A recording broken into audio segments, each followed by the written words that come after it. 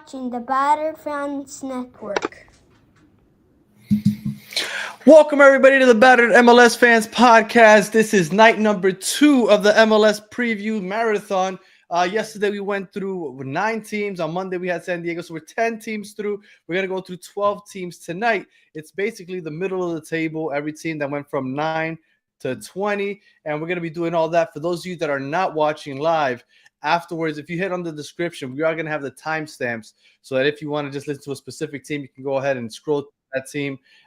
So we're going to do basically the same thing we did yesterday, 15 minutes. If you go a little over, that's fine. Every 20 minutes, we're going to have a new podcast jump on, and we're starting today in New York City with NYCFC. So without further ado, let's just jump straight into it. And here we go. There we are. So NYCFC, I got Michael from Blue City Radio. What's going on, Michael? Good. Thanks for having me on. I really appreciate it again. No, I appreciate you taking the time to join me. So 2024. Do we have to talk about it? Yeah, I mean, I know not a lot of positives, but just a quick recap of 2024 season. But one good thing that came out of it, even though I know it wasn't technically on the pitch, you finally got the announcement that you would finally get your new stadium. So that's a positive. So on the pitch, though, could you give us a quick recap? On the pitch, the team was underwhelming. The team, NYCFC as an organization, never replaced their striker, Tati Castellanos. You see Castellanos tearing it up in Serie A with Lazio. And replaced Tati, though. But that's it. But they haven't even, they've brought in the big piece that they brought in in the end of 2023 was Munsaf Bakrar. Bakrar spent 11 games in the beginning of 2024 without scoring a goal. It got so bad that the fans were thinking that maybe they should do some sort of cheer to just get him excited and to prove that they were behind him. And even that was a failure. So it just turned out wrong. The guy who replaced him ended up being Alonso Martinez, who had the most goals for the club that season. So it was a great thing for Alonso. It was painful for NYCFC. They also brought in Jovan Mijatovic, 18-year-old Serbian. Kid played less than 400 minutes. And this year went on loan right before the season started. David Lee, I had the opportunity to ask David Lee about a week ago what happened with Jovan, and they basically said, we talked to Jovan before the season started.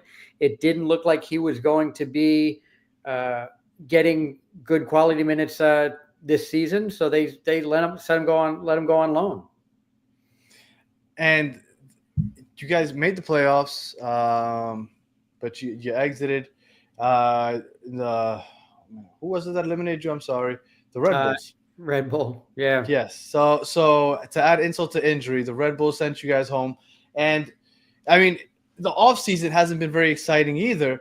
As far as departures go, James Sand gone, Santi Morales gone.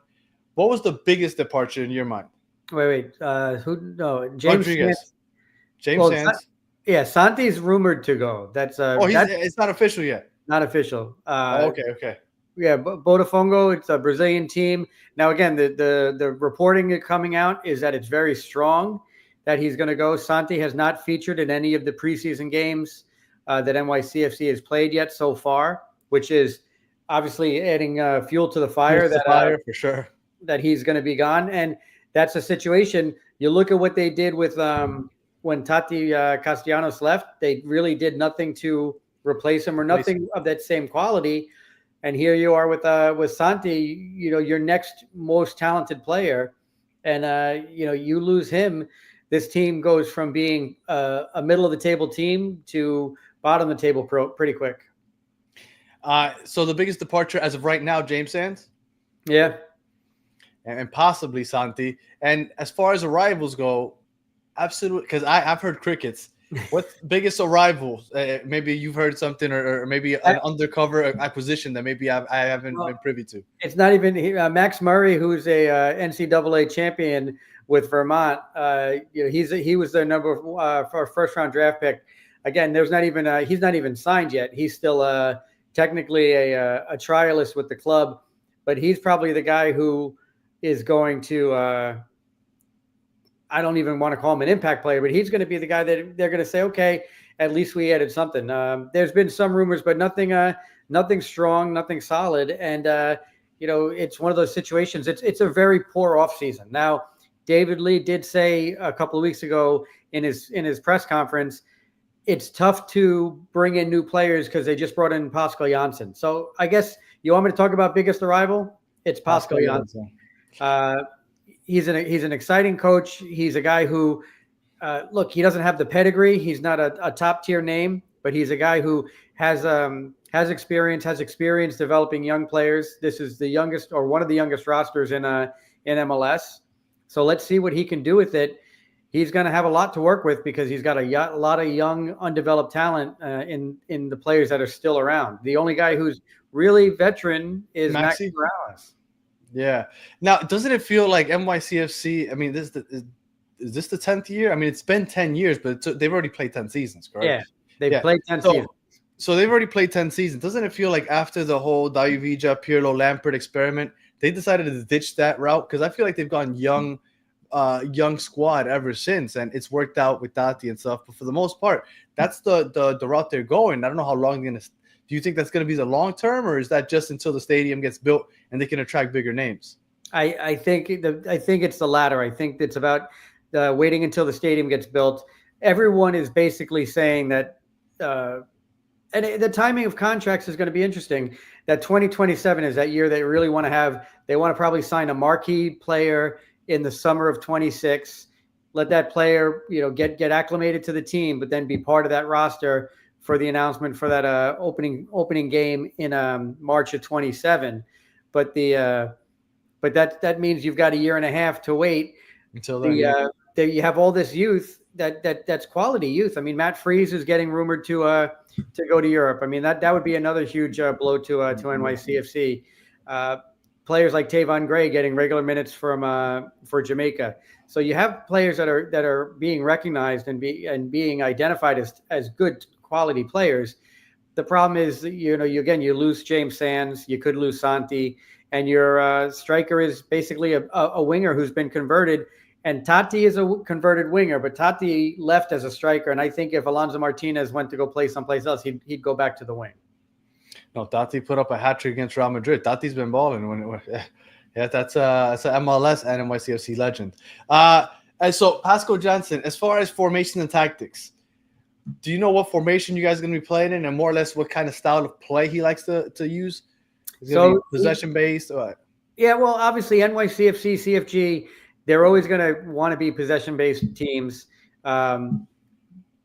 Pascal definitely plays a 4-3-3 quite often, and that's consistent with NYCFC and what they've done. That you haven't seen any change or variation from that in the preseason games we've been able to see. The one difference that we've seen, and it's been discussed a lot in the podcast and the media covering NYCFC, he really likes to get his attack the sides and get crosses in. So the teams that he has coached for AZ have relied. They've been top in the league for crosses delivered. So that's where he likes to get his attack from. Beat you on the width and then cut in, which is interesting because right now NYCFC plays with inverted wingers. So you have Julian Fernandez on your right. He's a lefty, so he can't cross the ball with his left. So that means your cross has to come from Tavon Gray on the overlap. So let's see how that plays in. But and playing wide in such a narrow pitch is also going to be interesting also. Yeah, well, and the narrow pitch is really only in Yankee Stadium. But I think the beauty is let's see how Pascal adapts. Again, he's a new coach to the league. How he's going to adapt. Most coaches, you what are you going to do? You're going to do 8 games at Yankee Stadium. No, I'm sorry, 9 games at Yankee Stadium. Then the other games are going to be at White Cups. So, are you playing any games at Red Bull Stadium? Well, Leagues Cup was just announced, and we'll be playing at least 3 Leagues Cup games at Yankee Stadium. So, but not a Red Bull Stadium. I'm sorry, Red Bull Sports Illustrated Stadium. That's what it's called. That's the name. Oh. Yeah. So we'll be playing at least those Leagues Cup games, and then as is always with the with Major League Baseball, those last 2 games of this regular season have to be always up in the air. TBA. Yeah. All right. Now players to watch. Now I know you said there's a young team, so if anybody's just getting introduced to NYCFC and you think that there's a player that they should maybe look out for that maybe they haven't heard of before, what player would that be? I would like it to be this year Hannes Wolf. Okay. Hannes Wolf was a consistent player last year, but he was a little bit underwhelming. There was some speculation that maybe mid-season he got a little bit of the drearies of just being away from home and being in the United States for the first time, and mentally he just it took a little bit of his edge off. He was just a player that I think everyone expected to have double-digit goals and to be dynamic, and he was consistent. He was good, but he wasn't top tier. And I think when people thought he was going to be here, Nick Cushing, I mean, maybe it's believing the coach a little bit too much, but Nick Cushing really hyped him up. And, it was just one of those things, given the minutes that he earned, he probably should have been a lot more productive. You had Agustin Ojeda on the opposite side, and then Julian Fernandez, who was competing with Hannes for minutes. Julian Fernandez and Agustin Ojeda have both been given a lot of opportunity in this preseason. Pascal Janssen said last week in his presser that he is not considering this an open tryout. He kind of knows what the players have and what qualities they have. So Hannes Wolf has the fuller resume and the experience. So Fernandez has to beat him out and earn that spot. But I would say I'd like to see Hannes. And then the other guy who was really a breakout player last year, unfortunately, he had a really bad leg injury, was Malachi Jones, first-round draft pick last year. And I think he's a guy who, if he had a full season, really could have frightened a lot of teams with his pace and his ability to be creative. Now, going to strengths and weaknesses, I'm just going to jump here and you tell me if I'm off. I would say the strength is Matt Freese in the goalkeeping. The weakness is the youth. What would you say is the strength and the weakness of this team? No, I mean, that's it. You can't. NYCFC made the playoffs because Matt Freese was in net. So that, I think everyone would say he was the MVP last year, and it's never a good thing when your goalie is your MVP, because that means no one else is being used way too much.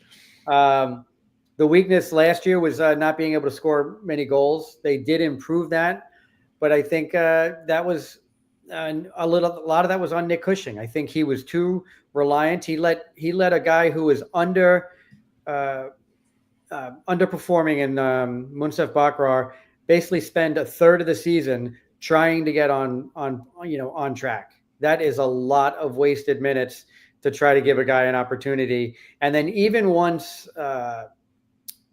Alonso Martinez provided that spark and that showed that he could score those goals, when Alonso was getting tired at the end of games, Munsef was the first man off the bench. You had a young player in Mijatovic. Granted, he didn't prove a lot when he got his opportunities, but Jovan had an interview where he said he really only had 2 chances. After that second chance, he never got the third chance, and he thought that was really disappointing. So I think, and Davi's saying set pieces was also a weakness. We conceded a lot of goals on set pieces, and we also had, with Thiago Martins and with Burke Reese, I got to thank Davi for that. We didn't have any attack on set pieces for NYCFC, and I think a draft pick. I hate to be putting so much weight on a draft pick. It kind of tells you where we are as far as for sure, the enthusiasm. But Max Murray, he's a guy who's dominant on set pieces and corner kicks. So let's see how many minutes he gets this year. Yeah. The fact that you're relying on a draft pick in the MLS is definitely worrisome.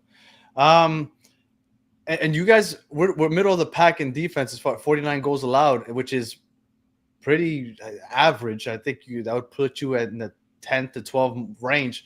But like you said, that's a lot. Matt Freese. going into this season, you guys were champs not too long ago. You've taken a dip. 2025.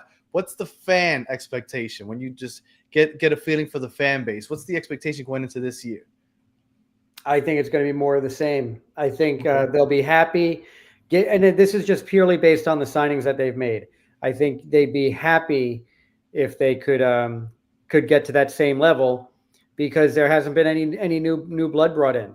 I do get the fact that you're getting a boost from a new coach, and maybe there's going to be some tweaks. The coach has talked about this quote unquote bulletproof mindset, but it hasn't been mindset is only gets you halfway. You still need the talent on the field. A lot of times the most talented teams are going to win. And yes, will mindset maybe save you from a loss and get you into a draw? It will, but I don't think a mindset's going to get you a lot of wins. I think that's where I would think the expectations would be probably about the same. They'd probably squeak into the playoffs in that 8th or 9th position, but it would require that NYCFC keeps Matt Freese. So Matt Freese has to perform well enough to where he has a great year, but mediocre enough to where he's not getting European teams. He's not getting right summer, because he also got that January camp call up for U.S. men's national team. That's a very shaky line to walk then. And you guys still have the best home field advantage in the league. That Yankee Stadium, say what you want, that to me is the biggest home field advantage. And I have to look it up. I should have looked it up before the show. I would assume that you guys have one of the better home field records in the league over the last 10 years, because you guys usually, and correct me if I'm wrong, I'm assuming last year also, play well at home as far as your record goes.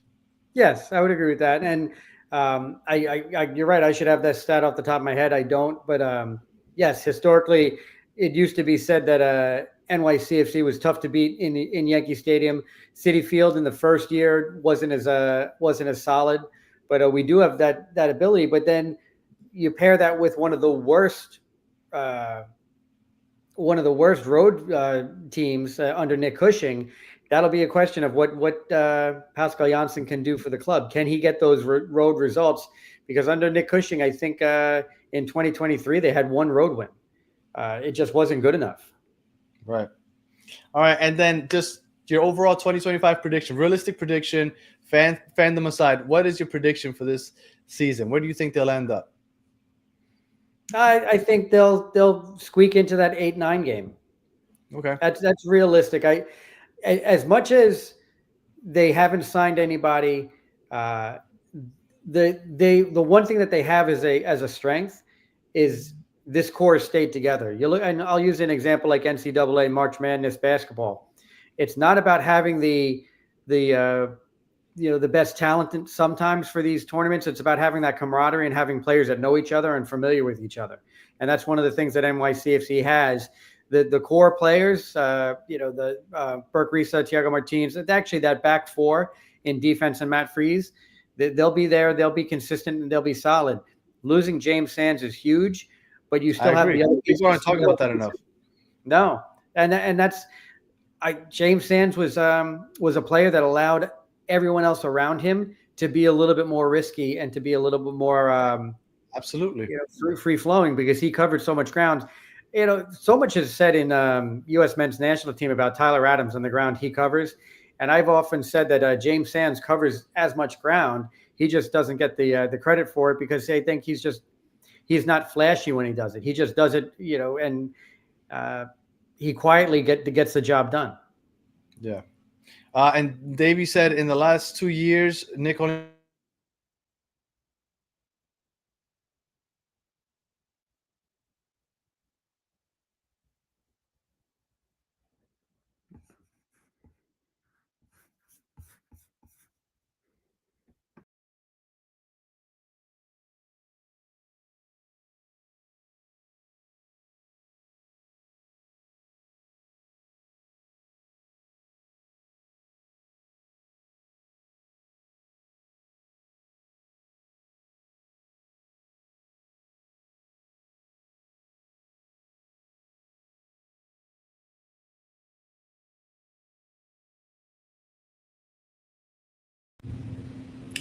Okay, and we're back here. I had to change things up a little bit. There we go. Can you hear me? I can hear you. Can you hear me? Oh, I can, and things just went a little wild over here, so I apologize. That was an abrupt change. I didn't even get to say bye to Michael. Mike, thank you for joining. Make sure you check out Michael on Blue City Radio. I don't know what just happened to my computer. Completely took a poop, but we'll keep going as I figure out this technology piece right here. Thank you for joining, Bob. What's going on? Again, I didn't have a transition period here. It did, We're working with what we got, Bob. Yank them. We don't need to hear about that blue team anymore anyway. Let me change your graphic here. There we go. The defending Eastern Conference champs, the New York Red Bulls. Bob, let me know what's going on with the Red Bulls, or give me a quick recap of the 2024 season. 2024 was a tale of two seasons. This was two different teams. One when the number 10 Emil Forsberg DP was on the field, and one when he was not. That is exactly the tale of the season. It started out an incredible hot streak. First in the supporter shield race for most of the summer. Then we had Emil Forsberg go on international duty, get hurt, and then we saw a team that was completely different without him being on the field, which pulled Lewis Morgan out of Lewis Morgan's best position up top and forced him to slot in at attacking midfield. And we saw the team forget how to score for long stretches. Now, they were not losing matches last year. That's not something that happened. It was just draw streaks for a long time. 14 draws, 11 wins, only 9 losses on the season. And when Emil Forsberg was not on the field, the team was contributing less than a point a game. When he was on the field, it was like 2.2 something. My stats get skewed by the postseason there a little bit, but that was the story. Playmaker that I was surprised that he only had 4 assists. Yeah, because I really feel, coming into MLS, you're not going to be firing right off the bat. And it was a lot of things that he was doing off the ball. He's a player you need to track no matter where he is. He scored goals in the Champions League and the World Cup. He's done it at every level, and he should be considered. We talked about number 10 DPs all week with Cincinnati, with Evander in Portland, with Dallas. Emil Forsberg should not only be in the list of elite 10s in Major League Soccer, he should be at the top of the list. He's not going to be a 15-15 guy like Evander, but he is going to run that field, keep everything organized on the play. And, we saw it when he was not playing, when he was unavailable, when he was hurt. Not good. At the end of the season, the winning didn't even start until the playoffs. So once the playoffs started, Emil Forsberg's back. He's integrated fully in the team. He's contributing at a top level, and everything else was clicking. They moved from a 4-man back line to a 3-man back line. They have 3 center backs now, and that kind of carried them through the playoffs, and everything looked great until in that final, MLS Cup match, Andre Reyes got a mystery illness, gave up 2 goals. To Noah Isla gave up 2 goals. He was not fully fit, and he was not fully warmed up to even enter the match. It was a very last minute, after the scorecard came out kind of thing. And then MLS fell in that game. Really, the real shame is we didn't get to see what actually would have happened in that match, because the Galaxy closed up. Red Bull scored a goal, and that was kind of how it went. The MLS Cup slipped out of the grasp again, but this team really retooled this offseason, and they're going to be ready to be among the top 2 or 3 teams in the Eastern Conference. That is the goal for this year for sure. So, biggest departures, John Tolkien, Andres Reyes. Andre Reyes is not a big departure. He's a huge reason why we made it as far as we did in the playoffs, but he was not an everyday starter anyway, because he's a walking red card machine, and apparently he has some other issues, whether it just be illness or nerves or I don't even want to put it out in the universe, but some kind of discipline problem that kept him from playing in LA up to his full fitness. After that match, whatever happened, whether it was the yips or a mystery illness, he was traded immediately from the team. So, John Tolkien is going to be had a nice pairing. Yeah, it was until it wasn't, and costing MLS Cup because you can't keep your body right on the field is, cause for you to go out. So I think John Tolkien is really the biggest loss, and all the other losses are additions. Elias Manuel being gone, that's a plus. Corey Burke didn't contribute. Dante Van Zier, we're going to wait another 4 years for him to get acclimated to Major League Soccer. Goodbye. What I want to talk about is the incoming players, because that's really where you saw, a huge change. Is Choupo-Moting the biggest arrival here? No, he is not the biggest. He is a large arrival. We know what Red Bulls has done in the past is have these young guys, have these academy guys take over. And there's guys like Peter Stroud, Daniel Edelman, the Naylors brothers, who have done that, who've taken that next step and really helped push the core of this young team forward. But we were missing that top experience, and that's why when Emil Forsberg's gone, the team falls apart. Well, it's his leadership on the field. It's everything about the way the professional does the profession. So Eric Maxim Choupo-Moting, he is the new big striker, and he's replacing nobody. Van Zier was a contributor during the playoffs, but was terribly frustrating for the last 2 seasons. And Elias Manuel has nothing. He's just a guy. I would trade him for anyone else in the league to get him up top. So that is a huge plus. We also signed a young kid, Victor Bogacz from Poland. Both of them are 6'4", so we're talking big, tall, powerful center forwards, and that's really where Red Bull fell short. The defense has been good. The team has been sound. They're not losing games, but when they get in a rut, it's 4 or 5 games in a row without a goal. So that is a huge place that was attacked during this offseason.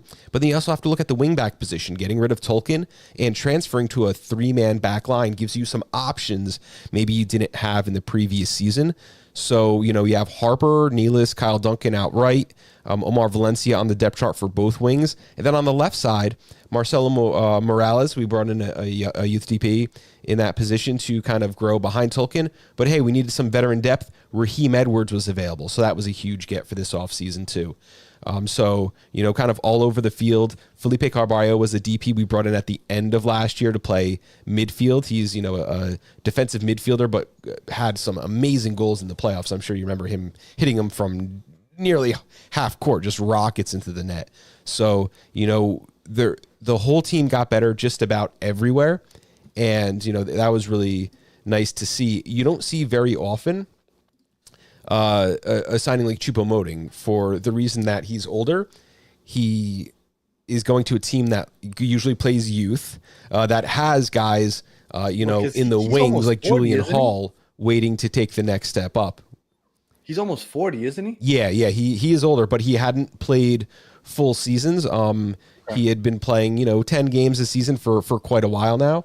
He's not expected to play 34 games this season. That is not what we need from him. That is just what he has, as a DP price tag, that might be what is expected. But if this team can get 6 extra goals, they are 4 spots up in the standings from where they finished last year. This is a team that when they had Emil Forsberg and the team was playing at full strength, if Emil Forsberg played 45 minutes or more in a match, their points per game would be higher than the Columbus Crew last season. They would have been in second place behind Miami. So this is not a team that needs to get much better. It is a system team. Sandro Schwartz makes these guys, better than the sum of their parts. But, on the other hand, there's going to be a lot to look forward to because now we do have guys. Alexander Hack, he's a center back on the wrong side of 30. You can say what you want about his age. We also brought in Tim Parker as reinforcements. Tim's not expected to play any games. The ideal matchup is Nayless, Isla, Hack, and leave him out there every game. But having a guy like Tim Parker, like Dylan Nealis behind his brother, is really going to add, so much depth on this team in the defense that I really expect things to be different. And of course, when they changed to that 3-man back line is really when we saw the powerhouse go through the offseason. And so you think you're going to play a 5-2-3? Or 5? Yes, some cases a 5-2-3. We were looking at like a 5-2-1-2 kind of a thing, like with Emil Forsberg as the 10. But today when they lined up, it seemed like Morgan was holding back, and it looked more like a 3-4-2-1 with Moding on an island up top. Of course, because of his age, I would expect him a little less involved in the press, like everyone else on the squad. All right, and you guys, I think everybody knows the Red Bull style of play. things haven't changed. The coach hasn't changed, so I'm assuming a lot of the same. Would you say that that's the strength of your team? The fact that same coach, you guys just came off of the Eastern Conference Championship. I think Schwartz is still a very young coach. I think that he's still learning Major League Soccer. He's still kind of getting acclimated to everything, which is why when his defense wasn't working, he had to change it in the playoffs. Like, this is not a team that went hot into the playoffs. They were ice cold heading into those first few games against the Columbus Crew. So I think that he's creative. He's young. I think that he is not going to be in Major League Soccer for long. I think that there will be other teams up the pipeline that are going to want his services real soon. But for now, we get to enjoy kind of what he put together, which is a very structured team, a very defensive team, and one that really needs to find what their signature is going to be moving forward. So the weakness is the continuity, I would assume? The weakness is that we don't have anyone who's ever scored 20 goals in a season before. As much as Eric Maxim Choupo-Moting is a named guy, if you look at his stats over his career, it's not very prolific. It's not something. You mean on the roster right now? I thought you meant historically. About to say, because Brandon Wright Phillips has to have. Oh, yeah, okay, got you. Okay, a couple of golden boots. On the roster right now, there's no one who's ever proven to do it at that level. You have Lewis Morgan and Emil Forsberg, who are more than happy to step up. You got young guys like Julian Hall at the striker position, but Eric Maxim Choupo-Moting, Victor Bogac, we don't really know what they can do at full strength. And it could become that we're drawing a lot of games and playing defensive, boring style soccer another year. I am very confident that this is a very good squad, and we don't need a ton of goals out of the striker position. If you look at the top contributor, you had Lewis Morgan, 13 goals, 5 assists, but he's doing the same thing this year. Emil Forsberg, 9 goals, 4 assists. You have to go back down to Elias Manuel, 8 goals, 1 assist from the striker position. Can a 38-year-old who's been playing in Europe, elite level soccer for his whole life, score 8 goals or more? My guess is going to be yes, that him and Victor can kind of combine for at least 12 this season. And those 4 goals, if you drop them in the right spots on a draw, when that's 14 times last year, that can turn into 2 or 3 wins, and that's already in better place. Red Bull does not need a home playoff game, but that would be nice, and they would be in 4th if with just 2 more wins. They would have been in 4th last year. And the Red Bulls don't lose. They'll draw, but they don't lose much. Yep. They only had 9 losses. There were only 5 teams that had less losses than the Red Bulls last year in the entire league. So, you'd like to see some of those big W's, but at least you're getting points. That makes a difference. So as far as fan expectations, you guys just went to the final. So coming into this season, from a fan's perspective, what do you think the fan base expectation is going into this year? We want to win MLS Cup, right? Okay. That's what it has to be. And I think that there was a shift in ambition for Red Bull. Jurgen Klopp becoming the head of sporting for the whole, entity. He doesn't like to lose. That's a guy who is not going to take an L and put a smile on his face. Oh, we made some money this year. Let's call it a day. That's not what he's ever been about. That's not what he's going to start being about now. So I think that the expectation is to make it to the playoffs with a high seed. And from there, who knows what happens? All kinds of crazy stuff happens. But does Klopp have any hand in what Red Bull's doing? How involved is he? He's been at the stadium, taking pictures with his new jersey. He did the promo with that ugly new beige and brown kit. I think that anything he puts his name on, he wants to be associated with wins. So he joined as the head of sporting sometime last summer.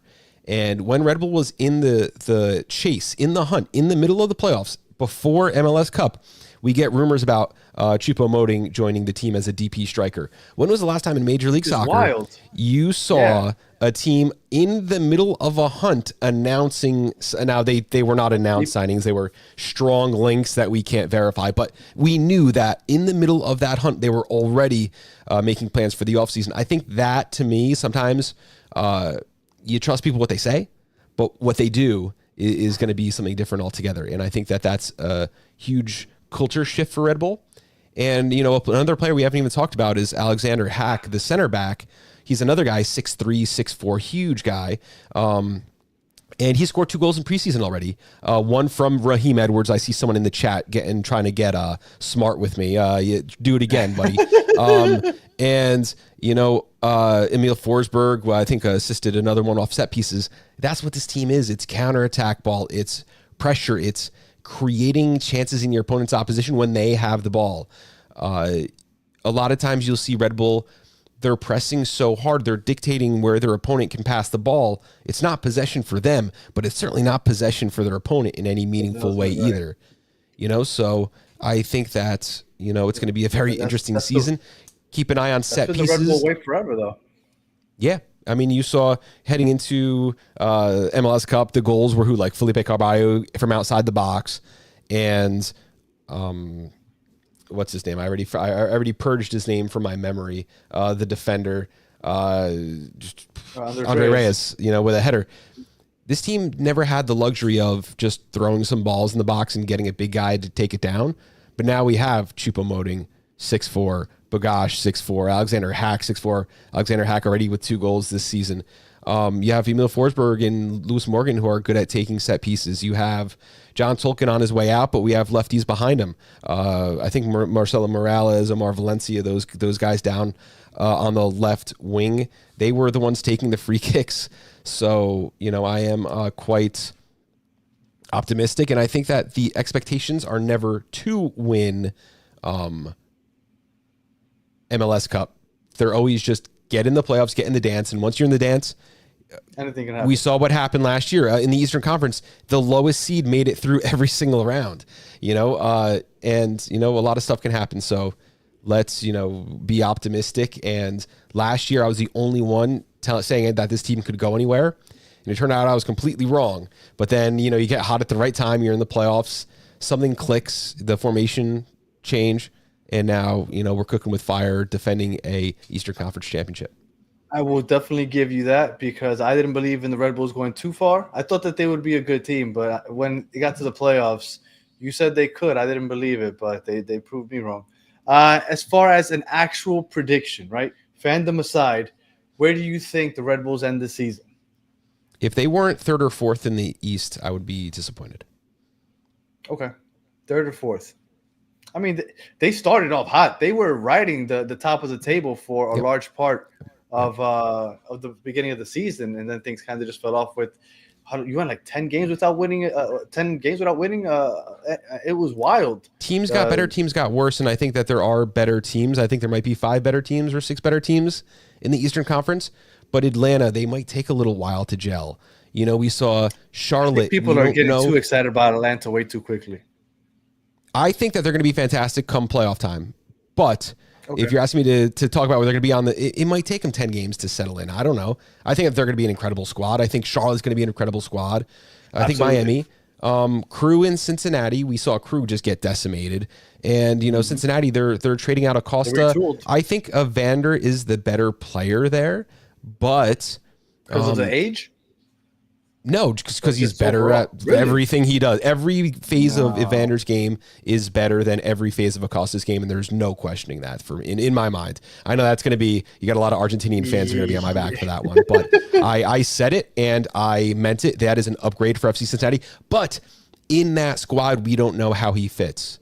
You can take all these great parts. You're obviously in Miami. You guys have spent a lot of money on guys who just kind of didn't really put things together until last season. Just because you drop a player of Evander's quality in the mix doesn't mean you're going to guarantee success at all. I agree with that. And look, I would go Lucho over Evander, but Evander's great also. So we'll see how that turns out. And I'm excited to talk. You're going to watch a little more of Evander this year, and you're going to see exactly. Evander was my MVP candidate last year, 15 goals, 15 assists, just lights out. And all this contract stuff, it didn't affect what he was doing on the field. Acosta, you see an unmotivated Acosta. You see what he did when he was in DC, nothing. And now he wants to leave. I don't know what's right with him. Evander's the better player. Well, Bob, thank you for joining to talk Red Bulls. Let everybody know where they could find you. And also make sure this was a quick 15-20. I didn't get to see this after the NYCFC. So I got to say it. But quick 15-20 minute preview. Make sure you jump with Bob. Bob does designated pundits. He has a much deeper dive into every team. It's 30, 40 minutes, some of the episodes. So make sure that you check that out. But let everybody know where they can find you. Yeah, you can find me at Bob V Soccer on all social media. Prefer Blue Sky, but I'm still hanging around on X once in a while. all the social medias at Bob V Soccer. The show's called The Designated Pundits, designatedpundits.com, youtube.com/@ The Designated Pundits, or you can just search that on every podcast platform. We do Monday live show recaps of the weekend, and then Thursday, which is predictions with a heavy betting base. We talk about odds. We talk about picks that we make. We make picks live, and we talk about, each week how we did the previous week. We keep accountability, throw those out on Twitter for you. So it's something we track all season long together. All right, Bob, thank you again for joining, and the best of luck to your Red Bulls, even though, only it has You to two be people saying out of the playoffs, right? Get out of here. OMR. No, not out of the playoffs, but I don't know about repeating going to the final. All right, Bob, appreciate you, and we'll be talking throughout the season. Have a great night, man. Be good. All right. Now, before I bring in my next guest from KC, before I had that technical difficulty, I did want to say I see a lot of people talking about the kits. We are going to have an episode strictly just going over the kits. So for those of you wondering if we're going to talk about the kits, not today, but we are going to have an episode just dedicated to those kits. So now we move down, not down south, over to the west to talk a little Sporting KC with my guy Chad Smith. What's going on, Chad? How are you doing, sir? Hey, I'm doing good. Thank you so much for having me. So KC. We went 2 years ago. We thought Ronaldo. Was that ever a serious thing? Supposedly, yes. I don't know if I can believe it or not, but Peter Vermees, Jake Reed, the president, they all insist that it's real. I don't know that Ronaldo was ever really going to come. I think he was maybe using Sporting against his Saudi bid. Maybe, because there's no way that Vermees was going to make Ronaldo play defense. Right, and Ronaldo isn't going to play defense, so he'd be on the bench after a couple of games. It'd be very awkward. Yeah, for sure. So last season, 2024, U.S. Open Cup runner-up. So that's how you guys get into the Champions Cup, which we could talk about that also. But 2024, just a quick recap of the year that was in 2024. Well, it was pretty much a nightmare if you're a Sporting Kansas City fan. Only 8 wins on the entire season, not counting some wins over some lower division U.S. Open Cup opponents, but it was pretty brutal. It was quite the setback after the 2023 season where it looked like, maybe they're trending upwards, right? They get into the playoffs, they upset the number 1 seed, the rival St. Louis, and then it was just a pretty abysmal season. Alan Pulido was pretty terrible, which when your designated players don't hit in Major League Soccer, it's really hard to be good. Well, I guess we can just jump straight into the departures. Is that your best departure? Because I usually say, what's the one that you're going to miss the most? But would that be the best one? Addition by subtraction?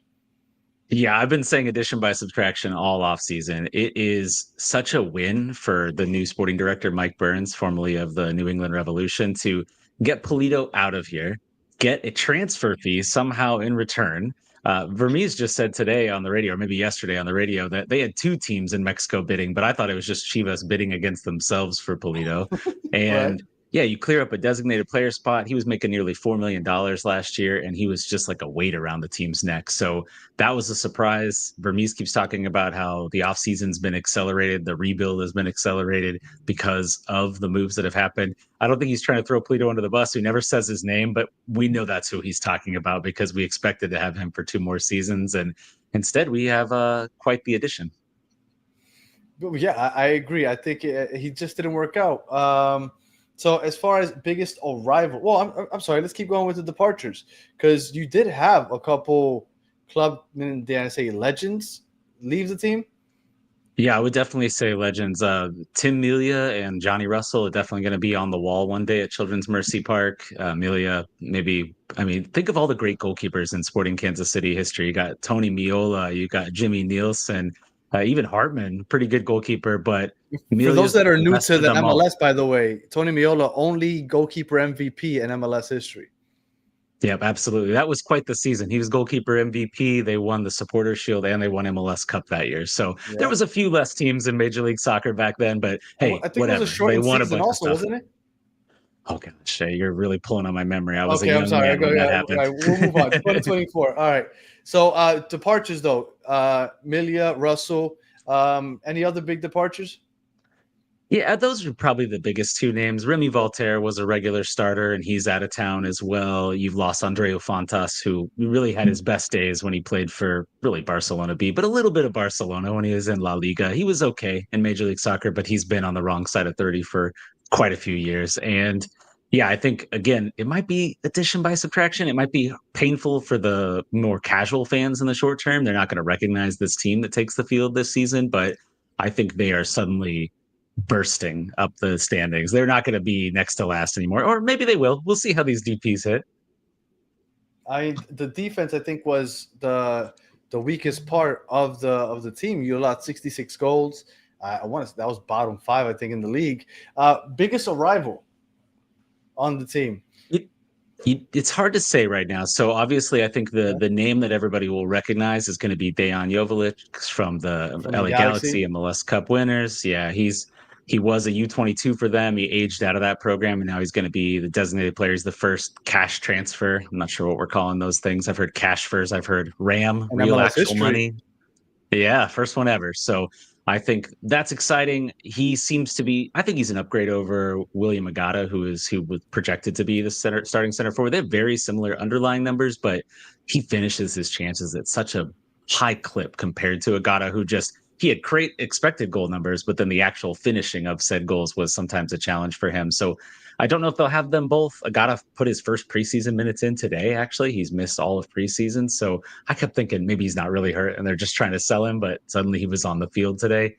The other candidate for biggest arrival has to be Manu Garcia, who's also going to be a designated player from Eris, I believe is how you say it, in the Greek league. He's number 10 attacking midfielder. We don't ever employ like a traditional 10 at Sporting KC. It's usually like dual 8s, and one of them is a little bit more creative. He seems to be a lot more creative. He got little flashes of Benny Feilhaber, which was a great thing for Sporting KC fans. He was, part of that 2013 MLS Cup champion team, and the hopes are high, I think, because if you hit on your DPs, it goes a long way. And they essentially only had Polito as a DP last year, and he wasn't a DP, or at least not playing like one. Yeah. So you touched on the formations. So what formation is Vermes playing? For those of you that don't know, Vermes is like the only person that's still around since, like, I want to say before 96. He's been here forever. Peter Vermes, what's the formation looking like? Yeah, he is by far the longest tenured coach in MLS right now. Jim Curtin was like 5 years behind him, and then Curtin lost his job. So he's going to run the 4-3-3. It's what he always does. I think formations sometimes get confused with tactics. I do think they'll try to possess the ball, which is what they always do. But I think we're going to see a lot more counterattacking from them, realizing maybe they're not as talented as some of these other teams. He's talked about being more direct, or at least having possession with purpose, because a lot of times they just pass the ball around the back and not really go forward. Yeah, so I think they're going to be heading towards goal a lot more often. You have a lot more speed in the attack with Polito not up there, because Allen is a good finisher. Problem is he's never in the box, so don't have to worry about that. Joveljic is going to be in the box. Agata is going to be in the box. We got Mason Toy as well, which is take a flyer on Mason Toy. He's a pretty pacey guy, so if he can stay healthy, that you suddenly have a relatively deep center forward position after having kind of nothing working very well last season or the last couple of seasons. And as far as a young player, or it doesn't have to be a young player, just a player that maybe might not be on the radar for just a casual MLS fan, but you're like, you know what? If you catch KC, look out for this guy. Yeah, it's a tough one to nail down. I kind of want to lean on some of these younger guys. I want to go Jake Davis. He sort of broke out last year too. He's a he's a midfielder his whole development career. He came through the SKC Academy. He was on Sporting Kansas City too. Then he signed to the first team. And then all of a sudden they played him at right back in 2013 because Zusi was hurt and Caden Pierre was hurt. And they tried a few other guys and he broke through. But then he made his way into the midfield late in the season last year, and he looked like he had made so many strides. I want to compare him to Roger Espinoza. He's incredibly physical. He's not afraid to get into a tough challenge. And this team has been missing a level of physicality for a while. If you've ever seen the gif of João Klaus steamrolling Willie Agata and just rolling, he rolled by the Nebraska Furniture Mart. He rolled by, through the space. It's amazing. And, I hate St. Louis, but it was legitimately good stuff. But yeah, I want to say Jake Davis. We'll see if he ends up at midfield. He played a little midfield and a little right back in preseason, but a ton of guys have been missing time. So I'm looking for Jake Davis. I have to comment. Somebody in the chat said I frosted tips. I swear I've never dyed my hair in my 40 plus years of life. I swear, Mr. Krabs. There you go. Yeah, he was asking if his frosted tips from 2003. All right. Strength and weakness. Now, if you were to say, and I know it's early in the season, right? New roster, but if you were to say this is a position, this is where our strength might lie, this is where we think our weakness might lie, right? Obviously, last year defensively, it was probably the weakness. What would be the strength and the weakness of the Sporting KC team coming into 2025? I think it's a whole bunch of unknowns. I think there is a good possibility the weakness is still the defense. It's essentially the same team as it was last year, minus legend Tim Melia, and all of a sudden John Pulskamp is in there. We did add Joaquin Fernandez at center back, but then he's been hurt for most of preseason, so you don't know if he's actually going to be out there. Otherwise, it's all the same defenders back from last year that gave up a lot of goals. I'm hoping that Nemanja Radonjic, who was playing defensive midfielder and was hurt and missed some time last year, if he can find his form again, having a good shield in front of that back line will make a world of difference. And then, frankly, if you can score goals, sometimes the best defense is a good offense. So I'm hoping the strength, you'd think with your DPs being your 10 and your 9, that will be the strength, and the other pieces around them. Like, think of an Eric Tommy, who he was probably the best player on the team last year. And if he's the best player on your team, that's not saying much, because he should be like your 4th or 5th best player. And if he's back to being the 4th or 5th best guy, then maybe it's a pretty potent offense all of a sudden. Before I get into fan expectations, I did want to broach this subject real quick because I thought it was kind of wild. U.S. Open Cup, you guys were runner-ups. LAFC were the champions. Neither one of you are in the U.S. Open Cup tournament this year. You are both in Champions Cup. And I don't think you made the Cup for Leagues Cup, did you? No. So you are only in Champions Cup.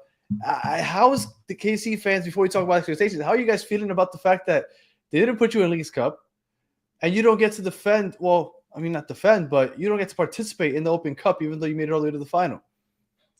Yeah, I'm disappointed. I am a big fan of the U.S. Open Cup. Obviously, U.S. soccer has maybe handled that competition as good as they possibly could. There's not a lot of incentive to compete in it. It is the easiest path to get to Champions Cup, as you see Sporting getting in as the runner-up. How weird is that? Yep. Probably the most undeserving CONCACAF Champions Cup team of all of them, and I'm all for them. I want them to be successful, but I'm realistic about it too. So I'm disappointed they're not in the U.S. Open Cup. If I could have only picked one competition, that's the one I'd rather see them in. But maybe it's a blessing in disguise. The team only has 24 players signed right now. They're not super deep. They're going to add more. Probably some of these guys that are trialists in camp, draft picks, guys like that.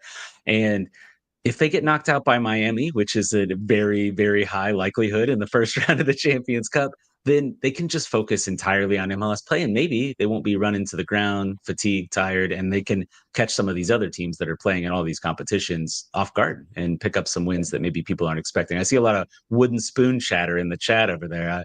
I get it. I understand. And look, historically, a lot of those teams that participate in those other tournaments usually start the season pretty slow, and they pick it up towards the end of the season. Once June hits and Champions Cup's over, the beginning of Open Cup, which is so congested in the month of May, is over. Then they start getting their legs under them again. But okay, I just thought it was interesting. I couldn't believe that the LAFC and Sporting KC were in part of the Open Cup when they were the two representatives at the end.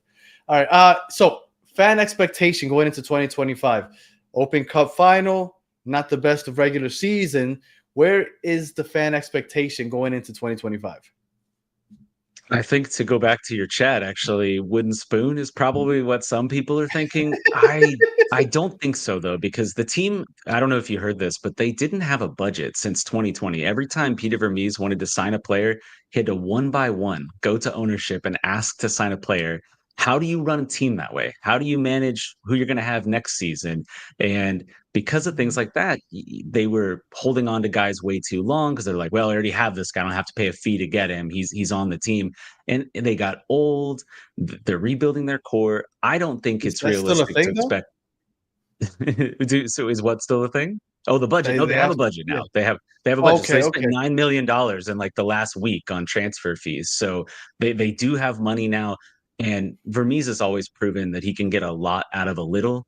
and you're giving him a lot more than he's had for the last several years. So I think this could be a sign of things to come. They hadn't really spent significantly since Polito and Gotti Kinda way back in 2019. So that's a long time not to spend any money. That, some sub-$1 million transfer fees on some U22 guys who are mostly defenders, or Danny Rosero, who's one of our center backs. But they have actually gone out there and they spent in areas that seem like where you'd want to spend. You want to spend on the attacking end of the field. They've got some homegrowns that are coming through that maybe we're going to be contributing more. Their draft pick, I know this is weird. I'm like not a believer in the draft anymore, but like Jansen Miller looks like he could be a center back in Major League Soccer potentially. Like he's looked pretty decent. Like I don't think he's going to be a starter or anything out of the gate, but they're building a nice core for years to come. They're super young all of a sudden. They used to be like the oldest or the second oldest team in the league, and now they only have 5 guys that are 30 or older, and the oldest guy is 32. So they're not a super old team. So while the fans, I think, say it's not going to be very good, I think it'll be better than the very bottom of the table. Maybe not much better, but I think it'll be better. If I was one of the working in the front office of a team, and I'm going super draft, I'm definitely going either center back or goalie, because I feel like those two positions have some longevity in this league. You just randomly hit on somebody that could be a starter, I think, in the league. So I agree. Yeah, you see these like one-off center forwards like that break out. Like think of Duncan McGuire in Orlando, who actually used to play for Sporting Omaha way back in the day, and one of our academy teams out Orlando in with DK also, right? Wasn't it? Wasn't Daryl DK? Wasn't he a draft pick? DK was Orlando guy. Yeah, he a draft pick Daryl also? DK was.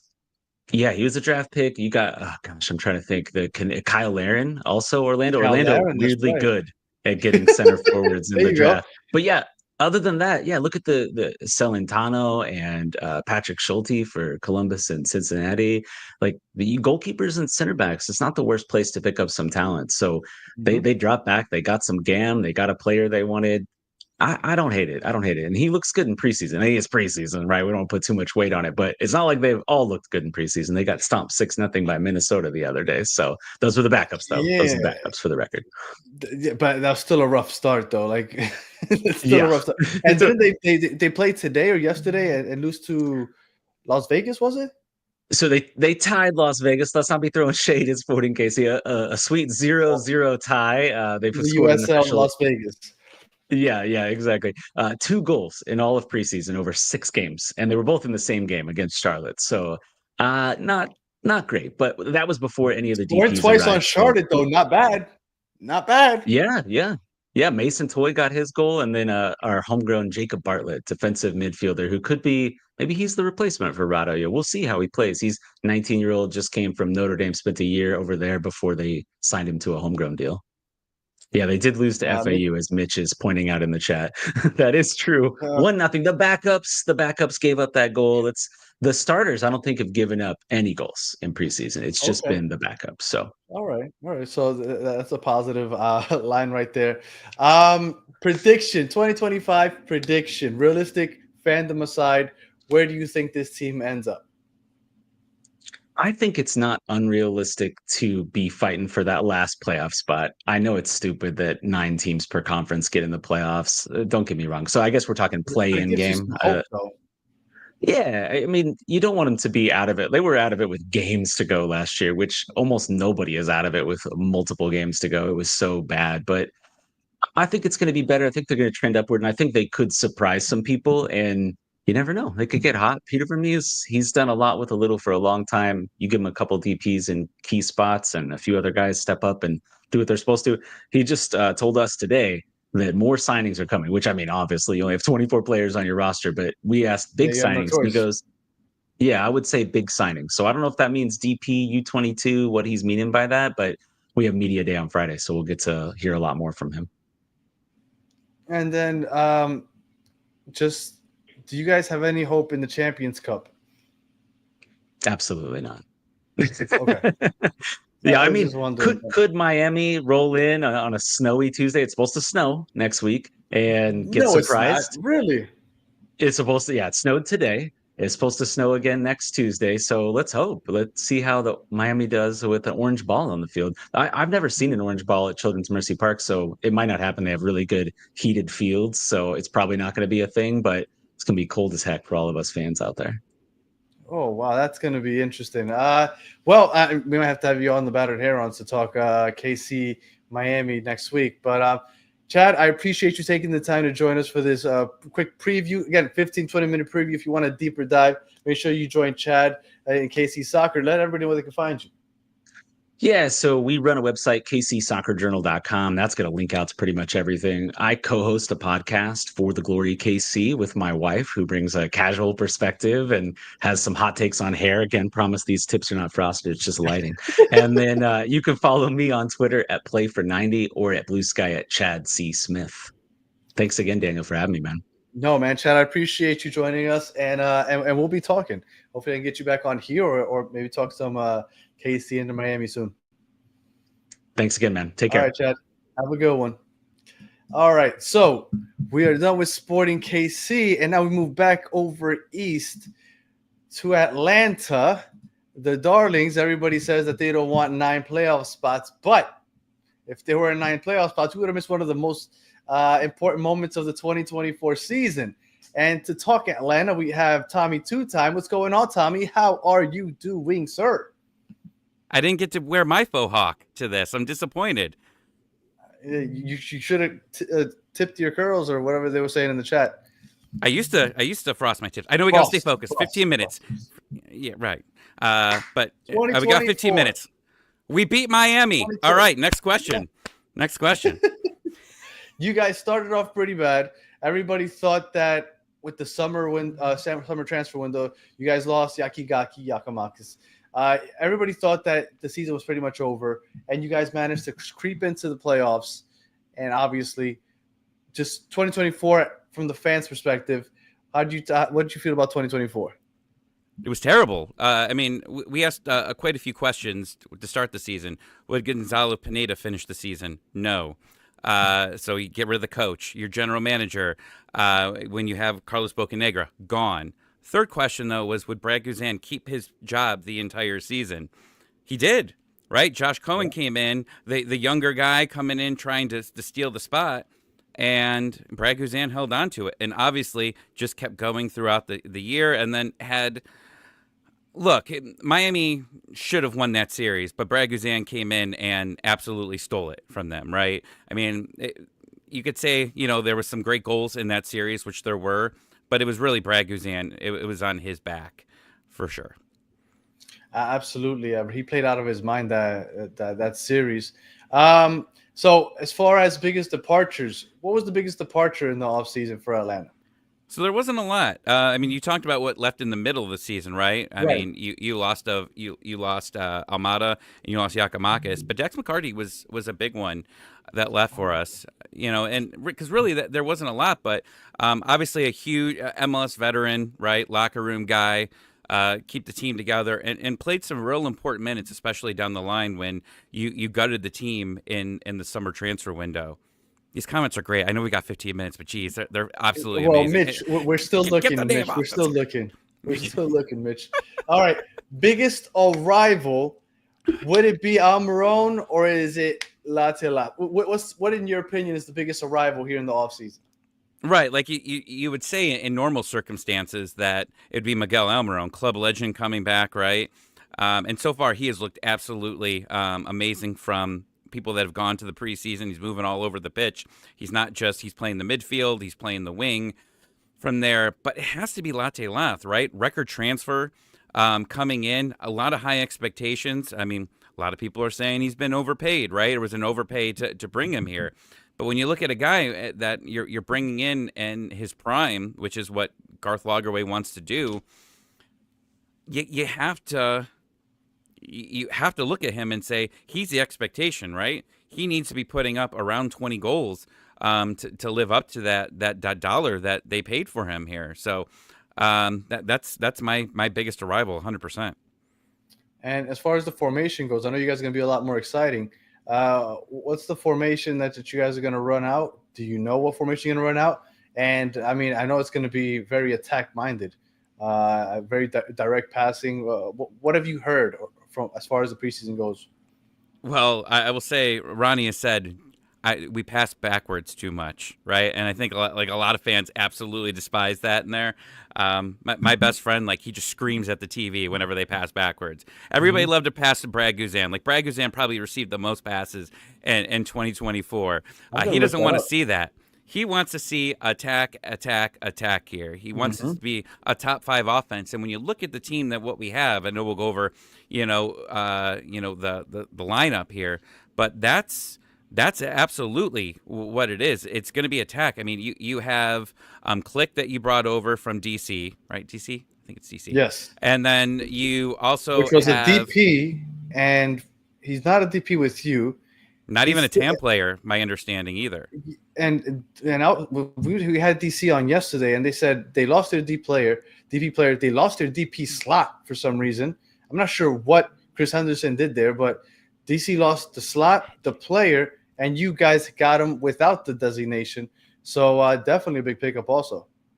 Right, absolute magic. So when you have him and you have Miranchuk, and like that was a big name that came in. He was also like a top 5 transfer when you bring him in. But the fans were starting, especially like when I was doing Spaces, they're saying, I think we overpaid him, right? And the comparison that I gave on our podcast before I came on was like a few years ago, Patrick Mahomes had all these young receivers, right? And they were losing. His pass percentage was extremely low. But it's because he didn't have veterans to go to now, right? Like, he's supposed to be the guy that creates everything, the offense. But you didn't have a lot there. You had Saba, you had 2, okay strikers, and in the other wing, it was just, they really didn't have an answer on that. Well, now you've got Saba, Almiron, Latte Lath. I mean, those are guys that you're going to be able to pass to. So, like, absolutely, like, he's the guy, I mean, as far as like the player to watch, he's my player to watch. And because nobody really thought that he was really worth the price tag last year, but it was like, okay, let's bring the guys in to help him create. And he's already done that. He had a real great cross into the box for Tiare that ended up scoring a goal in the preseason.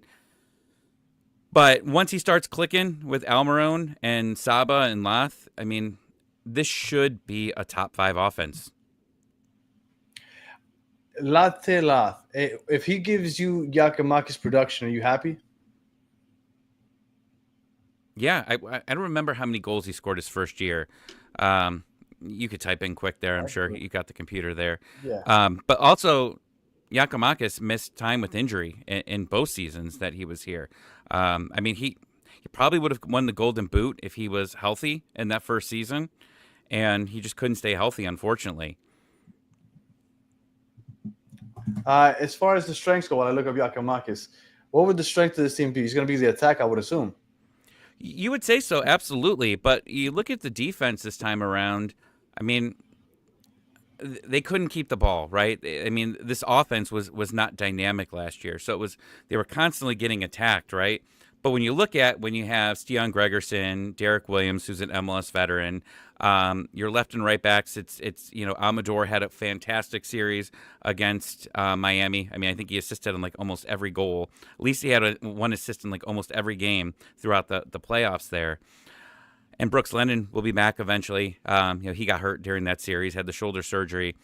There's not a lot of weaknesses right now that you could look at this team at. Maybe the depth at left and right back, especially to start the year while Brooks Lennon's out. But I'm not trying to be funny.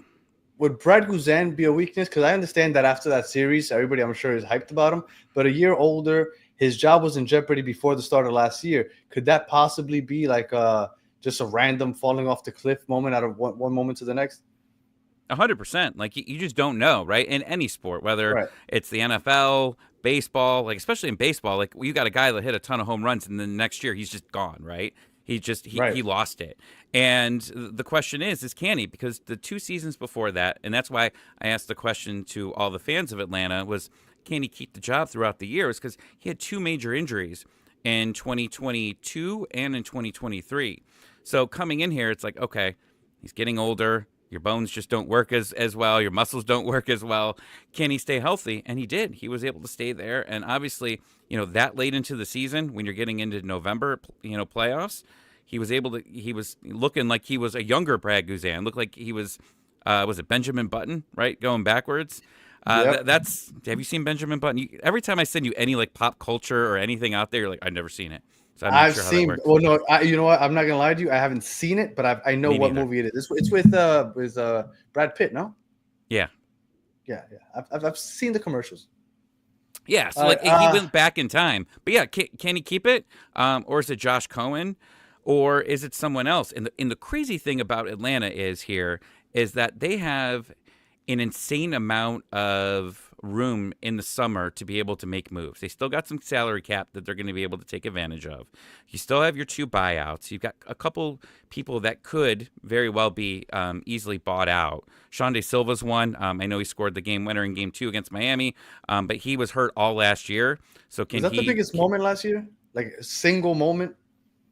That Thierry goal where he snuck up behind the keeper and stole the ball. Okay. Do you remember that goal? The Yes, Pink Panther yes. goal?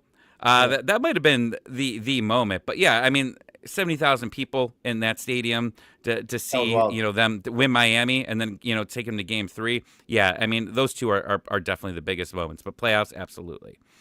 I was doing your job and I was about to say, 2025 No, I was gonna say fan expectations. Yakimakis, 17 goals, 3 assists. That's what he had the year before he left. Would you say that's enough for Latze? If he gives me 17 and 3, gives me 20 goal contributions, you're happy? I would say a little closer to 20. Okay. That but remember, when these players are coming in the winter and they're already in the middle of their season, you're gonna have to rest these guys, right? You don't want them burn out by the time you get to the playoffs, right? Because the goal is to win MLS Cup. So I mean, Chari's definitely gonna have to be a big player in that as well. So I know that season wasn't the best. You guys sneak into the playoffs when you beat Joseph in the playing game. You eliminate Miami. So all of a sudden, a not great season turns very optimistic. You guys get these signings. From the fans' perspective, what is the expectation this season? I think the fans' expectation and the front office's expectation are the same. Top 4. Okay. Top 4 in the East. And they've been saying that for years, and you look at it and say, okay, well, it's a possibility, and then things go wrong. You sell Almada, you sell Yakimakis, and it's like, all right, the top 4 is out of there. But you look at the money that they've put in, right, in this offseason. You've still kept a lot of your key players, right? You really didn't lose anyone. Like I said, Dax McCarty was your biggest departure there. This team should be going for a top 4 spot, 100%. You want to host 2 games, right? You want to host the 2 games from the best of 3. You guys are in the League's Cup. Is that the only tournament that they placed you in? Correct. Oof. Okay. I'm sad. So I mean, I know if you were an Atlanta fan, you'd be happy that they're not in the U.S. Open Cup because you're a U.S. Cup hater. I'm not a huge fan of the Open Cup. This is true, but you know what? If they open up the rosters and let more players participate in there, I'm all for. I don't mind the Open Cup. It's just if I have to pick, I'll pick League's Cup over Open Cup. I know it's a very unpopular opinion, but if I had to pick between the two, I pick League's Cup. I do like League's Cup this year because you're not playing MLS teams, right? Like they're like, oh, you're going to play DC United. I don't want to play DC United 3 times in one season. If you're a DC United fan, I apologize, but not really. I just don't want to see us play 3 times in a row. Absolutely not. Yeah, every single group stage game is going to be against the opposing league for both leagues. So I think that's going to be fun. I'm looking forward to that. All right, and then your actual prediction, fandom aside, where do you see this team? Are they going to win the League's Cup? Are they going to win the MLS Cup? Are they top 4? What do you think? What is the prediction for this upcoming season? So the League's Cup's weird. I haven't actually studied the schedule as much as I should.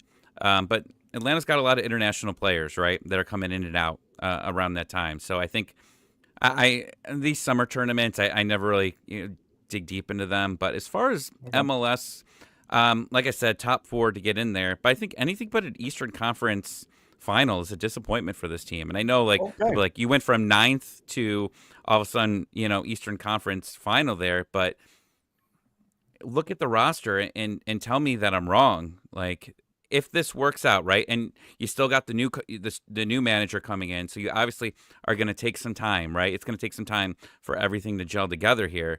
But again, with the room that they are able to bring new players in the summer, They have the flexibility, need be, whether there's an injury or there's just a need at a position, they're going to be able to do it. This team should be an Eastern Conference final appearance. So maybe it's Miami and Atlanta again in the Eastern Conference finals, which would be crazy, right? Well, that'd be one hell of a storyline. I'll tell you that. Yeah, I'll end it with this question because I am curious to see what you think about this. If hypothetically in another universe, Jesus Christ, you guys have that playing game against Montreal, and Montreal somehow wins the PK shootout, and Atlanta's season ends there. You don't beat Miami, you don't make that magical run. Is the expectation different with the same signings and everything? Is the expectation slightly different going into 2025? I don't think so. I mean, you always knew that that after that summer transfer window that they were rebuilding, right? They were saving all their money. They were, getting GAM and TAM, whatever, to prepare yourself for this offseason window. So, but the hype is there. The difference is, I think the only real difference is the hype with the fans, right? I mean, there were pictures of Mercedes-Benz Stadium empty during Leagues Cup, right? That was the picture. Empty Mercedes-Benz Stadium from there. I remember. And then you were able to get 70,000 people in there for that Miami game. That's their lasting memory going into this. And then you bring in club legend Miguel Almiron, right? I'm going to that game. I'm flying in next Saturday to go to that game. It is going to be insane in that stadium when he is announced into that starting lineup. It's going to be amazing. Game 1 is against who? Montreal. But no Joseph. No Joseph. That's all right. We'll have to see him. We'll have to see him in MLS Cup. All right, Tommy, thank you for joining. Look, you said that was going to be hard to do it in 15 minutes. You did it in 16. Tommy, let everybody know where they can find you. ScarvesandSpikes.com, Twitter. Come talk to us. Hang out with us on Spaces afterwards the game. You can come yell at us. And thank you, sir. I appreciate it. Yes, make sure that you check out Scarves and Spikes. This was a 15, 20-minute preview, but if you want a much deeper dive, they do a great job. And they also could have had 20 minutes. That's I had to say 15 because I know a lot of people run over it. Got to play that numbers game. But you did a great job. No, and we're still looking for, what was her name? Brenda Bastic. Got in so much trouble with the wife when I told her that whole story. Laid that down, but yeah, whatever. So make sure that you catch Tommy Scars and Spikes, and he's constantly jumping on with us here on the Battered MLS Fans. So make sure you look out for Tommy, two-time award-winning worst guest of the year. So going for 3, baby. We're going for 3. All right, Tommy. Thank you very much, and make sure you check out Tommy. Later, guys. All right. So we move just a little bit northeast over to Charlotte for what I think is going to be a real contender here. We got Danny Brams for the Crown Charlotte Soccer Show. What's going on, Danny? And you are on mute, sir. And while he goes ahead and figures there out, there it is. How's that? That new kit that Charlotte has, you're still on mute. That new kit that Charlotte has, absolutely phenomenal. The black, and then you can see the shape of the top of the crowns all over. Absolutely a great job that they did there while Danny figures his things out. And before he gets on, I'll tell you what I think of Charlotte before he gets on. Dean Smith is the coach for Charlotte. And I was going to ask Danny, and I'll ask him to see if maybe his thing is working now. Danny, do you hear me, sir? What up, Daniel? There we go. What's going on, Mr. Brams? Save the show. My bad. Sorry about that. I didn't mean to come in. People say coming in hot. I came in ice cold. I got. How am I going to recover for this? I'm not sure. Well, I was about to tell you my analogy for your Dean Smith coach, but I guess I'll save that for a little bit later. 2024. Best defense in the league, in my opinion, even though statistically second best. Seattle was technically the best, but I think Charlotte had the best defense, had the best goalkeeper. Give me a quick recap of the 2024 season. 2024 season was as lit as it gets. It was truly Charlotte, as they say. It started off really well. Brand new manager, Dean Smith, taking over, bringing in sort of an English perspective. Started the season with no DPs, really, one DP. And shout out to the commenters who are like, "Where's Danny's wine? Where's Danny's wine?" I forgot to bring the wine. It's been a busy day, forgive me. But started the season with Enzo Capetti in the DP slot, and then Karol Swiderski was the DP. He got loaned out right before the season to the Italian league. Then Capetti wasn't really gelling either. He eventually was sold to Argentina midseason. So we replaced both of our DPs that we had at the start of the year with a new DP, Lael Abada from Israel, who came from Celtic. He's a speedy winger, youngster. He was 22 years old when he came over, and he had a pretty good season. I think he had 11 goal contributions, if I remember right, but is poised to do bigger things here in 25. And then we brought in you got to love when a DP comes in on loan, which is becoming like you rarely see that. But Charlotte brought in a DP late in the season on loan, Pep Biel, from Olympiacos, who also had played a little bit. He'd been playing on loan. He'd been in the German league on loan, but wasn't playing very well. So he's sort of a number 8, number 10 hybrid type of midfield attacker.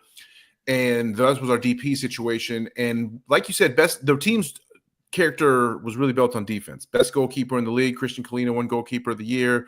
Dean Smith, when he came in from England, he came over from the Premier League after a good career over there.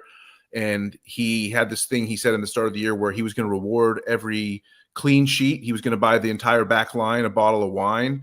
And so maybe that was the motivation. He should have bought me a bottle tonight, but his wine bill got very large by the end of the year because we got a lot of clean sheets. Kalina really did it up. Kalina is a great shot stopper, and the Charlotte defense was kind of built to sort of to create bad shots. It's not like every single one of our guys was like this insane tackler that was always stealing the ball. It's just that they worked really well and really coherently together to funnel enemy attackers into like less dangerous spots. And so they came strong with, a lot. Kalina had a ton of saves because he faced a ton of bad shots. It was great. So that's sort of how the defensive character was built. Ashley Westwood, another sort of aging former Premier League guy, but he's sort of been reborn in Charlotte. He's really embraced the city. He's just an awesome captain for the club, and he set the tone. And Charlotte went on a nice little run at the end of the year. They won they picked up a ton of points in the last 8 weeks of the season. Crashed out of Leagues Cup, but they became a fun team to watch. At one point, they were playing really boring soccer, and myself and some other fans called them out for that. And they got it together. Got completely robbed by MLS after against Orlando. We ended up having to, in the first round, we faced Orlando, and we in the third and deciding match at Orlando. First off, Patrick Ajimong scores a goal in the first half that was rudely ruled offside. There was no real good angle, and most people said that didn't look offside to me. That didn't look offside to me, but they call it offside, and they did not have there was no down the line angle for whatever reason. Orlando, with your soccer specific stadiums, somehow had no camera angle on an offside play. It's probably because Patrick Ajimong was like breaking free from all the defenders, like way up the pitch. He was basically wide open from midfield on that run. So it looked a little offsidesy to the linesperson, but it was not offsides to most fans, and that was wrongly ruled out. And then we take a 1-0 lead late, and we're trying to hold on to it. And in stoppage time, we got called for a penalty because Duncan McGuire, that little piece of bunk, freaking took a dive, one of the worst dives ever. As soon as he felt a tiny little tug on his shirt, he just threw himself down on the ground in the box on like a cross that was coming in. Ref called the penalty. The VAR said, no, that is no penalty. VAR was like, dude, you got to come over here and look at this referee. And he refused to look. And this is on tape. Like they released this later, after, weeks later after the fact, that the ref's like, I know what I saw. And he refused to listen to the VAR official, and he refused to go in and look at it. And so the penalty stood. And then Kalina, goalkeeper of the year, saves the penalty that, but unfortunately, Facu Torres then, just the rebound was a tap in because the rebound went right to him. Right. So then it came 1-1, penalty shootout. We lose the penalty shootout. Season ends. And it sucks because we would have hosted Atlanta. I saw you had, the Atlanta was right before Matt came on here, right? So he, we would have hosted Orlando's Atlanta. Right after you. We would have hosted Red Bulls. We would have hosted all the way to the Eastern Conference Finals. So, to answer John Rollins, who's clearly an Orlando fan. Yes, the refs did favor Orlando in that matchup against Charlotte. Charlotte always gets hard done by the refs. And Maguire, I really wish he would have gone to Blackburn Rovers last year instead of being coming back to MLS, because he would not have been there to cheat and win for Orlando and eliminate Charlotte from the playoffs. But hell of a year. Last year was the best year in the franchise's short 3-year history, and year 4 is shaping up to be the best of all. Absolutely. Biggest departure, Swiderski, I would assume. Yeah, Swiderski by far the biggest departure. Designated player who we just finally, sold him off to.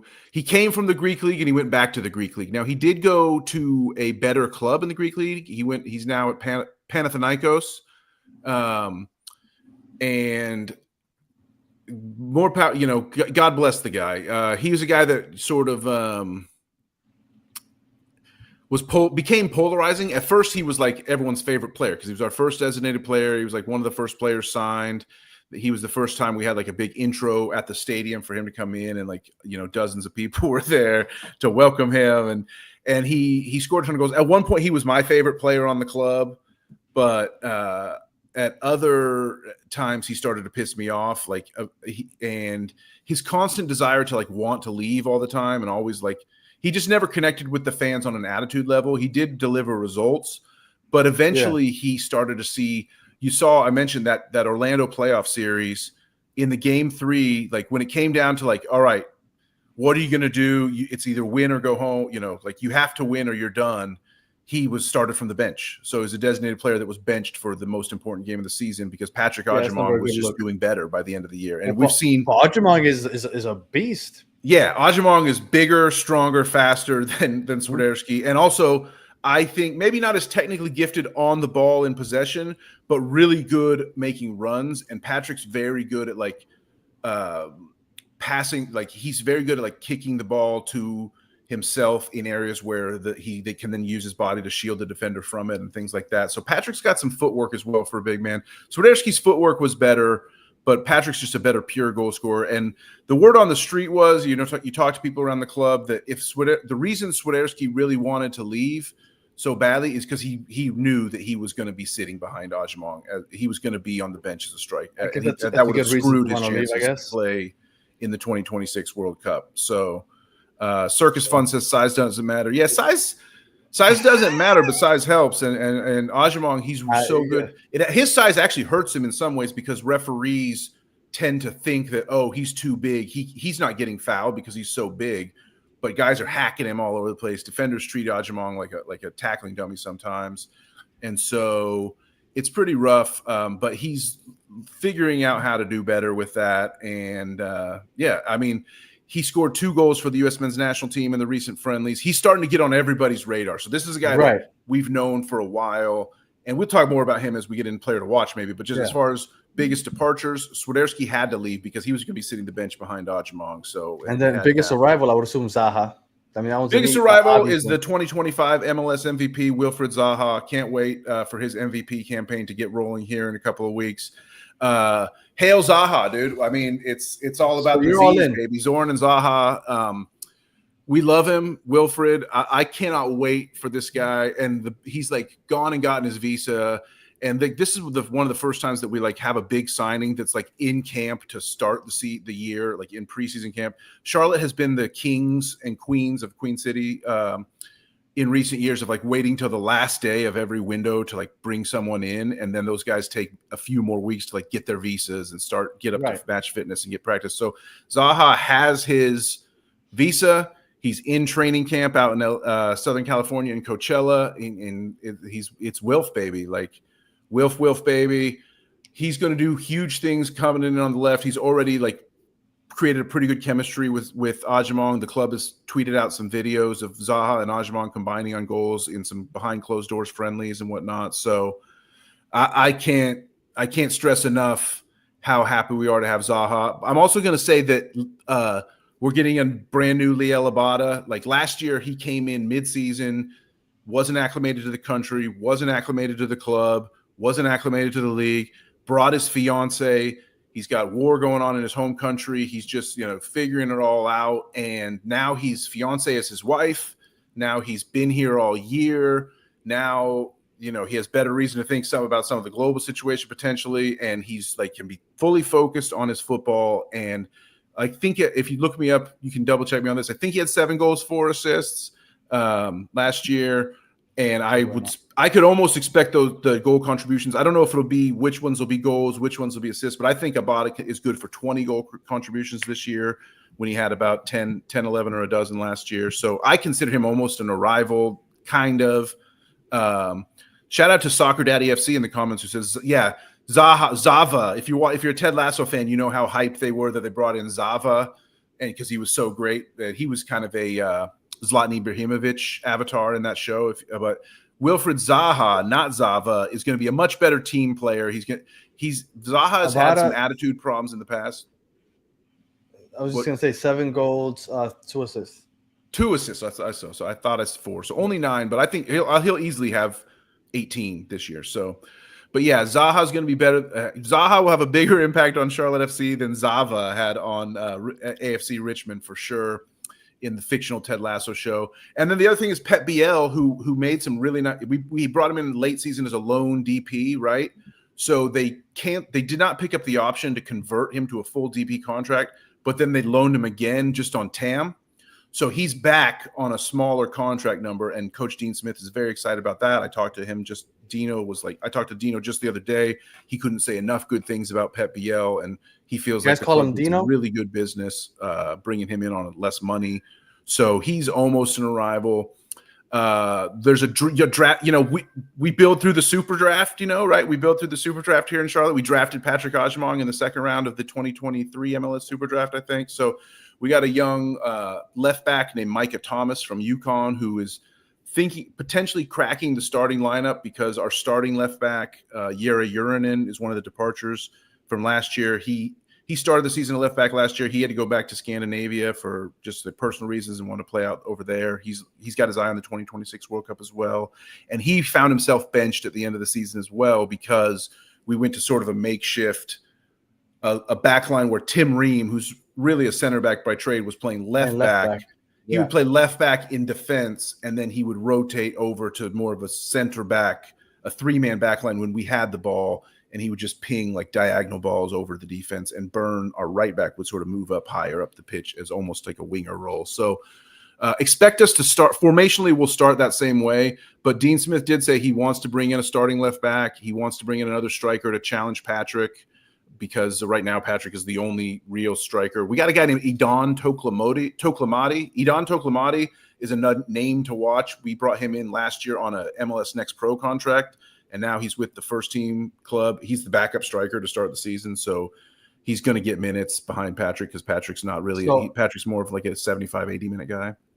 As far as the formation goes, so you guys are playing what, a 4-3-3?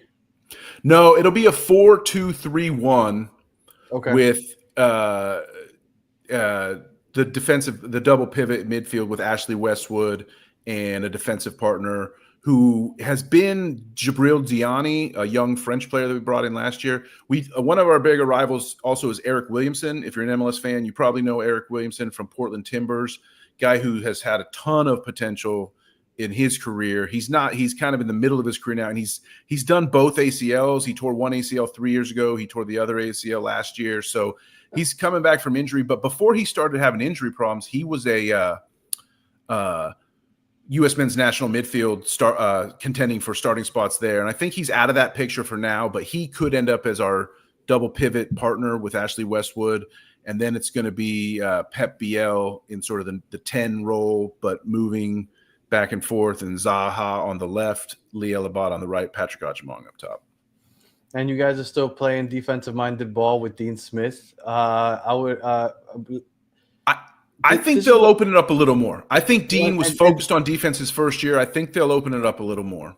And this is what when you got offline a second to fix your mic, what I was going to say was that the analogy that I was going to give was that I was worried that Dean Smith would fall into Gary Ball, Nashville Gary Smith, where it was just boring, defensive-minded, and then you have Hani Mukhtar up there. Let's see if he can create something when we get the ball. Just throw it up to him, see what he can do. And I was like, you know what? Charlotte might eventually fall into that if that's what Dean Smith wants to do. But I'm hoping that now that you've added Zaha, you have Ajimang. Like you have Pep. I'm hoping that maybe they open up the attack a little more and aren't playing that boring. Let's win 1-0 or let's once the 70th minute passes. All right, let's just play for the draw. Like I'm hoping that that's not what they're gonna go. I hope Dean Smith opens it up a little more.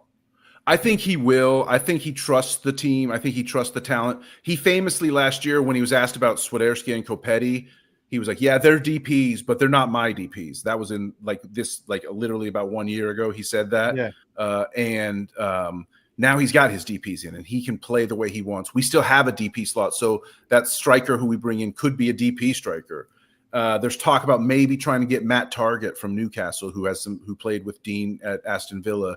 I don't know if you'd want to bust a DP slot on a left back, but Targett is pretty expensive, and he would bring a great pedigree with him. So I think although he's had some injury problems also, but I think it's so. If you follow Dean Smith, when I have my friends in Europe who, they're like, when Dean was first hired, they're like, oh, you guys are going to be fun to watch. You're going to give up 1 million goals, but you'll score maybe 1,000,001. He has a reputation. He brought his reputation over there as being an offensive guy and playing really wide open soccer. Okay. And I think just because he's in a new league in a new country and with a talent pool that he isn't really his guys, he chose pragmatically to focus on the defense last year. And I think now it's like the evolution into a more exciting offensive club. I told Dean to his face that the team was boring at one point last year, and he took that personally. He took that really personally, and he kind of, and then they stopped playing so boring. So I think that it's going to be okay as far as watching Charlotte from neutral perspective. This is going to be a really fun team to watch with Zaha, Ajimong. Pep Biel is actually a really dynamic, fun player. Not much of the league got to see him last year, but he can do some things. So and Liel Abada, Liel, that I mentioned how Abada I think is going to blow up. So I think the offense is going to look real nice this year. Player to watch. Ajimong, I guess, is an easy choice, but I think he's started to kind of get on the radar. Would you say it's Pep Biel, that name that maybe people aren't really it's not a household name yet, but maybe people, if they're watching Charlotte, might stand out to them? 100%. Ajimong at this point, for people that are watching this show, you probably know Ajimong because if you're watching this show, you love MLS and you can't wait for the season to get started, and you followed what's going on in the preseason. But you may not be as familiar with Pep Biel, who is just he's got the Spanish flair. People ask him what's his style of. One time he was asked when he first got here, what's your style of play, and he goes, street style. He's built like a low. He's low to the ground. He's almost like a tank, and but he's creative as well. I think Pep and Patrick in the pockets is what my co-host on Charlotte Soccer Show, John Hayes, he likes to say. He's like, just give us Pep and Patrick moving in the pockets, and it's going to be real nice. Those guys finding pockets of space for Zaha to pin passes to. Tim Ream sending balls over the top. I think Pep Biel is going to. I really do think we'll get to the predictions and the expectations. I really do think Zaha will be the MVP of the MLS this year. So we'll see. Okay, that's not just a fan move. That's what I really think is going to happen, and I think it's going to be because he has a ton of guys that he can combine with and create with. I honestly think that Messi might win it again because if he plays at the rate he played last year, the numbers he put up with just playing 18 games. If he plays 30 or more games, he's going to break a lot of records. But that's a conversation for another day. The strength, the defense, hands down, best defense in the league, in my opinion. Even though statistically Seattle was better, I think it's the best defense in the league. What would you say is your weakness? The Dean Smith, you don't know exactly what the attack's going to look like, or what would you say the weakness is? I think the weakness will be if weakness. That's no, I don't know. I think the weakness might just be overconfidence. Okay. And I think I'm not the only one who's coming in here saying I really feel so great about this team. There's big expectations around this team. And so I think the weakness might be a little bit of a lack of connection. Maybe Zaha isn't quite as well adjusted to the league as early as I expect and I hope. But I don't see I'm expecting the biggest year in Charlotte FC history. So Charlotte is that popular pick right now when people are picking like what team's going to surprise, what team's going to win the East, or what teams do you not like. Charlotte is that popular pick. And when the playoffs were starting last year, I came on and I told you were on with me almost every week when we were in the playoffs. And I told you the one team that I didn't want Miami to play was Charlotte because a good defense can beat a good offense often, or a Brad Guzan that's on the whatever the hell he was on during that. But so Charlotte, I think, should do well, and I'm expecting them to do very well. So fan expectations. What are the fan expectations going into next year? I mean, fan expectations are to win the East and compete for the Supporters' Shield. I think the fans want greatness from this team. They're tired. We've seen what Atlanta Uniteds and LAFCs and other new clubs that come into the league are able to do, and we want that for us. So I think we feel like we've got the team to do it. We've got the coach to do it. And I think, now that Dino has the guys he wants, I really think that it's going to be fire. And what is your realistic prediction? And for those of you who don't know Danny Brams is a very confident guy. But either way, I'm still going to say realistic prediction is an easy top 4 hosting a round 1 playoff series and hopefully a top 2 in the East, and maybe not competing for the Supporters' Shield with all the power that's out there in the West, but advancing past the first round in the playoffs and just getting further than we've ever gone. And then the boldest prediction was that Saha will be the 2025 MVP. Yes, that is my boldest prediction. Yeah, I do love that. Danny, as always, I love having you on here. You are awesome. Appreciate you. Next time you got to bring the wine. But let everyone know. Again, this is like, and I say it after every guest, this is a 15-20 minute preview. But if you want an in-depth look at Charlotte, make sure that you check out Charlotte Soccer Show. Let everybody know where they can find you and when you guys go on and all other stuff. Charlotte Soccer Show here on YouTube is our primary way we try to connect with fans. Also on Spotify, Apple Podcasts, we're called Charlotte Soccer Show. We're not very good at branding, so we have different names for all our brands. Our Twitter handle is @ForTheCrownBaby. It's @ForTheCrownBaby on Blue Sky. It's Charlotte Soccer City on Instagram. It's Charlotte Soccer City on Threads. So we're For the Crown Baby. That's how we sign off every episode. And I like what Mitch is saying, second in the East over ATO for sure. Sounds doable. But yeah, come find us on YouTube. We got a new episode coming tomorrow. We're going to be answering viewer questions. It's our 200th episode. We're taping tomorrow morning. Really excited about that. Congratulations. That's a big number. Or excuse me, on Friday, not tomorrow. Friday, Valentine's Day. It's going to be a love fest for the fans. We call them the tremendous friends of the show. And so come find Charlotte Soccer Show, baby. Awesome. Danny, as always, appreciate you jumping on. I look forward to keeping in touch with you throughout the season. And we'll be talking, Danny. Thanks again. Yes, sir. All right. Now, Danny obviously was upset that Orlando cheated Charlotte, so he decided to cheat Orlando out of 2 minutes of their preview. So let's jump over down south. Let's go over to Orlando. And here we got my guy, John Rollins. For those of you that weren't aware, he was in the chat earlier, going back and forth with Danny and some people here in the chat. John, how are you doing, sir?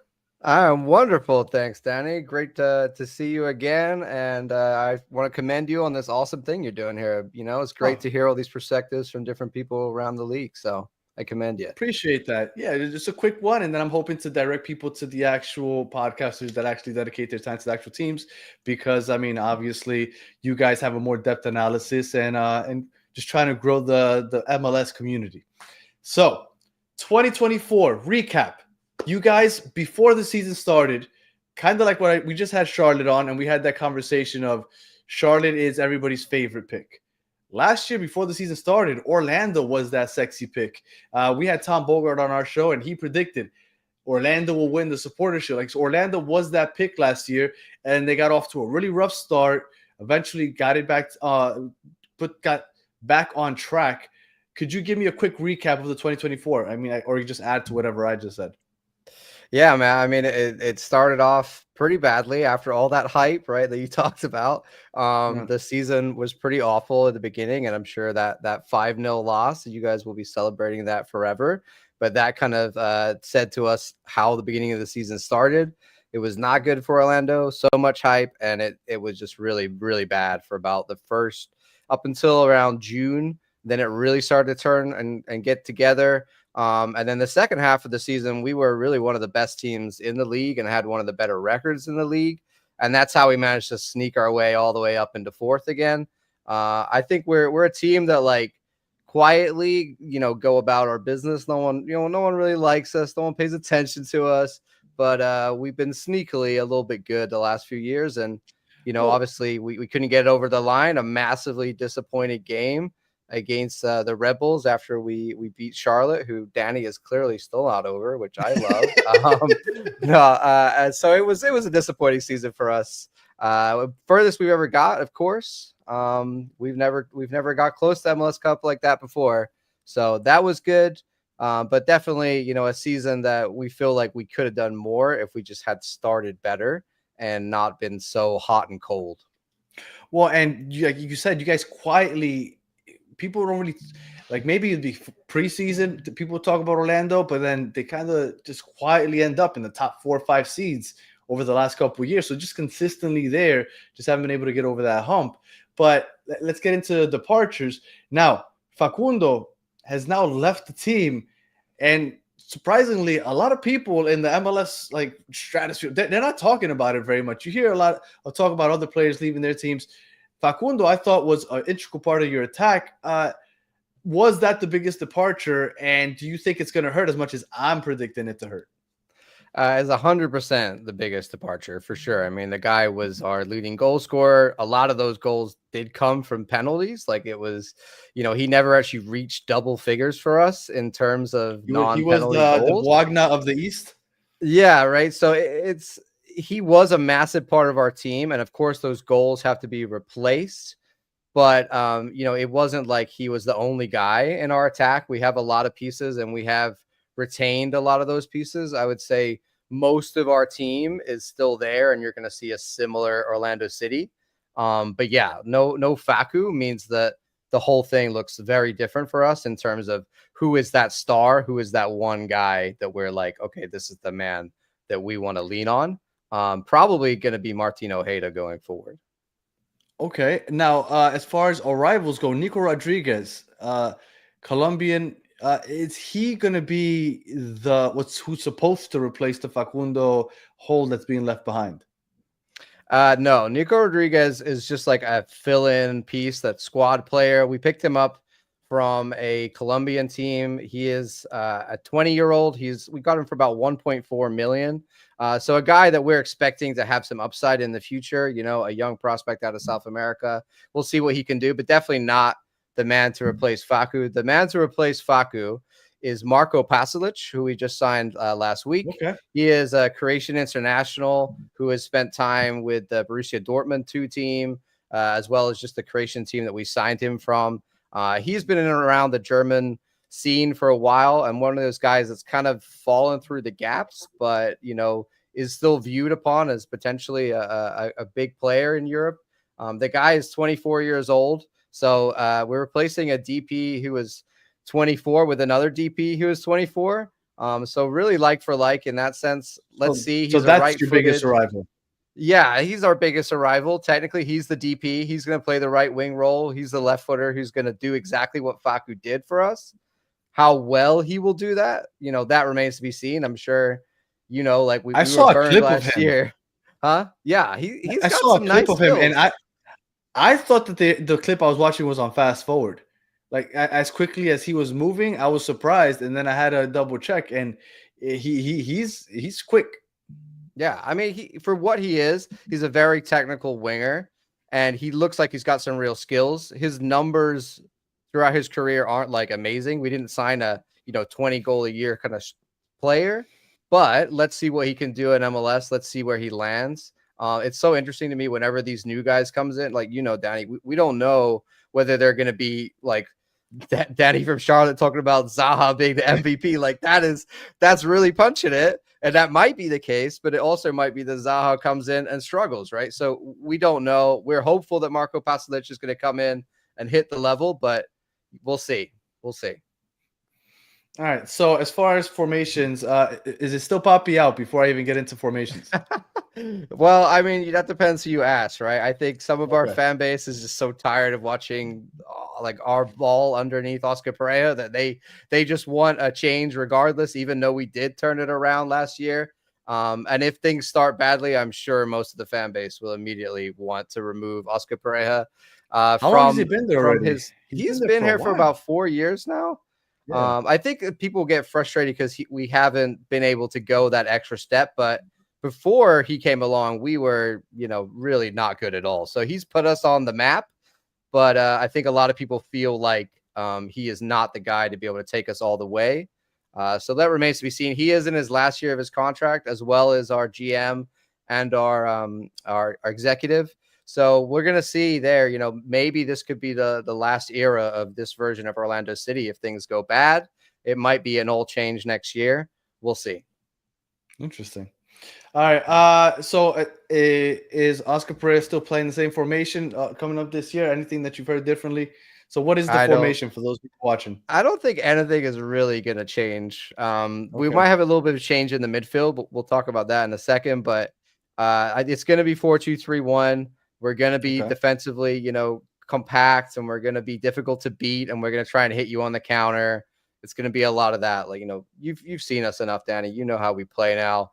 It's really the club is trying to replace Facu with Pasalic and roll the whole thing again without having to have too much upset. So I anticipate the tactics, everything will be very similar. Okay. Player to watch. If for anybody that's watching this and they're like, you know what, if I watch Orlando this season, is there a player that I should be looking out for? Yeah, I mean, the ones we've mentioned, I don't know how good they're going to be. Nico Rodriguez, Pasalic as well. I think the guy to watch who's already here is Ramiro Enrique.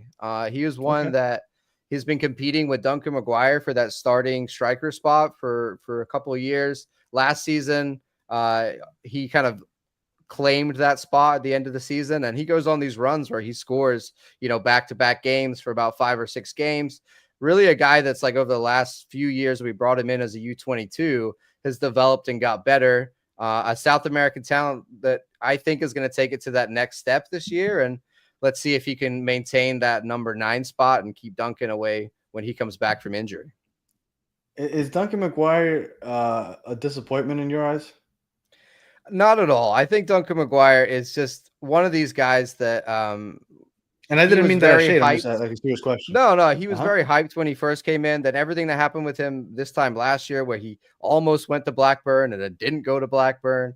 And then really like last year, he found his form again, but he dislocated his shoulder in that game against Charlotte, and that foul that apparently was not a foul. He actually dislocated his shoulder in that. So he's had surgery. So he's coming back from surgery. So we'll see what Duncan McGuire looks like. I think he's one of these guys, Danny, that is, I could see maybe in the summer, one of the other MLS teams coming in to try and buy him for the new, transfer money, whatever you want to call it, that is available, because he is a guy that, he is a starter for us, but he could be a starter on another MLS team. And if that's the kind of player they want, I could see someone coming in to pay us for him, but he is on decent wages now. So it's a little bit more difficult for clubs just to come in and steal him away. So if you were to tell me what you think might be the strength of this team, I know the season is young. It's just been preseason. You haven't seen too much. They had a middle-of-the-pack defense. They allowed 50 goals. They only scored 59. What would you say last year? What would you say is the strength possibly of this team? I'd say the strength is their ability to defend as a unit. I would say that really, and just like the defense in general is our strength. The way that Oscar gets all of them to buy into his system, I think that is our biggest strength. I would have said last year other guys in the attack, right? I think, but this year we're just so many questions as to whether the attack is going to be like it was in other years. The defense is pretty much the same, and I think can be relied upon. There was, like I said, at the beginning of last year, our defense was terrible, but that's an outlier for our time with Oscar. Most of the time, our biggest strength is that we are a team that's quite difficult to beat. And as far as your weakness goes? Weakness? I hate to do it, but it's Luis Muriel, man. He is our biggest weakness. He is he's He a huge disappointed part. me. Yeah, I'm still not happy about that one. He's just a huge part of our wages. Like he's on by far the most wages in the squad, and he is contributing very little. Last year, we managed to get him to be a super sub kind of character who would come off the bench and do something. But for a DP and our most expensive player, thankfully we didn't pay any like salary. We didn't pay any transfer fee to him. We just paid salary. So that's good. But right now he's looking like a major flop, and one that, yes, Mike V, he is indeed still here.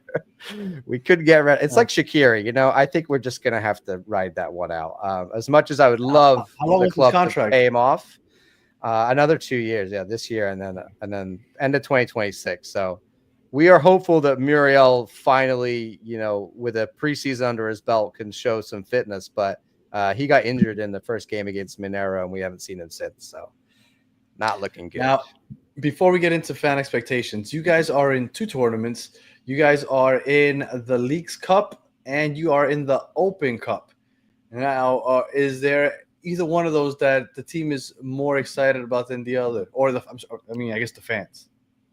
Well, unlike you, Danny, we in Orlando, man, we're Open Cup people. We're not. That's because you guys won it.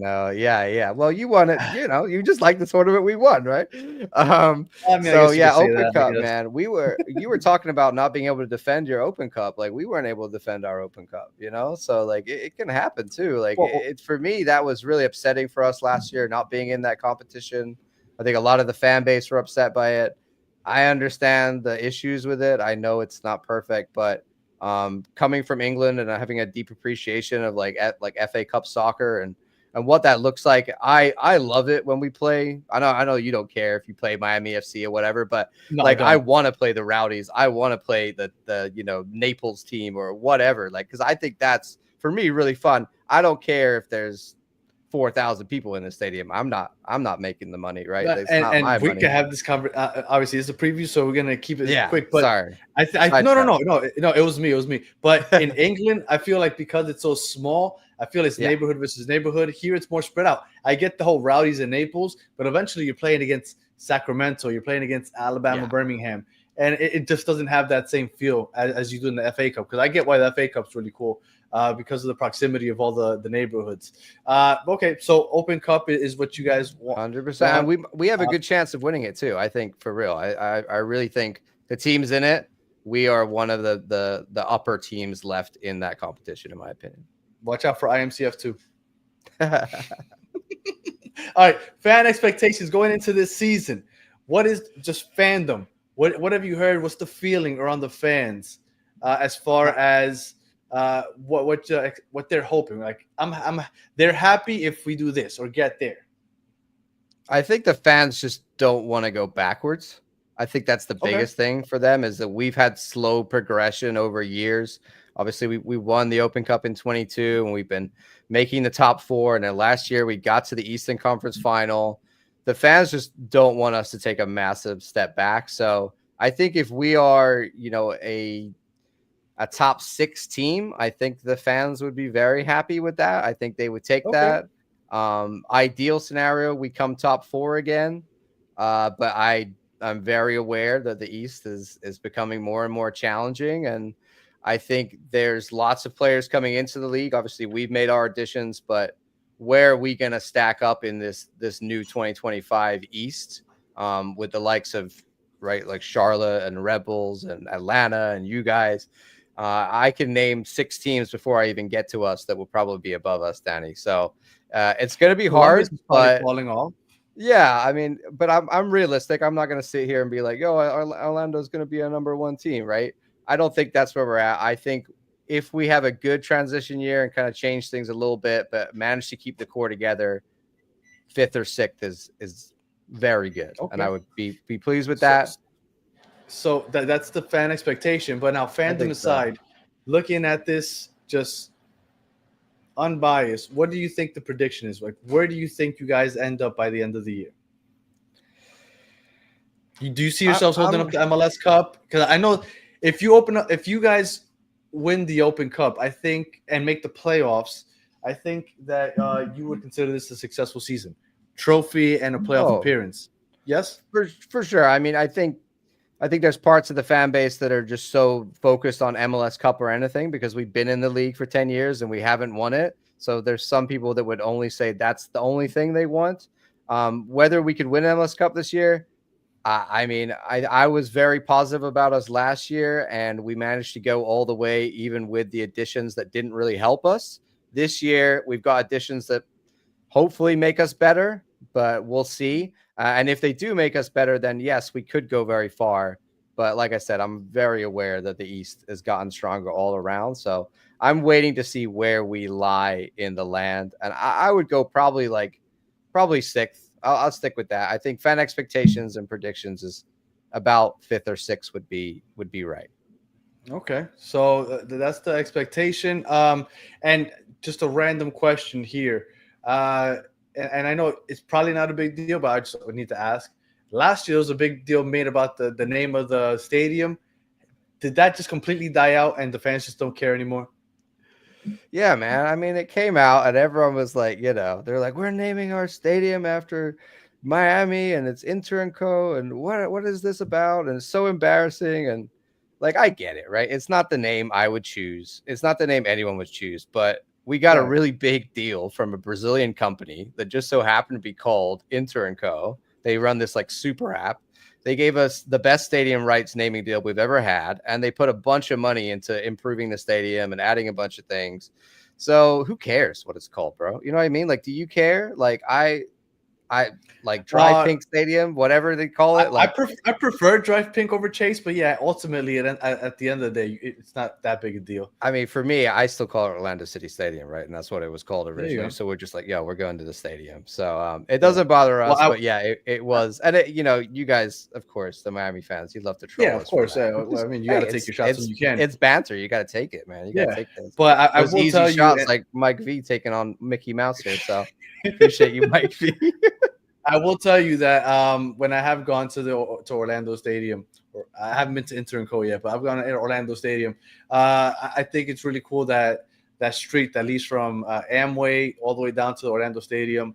The stadium itself, I thought was really cool, which is what I hope that ours. I don't know what ours is going to look like. I've seen renderings, but it's a cool vibe. So I really enjoy the stadium. So no matter what it's called, it's pretty cool. Yeah, man, we can be friends even though we're frenemies. That's cool. Yeah, absolutely. So again, and I say at the end of every one of these previews, this was a 15-20 minute preview. But if you want a deeper dive in Orlando City, make sure that you check Loud and Proud Orlando. John, let everybody know where they can find you. Yeah, you can find Loud and Proud Orlando on YouTube. Just check us out there. We do a weekly podcast all about Orlando City. We also cover Orlando Pride and NWSL. So we had a very good year last year. They won the double, so that was a lot of fun. The champs, yeah, that was a bit different. So check us out there. You can also find us on X, Instagram, Facebook, all those good places, Spotify, you name it. Check us out. We kind of cover everything Orlando soccer based. So and Martha's coming back. Oh yeah, Martha's coming back, man. That's The Orlando Pride is really exciting. I feel like they duped me though, because the only reason I watched that final was because I thought it was Martha's final game. So I felt like they duped me. They got me to watch it. And you got that. All right, but John, hey, we got 2 more years. Much appreciated, and we'll be in touch throughout the season. All right.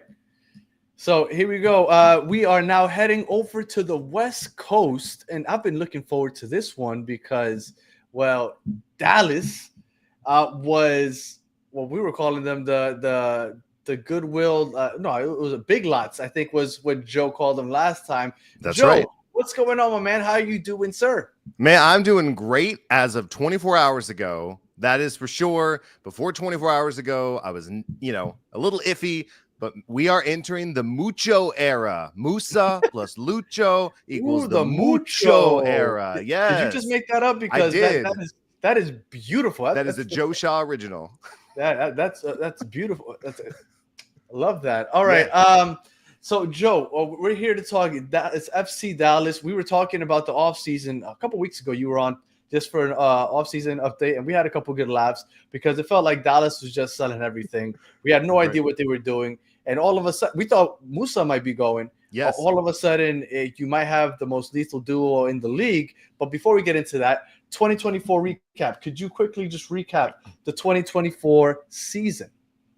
Yeah. So in 2024 for Dallas, the final standings, we finished 11th in the West, 19th in the Supporter Shield standings, 11 wins, 15 losses, 8 draws, 32 points. The real story of the season was interesting. So we started with Nico Estevez, who was starting his 3rd season in charge of the club. He did not have a great start. We had a record. I got my notes here. I'm going to pull up 3 wins, 8 losses, 5 draws at the time. Yes, injuries played a big part, but Nico had been playing a 4-2-3-1 or a 4-3-3 and then changed it for a 3-4-3 or a 3-4-1-2. And we did not have the defensive depth in order to play that formation. And that, coupled with injuries, really hurt us. So he got fired after that terrible start. Peter Lusson came in, got us within fighting distance of a playoff spot, but we ultimately still didn't get there. And so at the end of the season, we decided to bring in a brand new coach. So last year was a huge crash and burn, pun intended. And here we're starting fresh coming into 2025. And if that went over anybody's head, Dallas was formerly named the Burn. That's right. So just in case, you just got to keep up. Joe keeps you on your toes. You got to make sure that you're on it. So, all right. So we move on from 2024 and we move on to the offseason where it seemed like you guys were just actually nobody really knew what the hell was going on because it felt like there were so many players going out, money coming in, but nobody was being bought. In your opinion, were the biggest 1 or 2 departures of the offseason so far? Yeah. So what was really interesting about this season, when I was on a couple weeks ago, like you were saying, Daniel, was I called us FC Big Lots because we were getting rid of everyone. We weren't restocking the shelves. It was a going out of business sale, or so it felt like. Our biggest departure, arguably, Jesus Ferreira leaving the club. Now, he may be a controversial figure to some people, but down here in Dallas, it is his dad, David Ferreira, absolute legend, led us to MLS Cup in 2010, the only time we've been there, league MVP, and is the true story of what you want to see in MLS, a player coming in, settling down, his family getting embedded in the club, and then his son coming through the academy, becoming a homegrown signing, then eventually a designated player himself. So the Ferreira name is synonymous with Dallas, and it was a bit of a gut punch to see him leave in the way he did. Kind of lackluster, didn't get the European trade, and then left or transfer, and then left in a trade to Seattle. Yep. So Jesus Ferreira, without a doubt. And then Peter Musa was rumored to have interest from different places, but they put a high price tag on him. I think it was like something like 18 mil, 20 mil. Yeah. So if he would have gotten sold, he would have had a lot of money to play with. But he stayed, a big money baller, but he had nobody around him up until just recently. What would be the biggest arrival in this offseason, Joe Shaw? So, Danny, I wrote these notes a little bit earlier over the weekend because I was getting prepped for this. And I actually forgot to mention in the departure some secondaries. Alan Velasco left. He had a short but mighty impact on the club. Yep. Paul Areola, a veteran presence, also went in a trade to Seattle. Honorable mention, center back Nkosi Tafari went over to LA. I think LAFC specifically, if I'm getting that correct, and left. So those are some additional mentions. But from the arrival perspective, really, I was struggling to find a good, solid arrival. And I wrote down originally Eric Quill as the coach because that was the biggest arrival, was a brand new coach who's ready to put his identity on the club up until 24 hours ago when Lucho Acosta comes over to the club. Now, that is the biggest signing by far. Absolutely.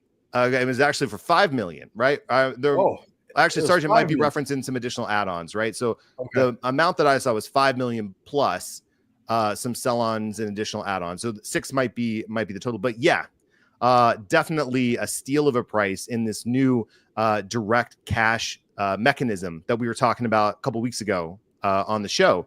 So Lucho Acosta coming in immediately elevates Dallas's attack, and it was a great investment from Dallas because he's getting to start. Lucho is starting fresh at a club who's looking for a guy to pull the strings, much like he did when he came to Cincy. And he's got a dynamic striker ahead of him that he can feed, much like he had in Cincy up until last season. And then he's got some incredible wingers that he can also dish the ball out to. So Lucho's coming into a team that was ready for him, but without Lucho, I'm not sure where we would have been. Well, that completely changed everything. Now, my mind. What was the name of the new coach? I'm sorry, Eric Quill. Eric Quill. Eric Quill. Do you have any idea of the formation that he's going to be running and the type of play that he likes to play? Whether it be defensive-minded, possession, direct balls up. What kind of game are we expecting to see from Dallas? Yeah. Or could that change now that we have Acosta? Well, so I think it's still going to be the same whether we had Lucho or not, but it's definitely going to be better now that we have Lucho. So Eric Quill, a little bit of a backstory. So he played for FC Dallas back in 2004. Actually, the last year we were the Dallas Burn. He came in and was here, and then he came back to coach here. He was the first North Texas SC coach.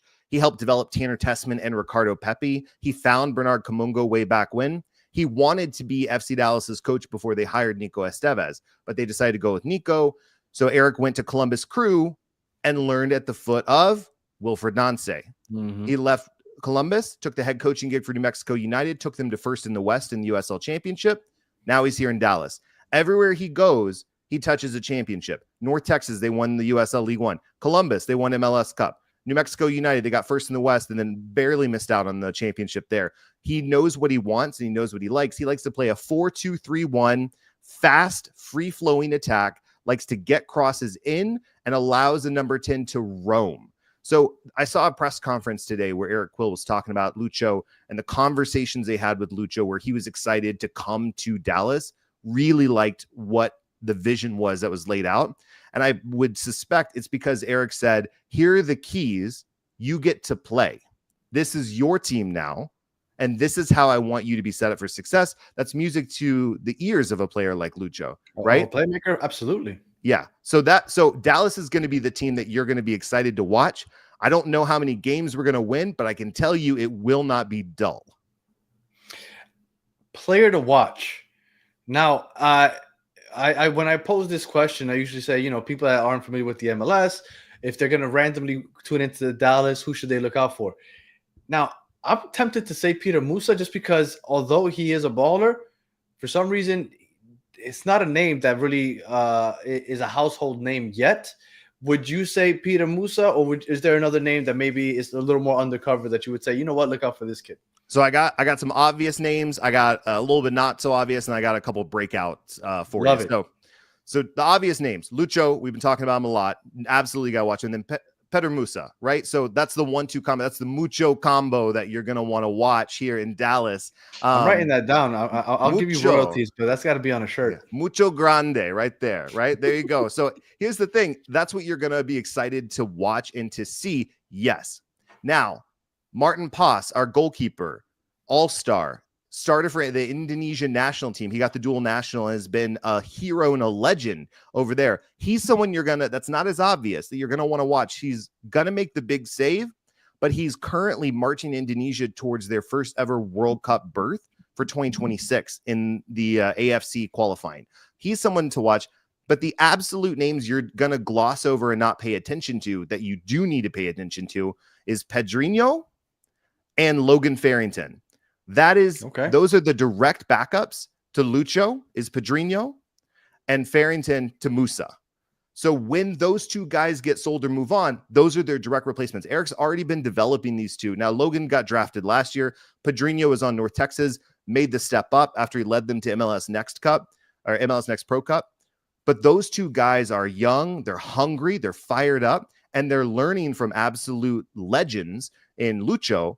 And Petar Musa is immediately getting a lot of European attention. So he's starting to get those national team call-ups. Eventually, Musa's not going to be here, but Logan's already been scoring goals in his rookie year, and he's ready to step right into it. He's got a similar build to Musa as well. So those are the two names you're going to want to watch. If you don't see Lucho and Musa, look for Pedrinho and Logan Farrington.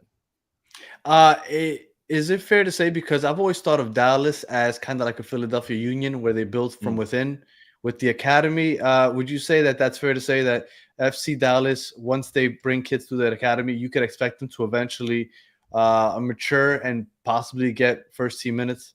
100%. That has been the FC Dallas model, and there's been a couple years where we got away from it. Right. Lucci. So the idea was you had a coach who was the head of the academy, Oscar Pareja, and then Lucha Gonzalez. They moved to the first team. And then they're helping identify players from the academy to North Texas, to the first team, and then sold. That's the model. And then with Eric Quill coming in, he's back in that model of identifying those players. He signed a ton of guys to North Texas from homegrown, and then from North Texas to FC Dallas. So I think at the end of it, the too long didn't listen of this is for an MLS Cup winning team, you want a balance of MLS veterans, fantastic, like young, hungry signings from either South America or Europe, and a good core base of young, ready to go guys where you've got a veteran and a youthful balance. And Dallas is starting to hit those strides in a way that I was not anticipating them hitting this season. Okay.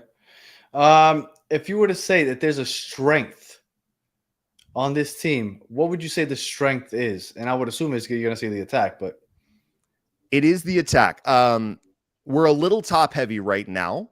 So we've got Musa, Lucho, we talked about. We've got Leo, Chu, and Anderson, Julio on the wings. And then we've got a little bit in the spine. You got Sebastian Leggett, who's usually pretty reliable. And then Patrick Delgado. He is. Tell you what, Areola went away, but Leggett is still here. He's still around, yeah. Bruce hasn't called him to San Jose yet. Maybe soon. Maybe soon. Is he still? Did he ever get back with Becky G? No, I think they quietly unfollowed each other after that. So okay. A weakness on this team. What would you say is the weakness on this Dallas FC Dallas team? It's going to be our back four, and it's not because they're not talented. It's because there's not a lot of depth. So we've got Shaq Moore, his new signing came over. He's shoring up the right back. Marco Farfan, infamous in Inter Miami fame for getting that own headed goal off the cross of Miami in the Leagues Cup. I'm never going to forget about that. It looked like he did it on purpose. I know. Sebastian Nibiaga, center back, and then new signing Lalas Abubakar as well as center back. Now, we did just sign a European center back. I'm going to get the name. I've not heard it pronounced, but the first name is Osaze. And he's a Dutch player. Osaze, I think is maybe how you pronounce it. He could be good, but he's a little bit of an unknown player for me. But we did just pay $3 million to bring him over. So he's helping to shore it up. And we're still in discussions about a draft pick for one of the outside backs, maybe another signing. So we're getting there. I feel better because we have a solid goalie and we've got good midfield. So I think we're gonna be able to kind of paper over a little bit of those cracks at first, but we've got to shore that defense up pretty quickly, or one wrong injury and we're going to be screwed for the rest of the season. Okay. What is the fan expectation? And I mean, after Lucho, because I'm assuming the fan expectation has shifted quite a bit over the last 48 hours, I would say, because 2 or 3 weeks ago when we were talking on the show, it was definitely a lot lower than I'm assuming it is now. What is the fans' expectation going into this season? So I wrote down before we had Osaze, the center back signing, and then as well as Lucho, we were happy with the last wild card spot, number 9, maybe that number 10 spot, right? So we want to see that we're making progress, but we were realistic that we didn't have a high ceiling. We still had a long ways to go. After these signings, specifically after Lucho, it's been raised. I initially wrote down as high as 6th. I really feel that with a lot of the fans that I'm talking to, with that Lucho signing, we're really looking for at least the 5th spot. We're starting to shoot high because we know that when Lucho's happy and Moose is firing on all cylinders and Eric is continuing to roll out that fast-flowing soccer, anything can happen. So I would say 5th place as a ceiling with a floor of 7th place, but the playoffs or bust for this team. So that's the fans' expectations. Yeah. Now, I would love to get a realistic expectation because you guys were at 11th in the West. That's a lot to climb. What would you say? Are you expecting that to be the finish? They're going to finish top 5 in the West. What would you say is your realistic prediction for 2025? So my realistic prediction is 6th place. And the reason for that is I think the West is still a little too strong for us to overcome some of these teams that have been doing massive builds over the last couple of years. Talking about the LA teams, right? Talking about, of course, Seattle. I just think it's going to be a little too much to overcome. That being said, I don't think it's crazy to see us go even as high as 4th if the cards fall the right way. But realistically, I'm saying it's going to be 6th place. And the last thing about that particular piece is I feel pretty strongly that last year, the reason we didn't make a lot of the momentum is we had injuries to Alan Velasco, we had injuries to Ferreira, we had some injuries to Paul Arriola, Paxton Pomykal. A lot of guys are out injured for both coaches. And with those players, they're either not here anymore and we've signed direct replacements for them, or they've recovered and are fully healthy heading into the start of the season. So it's almost like you got a brand new team with guys that have been around in some of these instances in a way that we didn't have before. So that's the thing that's giving me a lot more confidence than I initially had. But still, You without guys ended Lucho, 6 points out of the playoffs. 6 points. do what? Yeah, 6 points out of the playoffs. Yeah. But okay. Eric Quill likes to win, and he said many times, I want to sign players that have championship pedigree because that's what we're building here. So I was like, all right, you say it. Let's do it. Let's go out and win some silverware. Joe, as always, appreciate you jumping on. You're the man. Let everybody know where they could find you. Yeah, so you can follow me if you're on Twitter. It's at Detox Joe, so DTALKSJOE. On Instagram, you can follow Humans United FC. Got some fun stories over there where I'm committed to sharing stories of the beautiful game that you haven't heard yet. So I did a recap on Miami Fusion. I'm working on a chronological retelling of that. And I'm also got something in the works with Jim Rooney for some more ongoing coverage of Humans United stuff. So be on the lookout for that here. Not too shortly after the season gets going. So yeah. Awesome. There you go. Joe, as always, appreciate you jumping on, and we'll be in touch throughout the season. All right. Thanks, Dan. All right, Joe. All right, so we stay in the state of Texas, and we're moving over to Austin with Hernan from Austin TV. I don't know what the WA stands for. Hernan, what's going on, man? How are you doing, sir? What's up, man? What's up, man? We are Austin TV. What's up? We are Austin. There you go. My fault. We are You're Austin good, man. TV. You're Appreciate you jumping on. So 2024, a recap. I know it hurts to go over it, but could you give us a quick recap of the 2024 season? Definitely. Real quick, I guess I can. You know, the 2024 season was full of frustration. It was full of more of the same when we're talking about 2023. I know that everybody likes to go to the 2022 year and say that it was great. And yes, it was, but everything after that really hasn't. And 2024 really was just the year that you sacked your first ever manager. And I'm talking about Josh Wolf. You know, everything was kind of building up to the very end of that season when they finally pulled that trigger and let him go. They put in Davey Arnaud as the interim manager, and then later on brought in Nico. So 2024 was just really the year of frustration and bad results that finally led to something good. That was the firing of Coach Josh Wolf. And it was 4 years, and he really just had that 2022 season, right? Outside of that, Exactly. It's a lot of the same, those other three seasons. Yes, the offense was really rough. And then Drusy, well, I guess we'll get into that now. Biggest departures, obviously, would be Drusy, no? 100%. Not that I don't think you could say anybody else. Definitely Drusy. Any other departures that are going to hurt on top of the Drusy?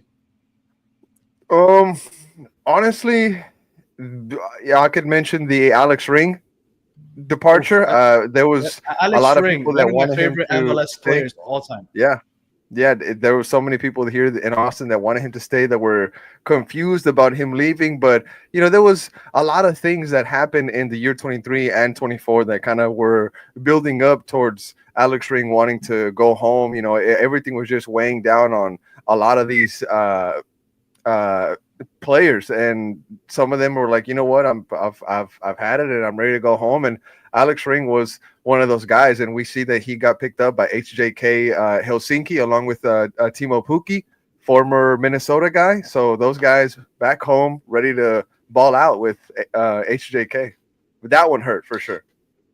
Alex Ring, I think, is one of the most underrated players over the last couple of seasons. 100%. He didn't get anywhere near the credit that he should. Any big arrival that you would say, you know, this is going to be an impact? Obviously, Brandon Vasquez is probably the biggest one. Is Brandon Vasquez the biggest addition, and were there any others?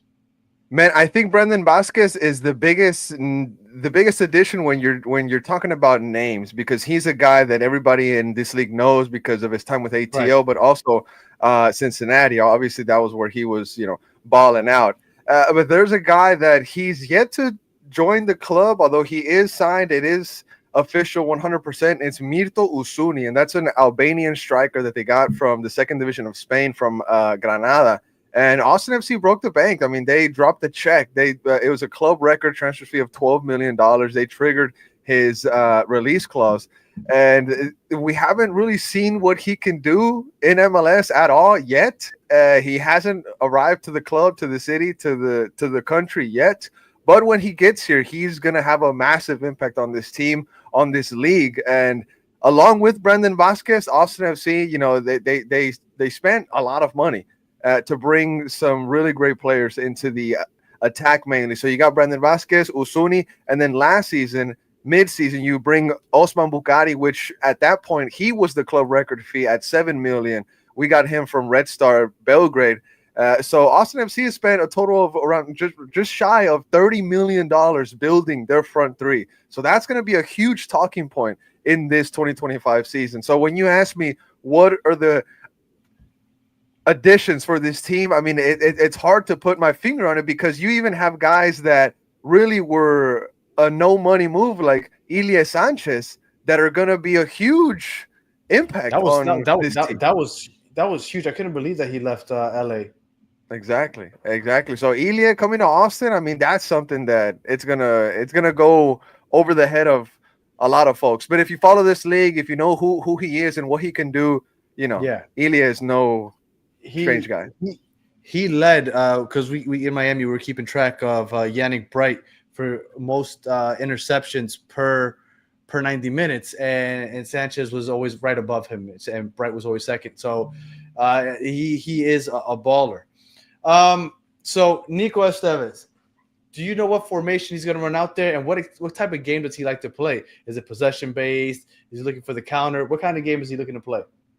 So what we've been hearing from Nico pretty much in every media availability that he's had with Austin FC, he's definitely going to be trying out stuff in this preseason. He's not going to stick to one formation necessarily, but from what you can tell, from what you've seen, and also from his previous work with Dallas, you can kind of tell that he loves that 4-3-3. A lot of the players here in Austin are used to that system.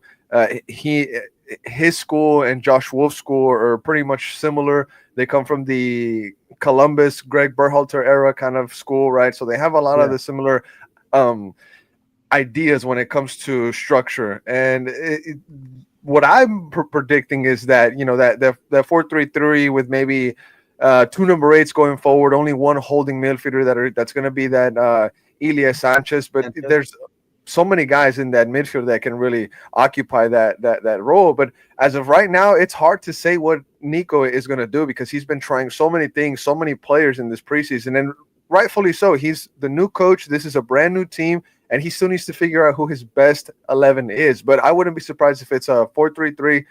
But in that midfield, it's going to be interesting, because it'll be probably two number 8s going forward, Dani Pereira and maybe Savovic, or young Owen Wolf, and Ilya Sanchez in the back, like I said, as an acting CDM.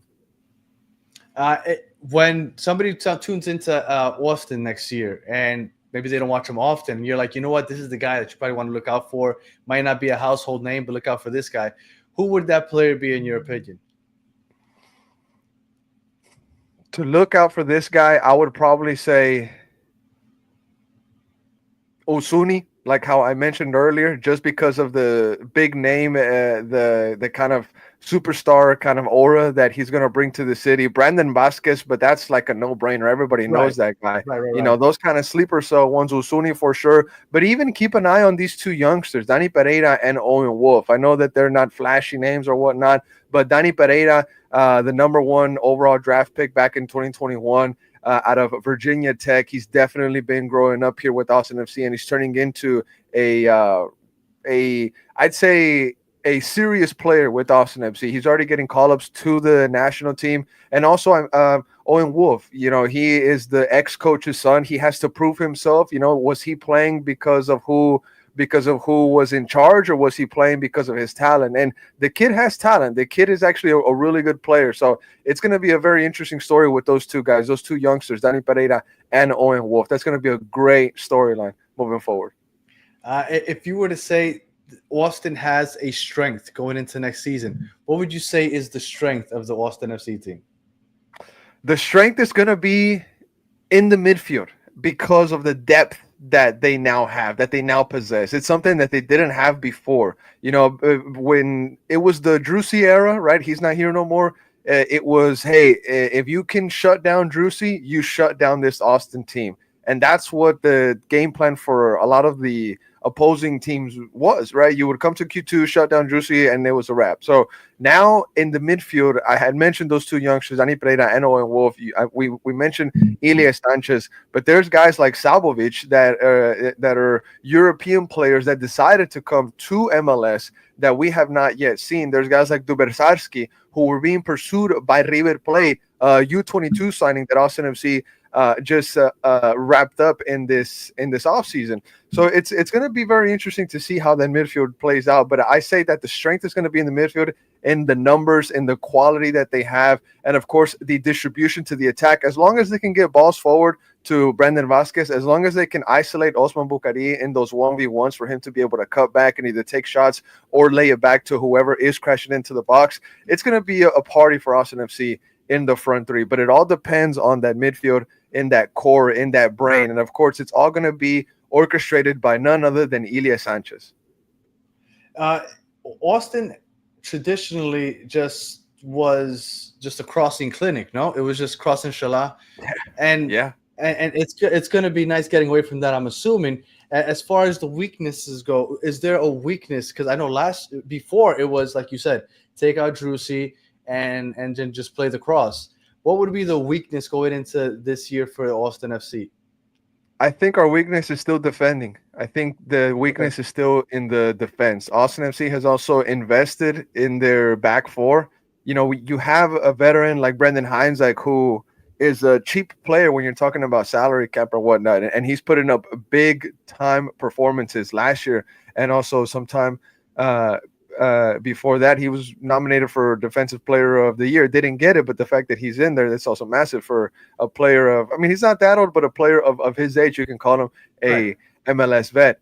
You know, you got guys like Svatok that they brought in from the he plays for the Ukraine national team. He was at the Euros. He's going to have to prove himself this season to see if he's that starting caliber player, which everybody in Austin does think that he is, but he still needs to prove it. Austin FC also invested massively in a young center back named Leo Weissen, and he hasn't played out. He's been injured last season for big portions of it. And then you have Julio Cascante, who has been bouncing around between the Portland Timbers 2, Portland Timbers first team, and then Austin FC brings him to the capital city of Texas when they came into the league. And, you know, he's been kind of iffy. Is he a good center back? Is he not a good center back? He does commit a lot of mistakes, but we've seen really good versions of him whenever he is the secondary center back, when he's the CB number 2. Austin FC really lost massively when they got rid of, well, not when they got rid of, but when Ruben Gabrielson left.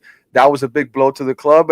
And ever since that moment, they haven't really found that groove at center back. I do want to send a shout out to the young Brazilian player, Guilherme Biru. Got him from the second division of Brazil at left back. He's completely taken over that spot.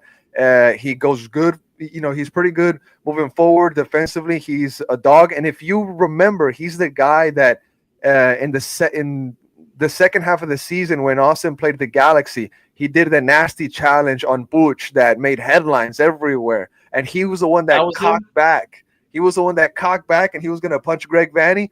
That was him, you know, wild boy. But, you know, he's one of those guys. One of those guys that you need on the team. Exactly. Yeah, you need at least one of those on every team. Exactly. Sure. He's a pit bull. Yeah. So fan expectations. I don't know if you heard. I was with Dallas earlier. They ended up in 10th in the West. 11th, and they're hoping, fans are hoping to end up in top 6 or so. Austin ended up in 10th. I mean, I think you guys were 5 points out of the playoffs. Where is just fans? Where are they expecting? What's their expectation? We're happy with this result. What's the fan expectation going into 2025? it's like almost a beauty and a curse. The beauty of it is that the bar is set so low from the previous 2 seasons where that all fans want is just playoffs, and the playoffs are now they're now Achievable. expanded. Attainable. Yes, so Yeah.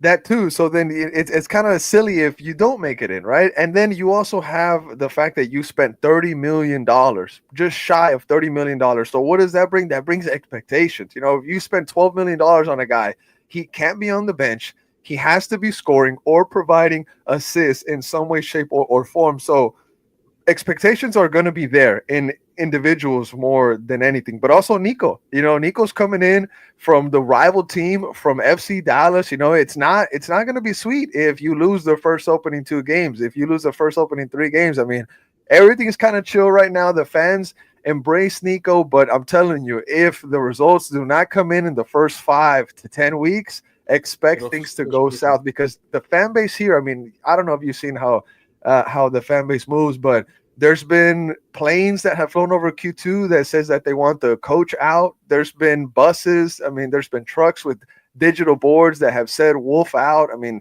all that pressure kind of built up to getting Josh Wolf out. In 2022, it looked rowdy, but last year it was looking light out in the stadium. It was like a little light. Yeah, I mean, because, you know, whenever you don't win games, the people just don't want to, you know, they don't want to go watch. And I get it. It is what it is. But honestly, man, expectations are pretty high down here in Austin because of the movements in this offseason. So I'm not going to say top 4 finish, but definitely playoffs, because it's, you know, it's 9 teams that make it, 8 teams that make it, right? But I would say top 6 finish for sure. Oh, what tournament did you guys end up in? You guys ended up in the Open Cup, and is in that the it? Open Cup? Correct, just in the Open Cup. Is that something that you guys are thinking, like, if we win this, that's a successful season? You know what, man? I think you, as an Austin FC fan, if you would win the Open Cup and that's it that season, you have to look at that as a success. You know, there's no official silverware in club history. You know, the Open Cup means so much to this country, to the fans here, to the people that really appreciate U.S. soccer. They know what the Open Cup means.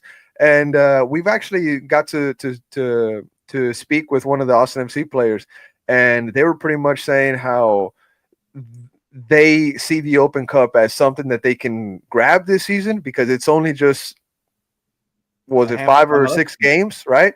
And they see it as a path that they could, you know, they could get at the end of the day. So, you know, they're not making any promises necessarily, but what this player was saying on the pod was saying that, hey, U.S. Open Cup could be something that they really go for this season. So now, and 2025, fandom aside, prediction for 2025. Where do you think Austin is going to end up? You know, just because you spend money doesn't mean that it's going to bring you wins. PSG's been trying to do that for years. Toronto, exactly. And Nico, you know, he's no Pep. You know, he's a great coach, and he has really good ideas, but he's not going to come and just solve everything just with the wave of a wand. You know what I'm saying? So this team finishing last season in 10th, the vibes were low. The vibes are definitely different. The atmosphere is going to be different. The players have a different mindset. I think everything is in the right place. I see this team finishing 8th or 7th in the West. 8th or 7th. Hey, that's in the playoffs, and maybe you guys can make that Open Cup run. If you make it to the final of the Open Cup without winning it, that's a Champions Cup qualification. So that's another reason to celebrate for next season also. And 100%. I just want to say, I'm kind of curious, Wanda, with this. What do you think of the new kit? I love the striped green kit. Man, I'm not gonna lie. I criticized it when the first leaks came out. It didn't look that good. I was like, I don't know what's really going on here. But after seeing some leaks later on, I was like, okay, this is kind of changing the way that I'm seeing it. The official release was today by the club, and the first sales were today, and I got to see people with it on and whatnot. It looks good. It looks really good. I give it 9.5 out of 10, and that's pretty high. Yeah, I thought it was nice. I personally really liked it. It's one of my favorites this year. All right. So like I say at the end of every one of these, this is a quick 15-20 minute preview, but we do want you to check out. We are Austin TV, because they will give you a more in-depth analysis on Austin. Hernan, let everybody know where they could find you so they can get a real look at Austin. Yeah, definitely, man. First of all, thank you for having us here. Appreciate you for Absolutely. reaching out and asking us if we want to come talk Austin FC. But if you want to continue the conversation, right, you can check us out at We're Austin TV on Twitter, Instagram, YouTube. You can check out the podcast, Top Fly podcast, where we talk Austin FC and a bunch of other stuff. But yeah, man, you can check us out mainly on Instagram and Twitter. That's where we're the most active. But we also are on Blue Sky and, like I said, YouTube. You can check us out, and on the podcast platforms like Spotify and Apple. Now, like I said, these are quick previews just for people that are curious to jump in here. But what I really want to do is make sure that we kind of grow the community, and I give a platform for everybody to kind of just, if they want to see more Austin, here we go. We could go watch We Are Austin TV and so on. So I hope people will go ahead, subscribe, and keep following with you guys, and appreciate you taking the time to join. Yes, sir. Yeah, man. Thank you for the invite. This was great. All right, Hernan. We'll keep in touch throughout the season. Hopefully you can come back on the show. Appreciate you, Danny. All right, man. Have a good one. Later.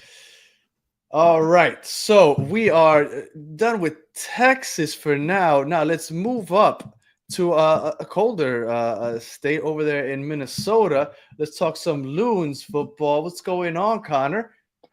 Hey, Daniel. Good to see you. How you doing? Yeah, living the American dream, sir. We got the Loons on deck. I'm excited to talk about them because, I mean, they surprised me. I don't know if they surprised you, Connor. This might be the first positive 2024 recap we've had, and your team number like 16th, 17th at this point, but we're finally getting up to the upper echelon of the table last year. Connor, could you give me a quick 2024 recap? Yeah. I mean, it surprised us too. We, and I remember in the season prediction episode that we recorded last year, we predicted Minnesota to finish below the playoff line. Most of us did anyway. And then we ended up finishing sixth. We started off the season great. We were on par with points per game with Inter Miami. And then we kind of took a dive in the middle of the season. We lost, I think, 8 or 9 in a row. Ended up going down to the bottom, even below the playoff line a couple times. But then we got it back together once after the summer international break. And we signed a guy you might know him, Kelvin Yeboah. He's been a great goal scorer for us. A great playmaker in Joaquin Pereira, and we got. I think we only lost one game in the last 10 that we played in the regular season. Ended up finishing sixth, which is more than we ever expected. But we were very, very happy with the way that we performed last year, and to get a playoff win in Salt Lake and to win the series in the first round here in Minnesota too. That was pretty special. I think that was the highlight of the season, no? Because I think most people were putting their money on RSL to win that series, and I think Minnesota did a nice job with that surprise. Now, you said your big signing last year during the season, but let's get into the offseason and the departures first. What was the biggest departure from the Minnesota team this offseason? Well, most people would say Teemu Pukki. He was signed back to his Finland native country. I believe it was Helsinki that he was signed over to. But I personally was heartbroken when Miguel Tapias was sent off to Guadalajara in Mexico. I thought he was a fantastic center back, and I'm not sure how he fell out of favor in Minnesota because he wasn't really used over the second half of the season. Maybe he just didn't work in Eric Ramsey's formation or his game plan. But I thought that was a pretty big loss to Guadalajara. So I wish him all the best. That's my biggest loss, I think. And as far as arrivals go, what was the biggest arrival here in good old Minnesota? Oh boy, we've been signing a bunch of youth this off season. It's been great. We signed Nico Romero, a center back. He's only 21 years old. He's from Atletico Tucumán in Argentina, and we signed him through December of 2027 and an option for 2028 for $2 million. So it was. I thought that was a great signing. He'll add to the defense with Michael Boxall and Jefferson Diaz back there. we also signed a young center defensive midfielder in Owen Jean. He signed the same kind of contract through December Japanese? 20. No, he's French actually. Owen Jean is he played for Amiens in the French league. We did sign a South Korean though, Hoyun Jung. He's probably the oldest signing we made this offseason. But he's only 24 and he's a center midfielder. That's what I was thinking. Very, very exciting to see some youth coming in and maybe some more rotation going into the first squad as well, especially with a couple other signings on the horizon, another left back and a couple other center back rumors coming through here too. So it's an exciting time here. As far as the formation goes, you guys playing single striker? We did last year, for the most part. We put Yeboah up in front. Sometimes we played Kelvin Yeboah along with Tani Oluwase up front. But for the most part, we put Kelvin Yeboah by himself with him as the lone striker, and then you had a 3 behind him. So you had your center attacking midfielder, and then you had Robin Lod over on the front on the right side. And Joseph Rosales on the left side, and Pereira was in the middle as well. But Joseph Rosales was always on the left side as well, and he was my favorite part of last season. I thought he was great. Now I asked because I was wondering if Yeboah is the outright starter if you're playing so you're playing what a 4-2-3-1. We did last year. I think that's going to change this year. I think we're going to go with a 5-back line with three center backs, and you'll have I think you'll have Michael Boxall, Jefferson Diaz, and Nico Romero starting with Joseph Rosales on the left, and maybe putting Bangi Longwane on the right. I think that's right back position is still kind of a wild card for us because we're still deciding who the starting position is going to go to there. But Bangi's played there. Sangbin Jong has played there. But that's going to be our 5-back line, and then I think we'll go more of a 5-3-2. I think with Yeboah and Tani playing up front. I think. Okay, and that's why I asked it because I was wondering if both of them would be getting starter minutes because I've seen a lot of people say that that Tani would be a starter, and that had me confused because I thought that was Yeboah's spot. So I was wondering, there has to be that they're going to play with 2 up top. Yeah, totally. I think they both deserve to be starters. I mean, I think Tani is a fantastic striker. He plays really well he's really good with his feet. He's a quick thinker. And Yeboah, he's just that poacher striker that, we've been looking for a long time. We thought we had it with Luis Amaria a few years ago, but ever since then, we've just been looking for a poacher striker, and I think that that Kelvin Yeboah is it. I think he's going to be great. So as far as tactic goes, for somebody that isn't familiar with Minnesota, I honestly don't watch them on very often. What kind of game do they play? Are they possession based? Do they play for the counter? Like, what kind of game would you expect to see out of Minnesota this coming year? I have seen the most success historically when they play more of a counter-attacking game plan. But, I think that question is kind of a wild card for us because Eric Ramsey was figuring out what he wanted to do with the team last year. And I think he's still kind of doing that with all the new signings coming in, figuring out how they can play together. And especially with Nico Romero coming in the back, I just wonder if maybe they will start more of a possession-based game plan. That's a good question. I mean, I personally like it when they go with more of a counterattacking because they hit you when they counterattack. They hit you fast and they hit you good. But I mean, it's hard to say at this point. I think it'll be exciting to watch. All right. Now, as far as if somebody's watching Minnesota this upcoming season, and they've never watched them, they turn on the TV and they say, Connor told me that I should look out for this player because this is a player to watch for. Who would you say they should be looking out for? There's a couple. Joseph Rosales was my favorite player last year. I thought he was a box-to-box midfielder. He could play anywhere on the left. He basically has played anywhere on the left. Would he be playing wingback role this year if they play 5 in the back? Yeah, probably. I would Okay. say there's a chance that we'll sign another younger guy in left back position, but that's just a rumor at this point. But Okay. even if we do that, then Rosales can always move up to the left winger in the attacking position. I think that has all the energy in the world. He's still very young. He can go box to box. He can score. He's great with his passing. But of course, who could, with it being Minnesota, who could forget Robin Lod as well? He had a great season last year. I hope he continues it this year. Always a great assister, and I'm hoping that he does more of the same this year. Well, I mean, if he has these two guys up top, I'm sure he's going to have plenty of people to feed the ball to. Yeah, and with the two striker situation instead of the one, that's going to be more options, and it's going to be more dangerous. Absolutely. Yeah. All right. So if I were to ask you, what do you think the strength it might be for Minnesota this upcoming season? And then you can follow that up with what you think the weakness might be this upcoming season for Minnesota. Yeah, for sure. I think I'm really excited to see how Kelvin Yeboah gets open. I think our attacking is going to be great, and if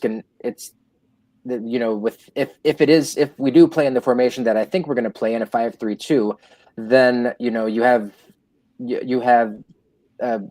through balls being played from Lod or Bangi or Rosales, and then you've got both Tani and Kelvin both looking to score that big goal, but then they're both poachers. I think our attack is going to be great, especially with our strikers, and it's going to be exciting. I wouldn't be surprised if you saw some, not just Bangi Langwane in the right back position, but you also saw him maybe up in the striker position, because he can play that too.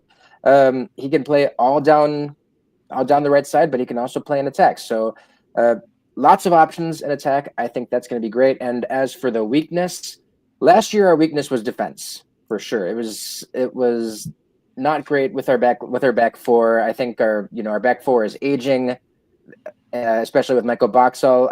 I love Michael Boxall to bits, but he is getting old. He's losing a step, so he needed some backup, and I think we're getting that. So even having said that, I would say the defense is going to be more of a weakness for us, especially you have to kind of single out the weakness, especially with the fact that we have a goalkeeper like Dane St. Clair.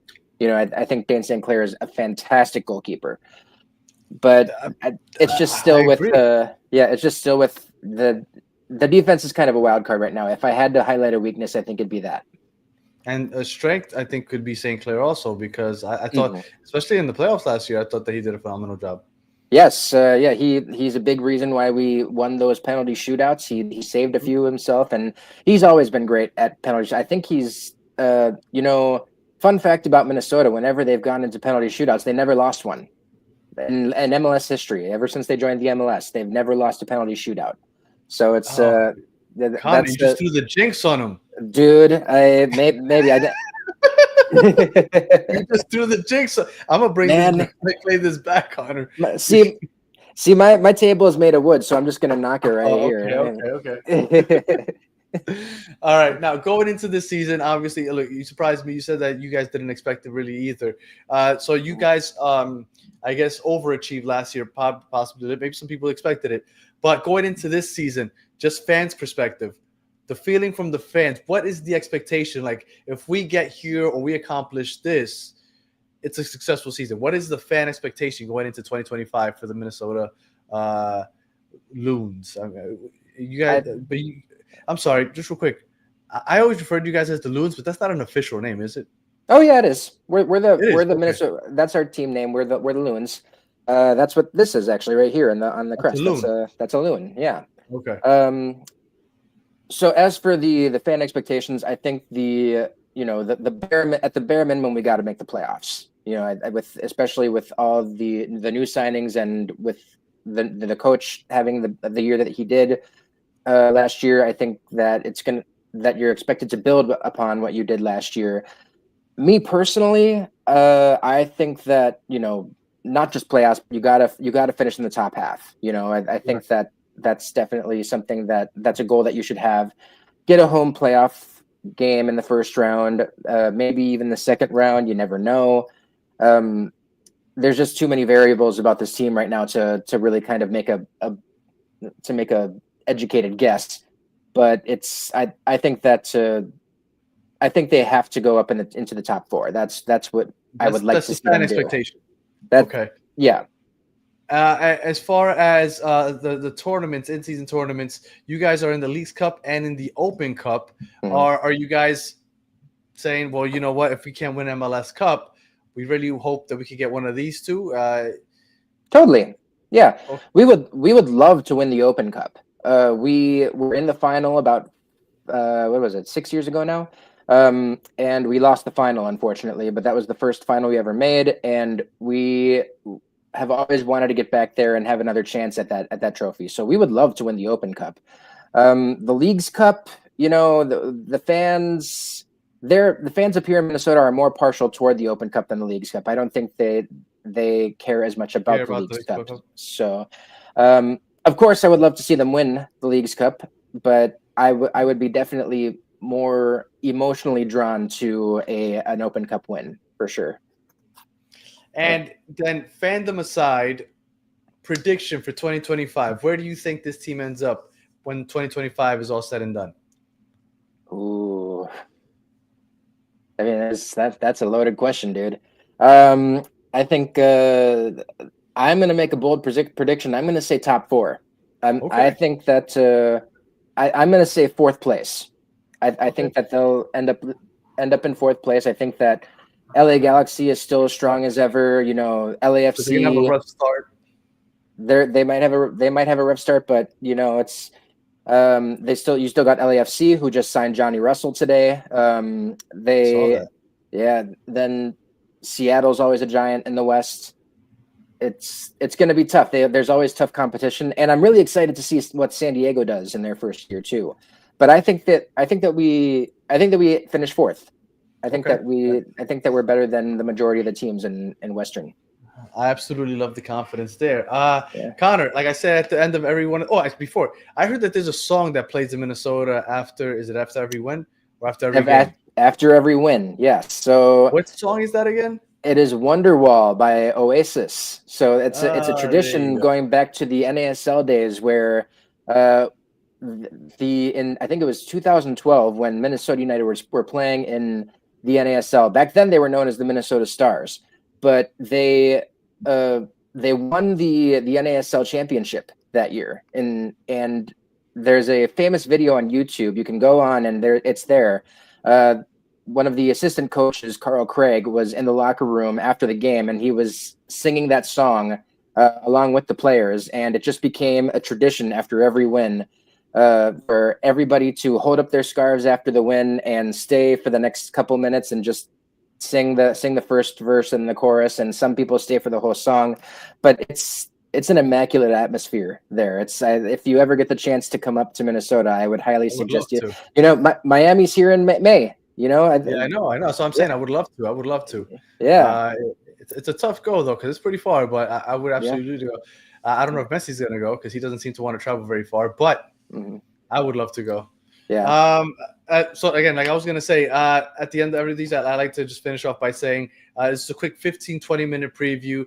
But we did this in hopes of leading you to a podcast that covers the team that you could give you a more in-depth look. So, Connor, let everybody know where they can find you if they want more Minnesota talk. Yeah, so we are Lunacy Podcast. We cover all things Minnesota United FC and Minnesota United and Minnesota craft beer scene as well. We cover every episode we have a different craft beer from a Minnesota brewery on, and we always introduce them, make sure they're heard of, and you can find us on Spotify, Apple Music, iHeart, anywhere you can find a podcast. And you can also find us on X as well at LunaCP. You can see it on my my nameplate down there.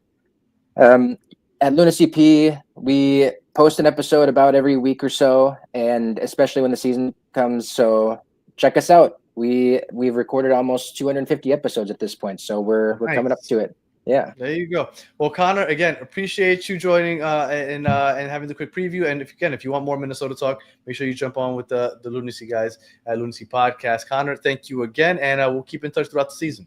Always a pleasure, Daniel. Thanks for having me on. All right, Connor, have a good one. All right, now moving just a little bit down south. Let's go on to Colorado with my guy Mitch Carroll from the Commerce City Radio. Did I get that right? That's right. Launched today. New project. Love out it. today. I was with DMVR Rapids for the last 3 seasons, and now I am doing my own thing with Braden Nurse, who has also been on the Battered shows. Another Battered MLS fan. He's the beat writer for the Denver Post, covers women's soccer, college soccer, Rapids, everything. So very excited to get together with him, and we launched episode 1 today. So pretty exciting time to be on. Absolutely. Very cool. I'm glad to hear that because I love both of you guys on here. So awesome times. Now, let's go on back to 2024 a second before we talk 2025. A quick recap of the 2024 season, which I saw you guys make the playoffs. Could you give me a quick recap of this year, 2024? Yeah, I mean, it kind of has to go back all the way to the previous offseason and even into the 2023 season. Robin Fraser, has probably the season from hell in 2023, gets fired after another embarrassing loss to RSL. Ship writes a little bit, like the vibes go up a little bit, but it's still a bad end of the season. They only scored 26 goals. Not great. They gave up 50 something. So, that says everything there. So then the head coaching search is everything there. Right. And the name, there's a lot of names. There's a Jack Wilshere, the former Arsenal midfielder who's coaching in their academy. There's a bunch of names and everyone's like, oh man, what about this guy? What about this guy? And it ended up being Chris Armas, who, famously took over Red Bulls and then crashed out in Toronto and then ends up as an assistant coach with Manchester United under Ralph Rangnick and ends up at Leeds with Jesse Marsh, gets the job and turns it around. Relative, right? The end of the season and the final stats maybe don't make it seem as good. Fall off a little bit. But they sign Georgi Mihailovic, break a team record. They bring in Zach Steffen on almost a free transfer. They they found some dudes, right? And so you combine that with the breakout of Moise Bombito, who they sold over the summer for a record center back sale outbound from the MLS. And they start scoring goals. They scored 61 goals. They more than doubled their goal total from the year before. But they gave up 61. They gave up 60. Yeah. So the +1, just +1. Oh, okay. Okay. Which is crazy, right? Like right. You would hope you score 61 goals, you're finishing +10 or more, right? Like, yeah. But the bad games were bad, right? There wasn't a lot of 1-0 losses, right? When they lost, it was 3-0, 3-1, and it was to always the big teams, and that was tough. But they beat RSL 2 out of 3. They win the Rocky Mountain Cup, which is a big deal for the fans after getting pushed around by RSL for a long time. They make the magical run through Leagues Cup. That was super fun, right? They ended in third, but they beat 4 Mexican teams along the way, including Club America in Los Angeles. Well, I think that they had the best run of any Leagues Cup team last year, although they didn't win it. Minus the winners, absolutely. Outside of Columbus holding the trophy, I think Colorado, because they literally were just beating Mexican team after Mexican team. Yeah, Club America, Pachuca, Juarez, Leon, right? The Marcelo Balboa derby. And it was all clutch penalty saves from, I think they went penalties 2 or 3 times. Zach Steffen out of his mind. I remember people asking him to go back to the U.S. men's national team after that run. He just in the last friendly with right. Shut up. But yeah, so he actually scored the winning penalty. He kicked the winning penalty against Club America, and then their goalkeeper missed. He didn't save it, but he missed, and so that was super exciting. Kevin Cabral got hurt right before Leagues Cup. Cole Bassett gets hurt right after Leagues Cup. It kind of crashes. They fall down to 7th. They were hanging around that 3rd, 4th for most of the year. I remember, yeah. Wheels kind of off. Georgie like has a nasty ankle turn in the last game of the season going into the playoffs, misses game 1. They lose a combined 9-1 to Galaxy in the playoffs. And that kind of, that leaves a sour taste, right? Like it's a tough way to end the season when all of a sudden you're having fun and the vibes are up and the stadium's full again. And there's a team worth rooting for and a team worth watching because they play exciting ball, and they just kind of fell on their face. So overall, 3rd place Leagues Cup. They're playing in CONCACAF again. You have Rocky Mountain Cup in your trophy case, even if it's not like a real trophy or whatever, right? It's a big deal to get it. You can talk crap on social media. Those admins are always going back and forth against each other. So, it was a tough end of the season. I think fans have kind of fallen back to the defensive mindset they were in before last year, where they're just expecting doom and gloom and anything positive will be just a bonus. Which, I think I'm a little higher than the general public on this team, but, Chris Armas, he's legit. Georgi Mihailovic sets the team record for goal contributions. Rafael Navarro, who has 15 goals, finishes 1 off the club record. Cole Bassett had, until he got hurt, probably would have been in the best 11 for the MLS, led the league in distance covered. He's the best player on your team, no? On when he's at his best, probably, but I think it's Georgi Mihailovic is probably the Mihailovic is better, right? Like he's a dog. He was at the Olympics right before Leagues Cup, scored on a free kick and a penalty for the U.S. men's national team there, as were the above 23 guys. But when Cole is locked in, he's as good as anybody. The question is, can they turn that defense? Can they still keep that high-flying offense? Can they score 60-plus goals? And allow less goals.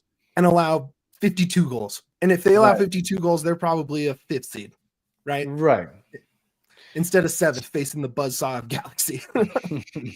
Which I think that Galaxy losing out on that first spot, the decision day really kicked you guys in the... You guys suffered more than they did, yeah. You don't have Cole. Kevin's coming back. It's like his 2nd game back. Georgie's out for the first game. I actually flew out to LA to cover the game. I was talking to the team. They were in such a good, I was talking to them at the hotel before. Everyone was feeling good. They were psyched to have Kevin back, and it was a crash to earth, and in the way only the Rapids can do. Yeah, you are a battered fan, sir. All right, this offseason, biggest departure that you say, you know what, that's gonna hurt. It's tough because I don't know if they lost much. Anyone. I mean, they really only lost one starter from last year, and it was Lalas Abubakar, and he was really only starting because they sold Moise Bombito to Nice in France for such a big payday, and it happened late in the window, so you don't really have a replacement. So you have to go with the vet, right? Lawless is a club legend. He has so many fans in the stands. I see so many Lawless jerseys. He helped out with the Rapids Unified team, which is like the Special Olympics team. He's in the community. He's a great dude. Everyone loves him. But his best years are well past. He could not do a good Moise Bombito imitation back there on the back line. And who can? I mean, Moise is the fastest defender in the world, right? So it's like it's tough to replace that. Right. So he's out. Jonathan Lewis, the winger, who has been with the club since I think 2019, something like that.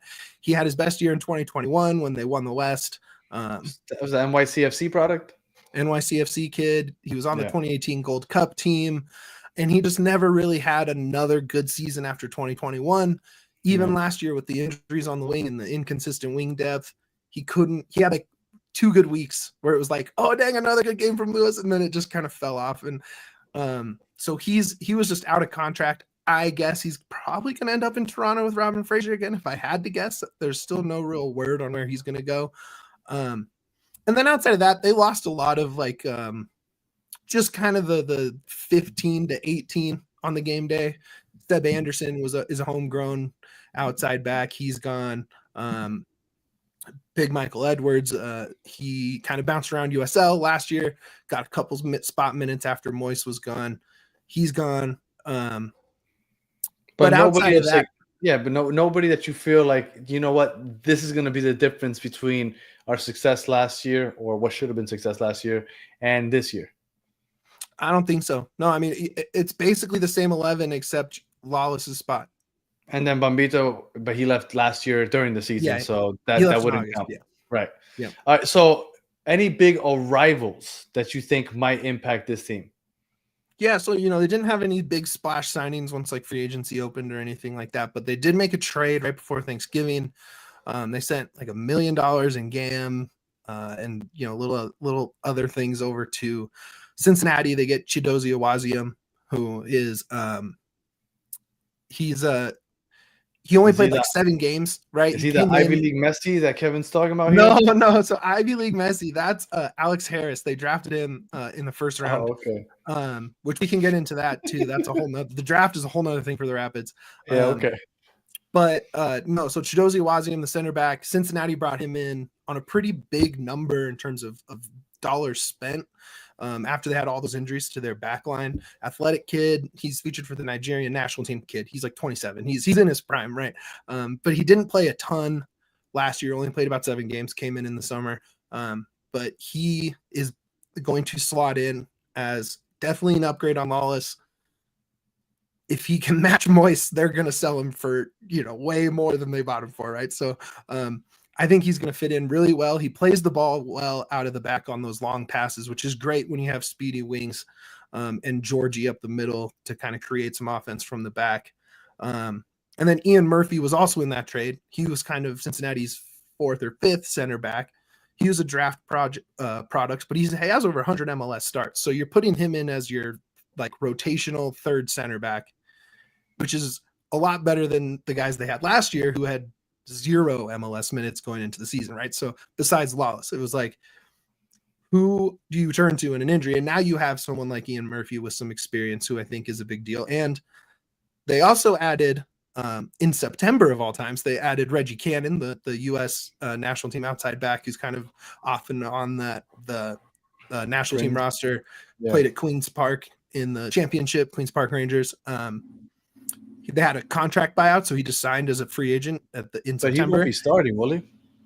He can play that left back spot. If Sam Vines, who didn't have the best season last year, if he still struggles, he can play center back. He can play right back if Keegan needs a break. Keegan Rosenberry, the captain.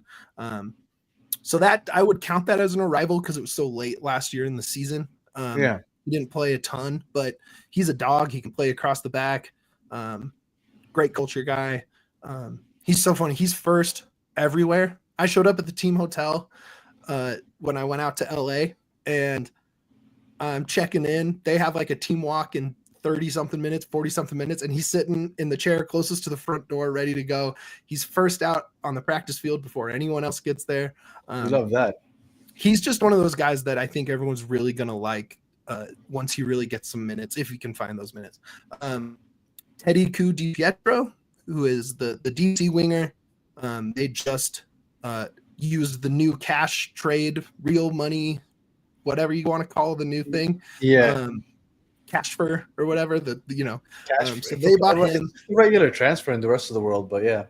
Sure. Yeah, exactly. We have to add another thing to the MLS roster building that everyone else already does. But I don't know a ton about Teddy. I know, I don't watch a ton of DC watching Western Conference stuff, but he's good defensively. He runs a ton, which is the Chris Armas, Red Bull energy drink soccer calling card, right? Like run. He fits in with that press. So I think he can find some minutes in the rotation. He did just have shoulder surgery, so he's going to be out for a while. But those are the guys. And then the draft, not only did they pull the trade for Cheeto and Ian Murphy from Cincy, but then Porg Smith makes the most Porg Smith move of all time and drafts or trades for every draft pick the Philly has for the next 3 drafts, including the last draft, for like $300K in GAM or something, right? Like you could barely get a rotational piece for $300K in GAM, and he's going to get 8 shots at the dartboard for finding a guy, right? And really the guy to look out for with that is Alex Harris, as my guy Kevin in the chat there said, the Ivy League Messi. He came out of Cornell, big time scorer, scores a ton of goals, can kind of play the 9, play that inside winger because the Rapids love to get those the outside backs all the way up and getting those crosses in, so he can kind of play on the edge of the box there in those channels off of Georgie. We'll see. I don't know if he'll play, but the word out of the camp is that they like him, Alex Harris. So we'll see how that goes. Calvin, it's Alex. Okay. Well, Calvin Harris also, the DJ / right winger for the Rapids is he'll probably be the guy starting until Teddy's shoulder injury is better and then kind of figure out that wing rotation. But yeah, Cheeto's the guy. Like that's the one that you're going to see the most minutes from. The rest, hopefully, they work out. Now, you guys play that like you said, run, press. Any chance that you guys, have you heard about them possibly switching up to kind of controlling the pace a little more? Any possession-based game planning going on? I doubt it. Only because Chris Armas, that he is one of those managers that is the way he sees the game, right? And he's not going to compromise on that. He's going to manage the game his way, and especially with the midfielders that they have, you have to have Georgie at that 10. You have Cole Bassett behind him. That double pivot is critical when you're really playing 2/8 back in that kind of 6/8 position, right? And so, you're hoping that with more of an athlete in Cheeto back there reinforcing the back line, you can get away with that high pushing, pressing. It's interesting. We'll see. That he messed around with a 3-4-2-1 kind of situation where you could easily put either Ian Murphy in there. You could put Reggie Cannon back as one of those three. You could slide Keegan Rosenberry into one of those three, put Reggie outside, and then really let those wings, like Sam Vines, he's such a good left foot, such a good, he's really the only dangerous left foot on that team. If you let him get up in that 3-4 and really get up to the box, right? So that's the only real thing I could see, because Reggie is probably the best player, and if it's not him, Sam are probably the best players that don't have a necessarily guaranteed spot, right? So Reggie is going to be a Swiss Army knife back there. Yeah, so that's the way to kind of solve that problem, is to just go 3-4-2-1, but then who do you lose in the midfield, right? Like, do you want Georgie and Cole are probably locks, so that means Connor Ronan's not playing. That means Ollie Laraz, the homegrown who had a big time breakout year last year, is not going to play. So it's a problem that the depth doesn't exist up front. I wish I had this problem up front in the attack, right? But having to either pull a defender or pull a midfielder to find your ideal 11 is not the best problem to have, So we'll see how he goes. I imagine it's that 4-2-3-1 until proven otherwise, though, if I had to guess. Would you say that your strength is that press? That style of play? Not even so much the press. I think it really is the speed, right? And not even speed. I guess it's just the running. They don't stop running. Cole led the league in distance until he got hurt. Andres Maxu, their other center back, finished top 6, I think maybe top 5. Kevin Cabral, absolute field stretcher. I know that everyone wants to make fun of the contract and how much he cost, but he had a great year last year until he broke his elbow, and he stretches. The math changes defensively when you have him and Georgie and Cole. All of a sudden, you have to account for Kevin Cabral, and so he really pulls the defense in different ways, whether or not he's the most dangerous attacker or the most skilled or whatever, or he lived up to his contract. The fact is he's could be one of the fastest guys in the league, if not the fastest guy in the league. So being able to stretch that team out, find those spaces underneath with Georgie with the ball at his feet, with Cole coming in late into the box. They're going to score 60 plus again. Like, they fell off so hard with those injuries. They were burned out from the run in Leagues Cup. Maybe they don't get out of the Leagues Cup group. Maybe they do. Maybe they make another run. But if they can be fresh post Leagues Cup, they could score 65 plus. Like, they could be maybe not the highest scoring attack, but top 3, top 4-ish in terms They were top 7 or 8 last year. A bold prediction: Navarro breaks the all-time Colorado scoring record. He finished at 15 last year. And the record 16? One off. It's 16, held by Diego Rubio and Connor Casey. He missed, I want to say 3 penalties too. So right, could have had it. Yeah. But they all had a new, Robin Fraser leaves, Armis in, whole new way of playing.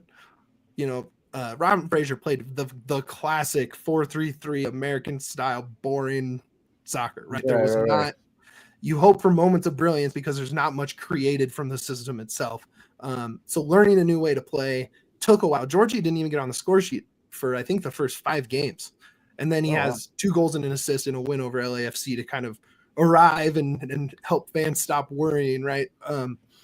So I think Hoffa has a chance to challenge. The chances are going to be there. Like that's just the way they play. They were the highest XG in the league as a team last year. So just finishing that and converting those, I think he does. I think he finishes with, I'll say 18. Nice. All right. So fan expectations. What are the fans happy with? Like if you get this, the fans are like, you know what, this was a success. You know what's funny is I don't think Rapids fans are happy right now, even after winning Rocky Mountain Cup and scoring a bunch of goals and being fun to watch again for the first time in a while. Cup. Right, and they're playing Champions ball, and I think most Rapids fans are expecting no playoffs. They're expecting regression, and I think it's because you see the West adding all these pieces, right? Like you see Dallas making moves. Kansas City adds Jovic, right? Like you get everyone except for Salt Lake try to get San Jose throwing money at the problem, see if it works, right? Everyone in the West is trying to be good, except for maybe St. Louis and Salt Lake. We'll see. Who knows what's up with Houston, maybe, but they're in that crowded next tier, right? So I think they're just expecting the old bummer Rapids to come back, even though I don't think, based on what we've watched and who's on the team, I don't know if that's necessarily fair. I'm going in expecting about the same. They're going to score goals. They're going to lose games they shouldn't. They'll be in the mix for a good playoff seed, and they'll probably fall a little shorter than they should because their defense isn't good enough. So to cement 2025 prediction. 2025 prediction. I'm going to put them 6th-ish. Okay. And if Darren Yappi's also out with shoulder injury, the backup striker, if Teddy's out with shoulder injury, that's 2 injuries before you started a 3 competition campaign, right? They have LAFC at home on Tuesday night to open up CONCACAF. And then it's just there. And the problem is that first half of the schedule is probably the easy half in quotes, because they play in the West. Right. But they're playing 2 competitions there, right? So it's like, okay, cool, you're out of the competitions, and then the second half of the schedule is just murderer's row. It's week in and week out. They have San Diego twice in the first half of the season. They play St. Louis twice in the first half of the season. There you go. Okay. They're like the bad teams are over early, and so if they don't keep up, So it could look like last year where you guys were up there and then you started just dwindling down a little bit towards the end of the season. Yeah. And can they be healthy going in, right? Yeah. You had an injured Georgie, you had no Cole in the playoffs. The other thing, Zach Steffen, he was, I think, dead last. And I'm not an advanced stats guy, but this one sticks in my head. He was dead last in post-shot expected goals, right? So he was not stopping shots, right? And it was really his first action off of knee surgery, and then he recovered, then transferred, and it just took him. He had his moments in knockout. Obviously, he was great, and he was player of the tournament, I think, in Leagues Cup, or keeper of the tournament in Leagues Cup. Right. So can he just find a little bit better? Right, he had a whole season. He moved his family across the Atlantic and into Colorado. Can he settle in? Can he, they have a great goalkeeping coach in Chris Sharpie. Can they just level up enough? He doesn't have to be a top 5 keeper. He needs to be a top 20 keeper. Right. And I think they have a way better season. Well, Mitch, congratulations on starting your Commerce City Radio today. Thank you. Awesome to hear that you and Raiden started that. Like I said, at the end of every one of these, we do 15, 20-minute quick preview. This is more to direct you guys. If you want the in-depth Colorado coverage, check out Commerce City. Mitch, let them know where they could find it. Yeah, Commerce City Radio, Spotify and Apple for now. I'm still trying to do all the submitting RSS feeds on all the other smaller podcast apps, but between Apple and Spotify, you can find us there. Blue Sky, Commerce City Radio, Twitter, Commerce City Radio, all that. And you can find me, Mitchell Carroll, on both of those platforms as well. Awesome. Mitchell, appreciate you taking the time to join us, and we'll be keeping in contact throughout the season. Yes, sir. Thank you. Good to see you. All right, likewise. Have a good one. All right, now let's move on north of the border. We got my man Sam. Where you at, Sam? Why can't? Oh, there you are. What's going on, Sam? How are you doing, sir?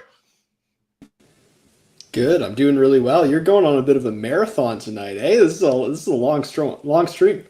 Yeah. This should, by the time we end, this should be about 4 hours roughly. We got 12 teams. We did 9 yesterday, 12 today, and we're finishing off with the top of the table, the 8 top teams last year tomorrow night. So it's fun. I love talking to everybody about the MLS.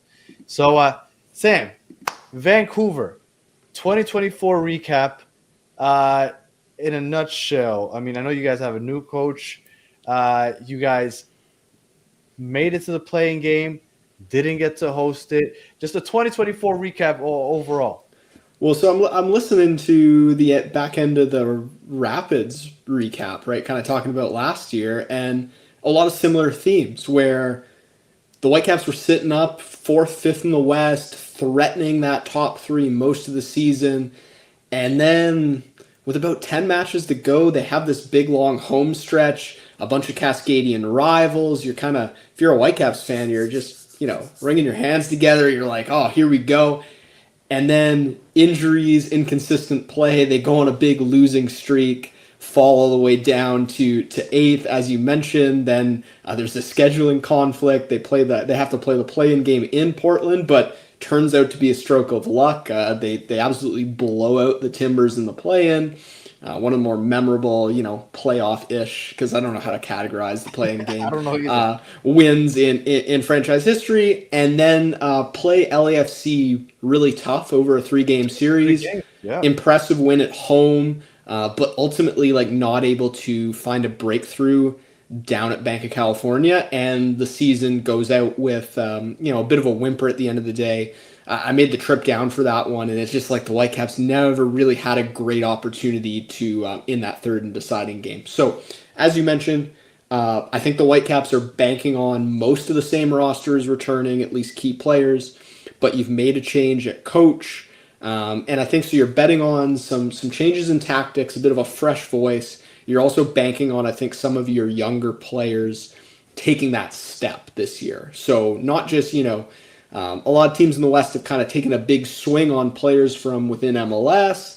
The Whitecaps, I think, are just kind of hoping to keep the group together and making those incremental year-on-year improvements. That's at least what we've seen so far. There haven't been a lot of additions just yet. So I think that's where maybe there's a little bit concern, is it's like, hey, we could use a couple more bodies in here, because there are some significant-ish departures.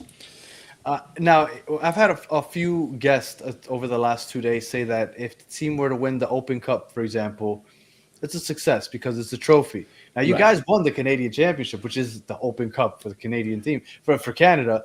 Do you guys feel the same? Was the last year considered a success because you won a trophy? So, I mean, yes and no. It's a bit different, obviously, in Canada, because realistically, there's 3 teams that have an expectation to win every year, right? Absolutely. For the Canadian Premier League teams, the semi-pro teams, it's a great experience, and it's been fantastic the way those levels of football have been growing in Canada. But it's really, at the end of the day, for the hardware, it's between 3 teams. So it's always a good year when the Whitecaps secure the Canadian Championship. It's also something they haven't done consistently throughout their MLS tenure, and now 3 years in a row. I think that's the significant achievement, really, is establishing a bit of dominance in that competition, I think, is what the Whitecaps really value and will be trying to do again this year. But I wouldn't say the season's a success last year. And one of the reasons for that, and we can kind of talk about it with, expectations for this year, they need to win another legitimate playoff round. It's been a long time. That play-in game, we're not counting it. And so that's the goal for 2025, is you gotta make some serious noise in the playoffs. I'm not sure, but I think if you look at statistically, like whatever happens in the playing game, I don't even think it appears anywhere because it doesn't fall on the regular season. It doesn't fall on the playoffs. Whatever stats you get during those games might just not exist. So it's just a memory. Exactly. Yeah, and honestly, I think that's the Whitecaps. Even last year, they had the attitude that, hey, it was great to come out with that result, but there was a lot of frustration that they even found themselves in that position because they kind of gave away their playoff seeding at the end of the year, and then ultimately, right, you're forced to play LAFC in the first round because of that failure. So even though you weren't punished in the play-in, it sort of caught up with the Whitecaps eventually. I think they want to come into this season if they can, be in one of those playoff positions where you get to host, you get to kind of control the first round of the playoffs, and then try to actually, make some noise when you get there. So during the off season, what was the biggest departure that you would say, that's going to hurt? Well, so there's two. In terms of like last year's overall impact, Fafa Pico, who's now in Miami, that's one where Fafa had like this weird age regression busting year where all of a sudden, a winger who relies on his pace and dribbling in his early to mid 30s is having a breakout year. So that was kind of a surprise. But Fafa, I think it was something like 10 goals, 5 assists. So it was good work last year. So he's the one that certainly early in the season had the biggest impact, and that will definitely be missed. But I think he was just asking for a pretty significant pay bump to go along with his performance. And I don't know if the Whitecaps were really willing to do that. There were also some rumors that he was going to get moved. I know a deal was basically in place for him to go to Miami last season, and it sort of fell through at the 11th hour. So this was something that was already sort of on the horizon. But then the one that was really surprising, at least from kind of, we didn't get a lot of warning about it, was Stuart Armstrong. So the Whitecaps signed Stuart Armstrong. He was a free agent after he left Southampton. They brought him in to be the third designated player at the end of sort of the August window. Last year, Scottish international, had a relationship with Ryan Gauld, seemed like a good fit, could kind of be that box-to-box 8. And then Armstrong received an offer, interest from a number of championship clubs, but ultimately Sheffield Wednesday was the team that came knocking. And so really just a couple of weeks ago, all of a sudden, Armstrong and his agent bring this move to the Whitecaps, and Armstrong says he wants to go back to England and try to get back in the Premier League. And so I think a lot of the Whitecaps' plans this year were formed around the idea of, hey, we have our 3 DPs sorted. We don't have to worry about this. And now all of a sudden Armstrong, kind of has a change of heart right before the season starts. So that definitely hurts. But at the same time, this Whitecaps team played without Stuart Armstrong most of last year. He was barely fit in the regular season. And even in the playoffs, it was like really 65, 70 minutes was the max you saw out of him. So while the Whitecaps certainly have a designated player spot to fill, or they might go with like the 2 DPs for U22 roster allocation. So they might actually change course a little bit. But regardless, there's some roster spots to fill now. But in terms of actual on-pitch impact, Armstrong wasn't like a huge contributor last year. So I don't know how much it'll affect the on-pitch product early season, but certainly I know amongst Whitecaps supporters, it's been a big thing of, hey, we got to, if we want to be competitive, we need to fill up these roster spots and bring in some players to replace those guys that left. Well, you still got Ryan Gauld. Were there any additions to I mean, I know you said that Armstrong just recently left, so were there any additions that you think would make an impact this coming season? Yeah, so there have been two attacking additions that have happened kind of within the last month in this preseason.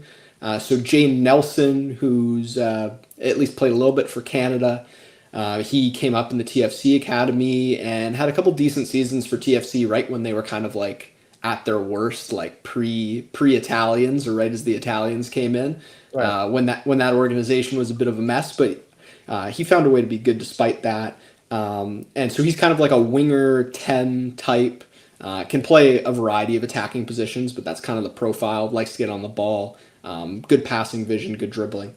But he went over to Denmark and kind of made the jump to Europe, and then has bounced around a little bit, been on a couple loans, and just one of those guys that I think, comes up in North America, performs well enough at a young age to make them jump to Europe, and then just sort of fizzles out, never really finds a team, never finds a manager, never finds a system where everything fits. And so now he's coming back to MLS. So this is something where the Whitecaps are buying kind of low. Like Nelson's still 22, 23, a ton of talent, certainly can be an impact MLS player, but he's kind of been out of that form for a couple of years. And Jesper Sorensen, the Whitecaps manager, new manager, is Danish. So you have to think that, you know for a fact that he saw Nelson in Denmark, or at least he's going to have heard plenty about the player, have some understanding. Also, he's Canadian, so it's a domestic spot, so the roster,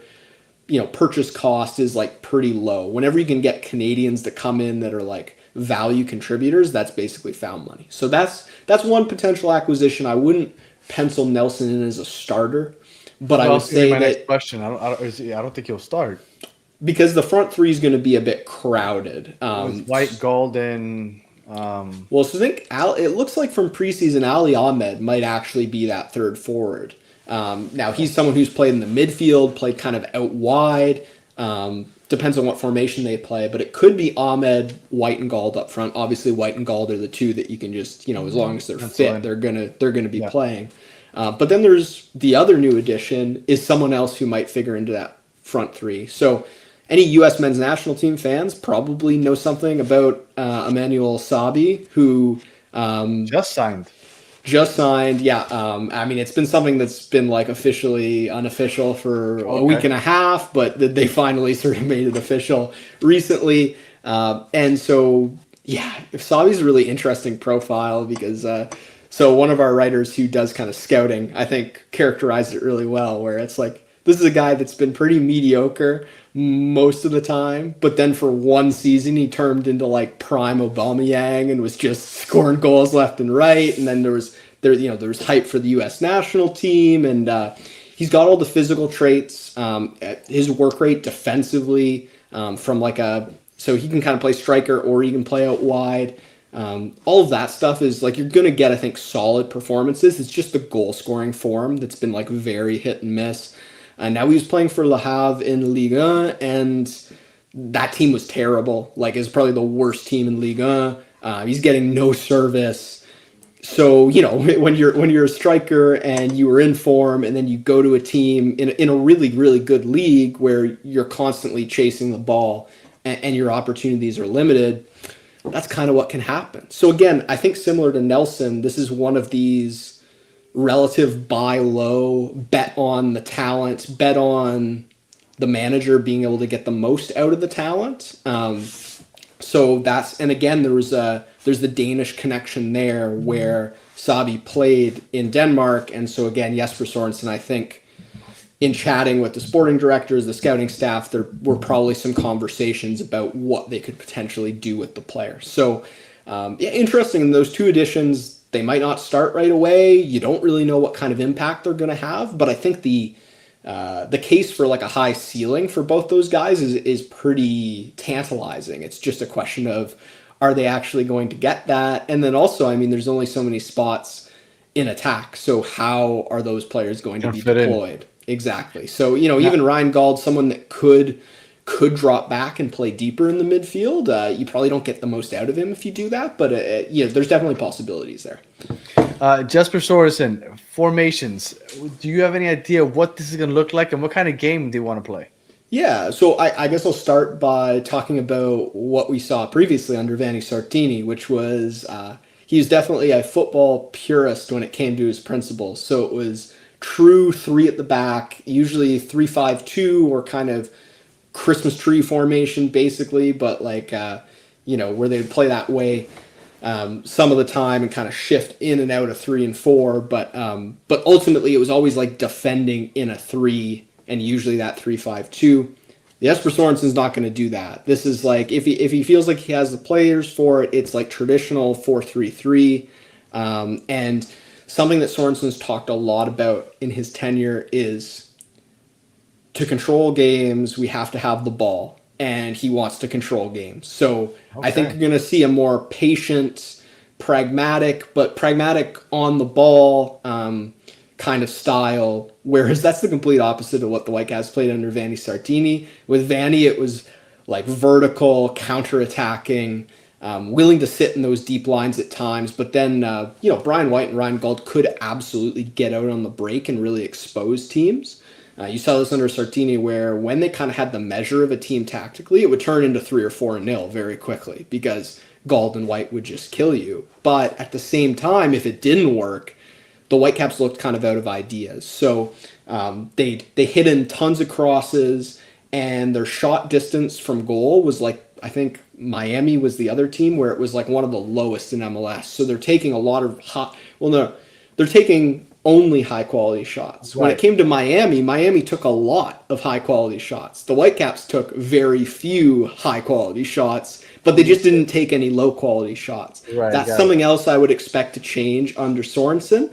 I think they're going to be a little more dynamic in the final third because they're going to have the ball more often in the final third. They're going to lurk around the edge of the box. Like this is not going to be full blown Pep or Enzo Maresca ball, but it's going to have some of those elements, which is very different than what the Whitecaps have played before.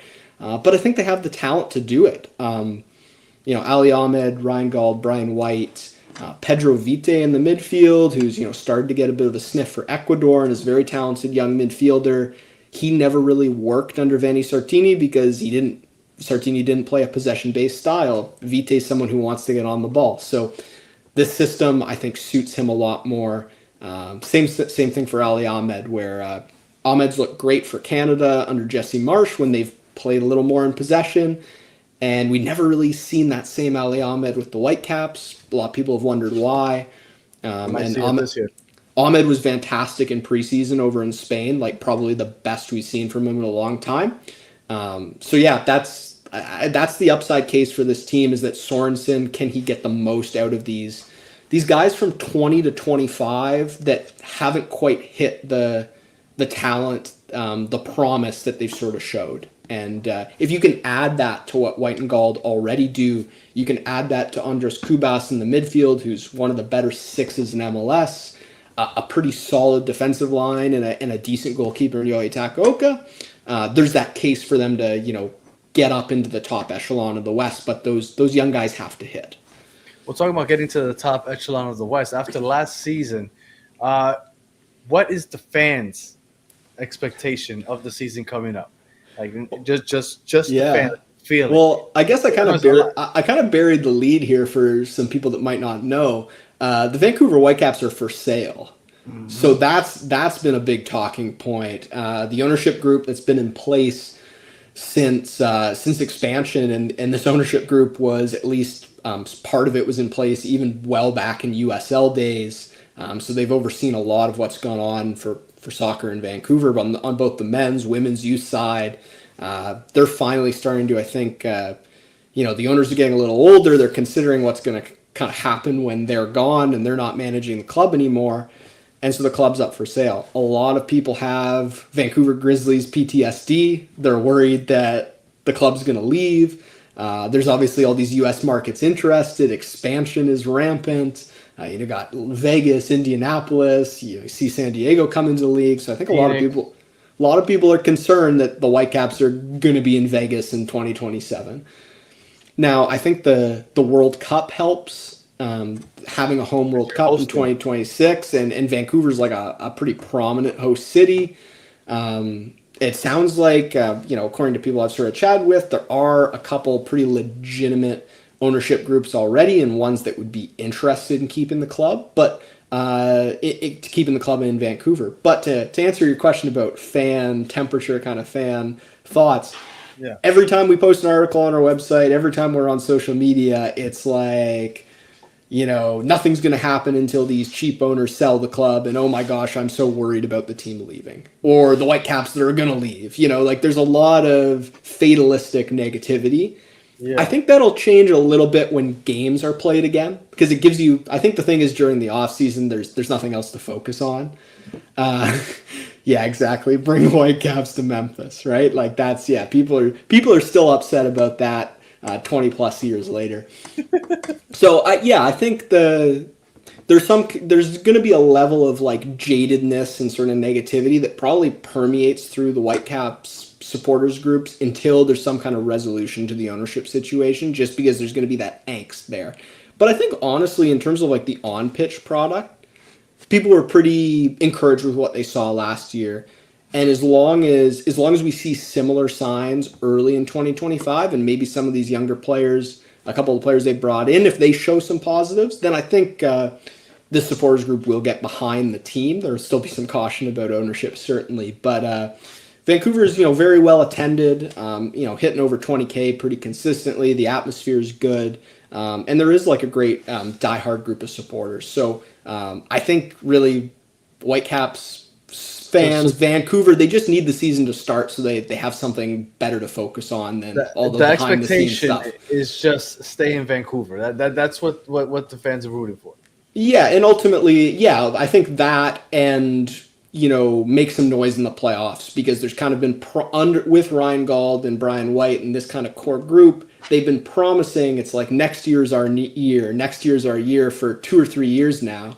And these guys, these prime age guys aren't getting any younger, 28, 29.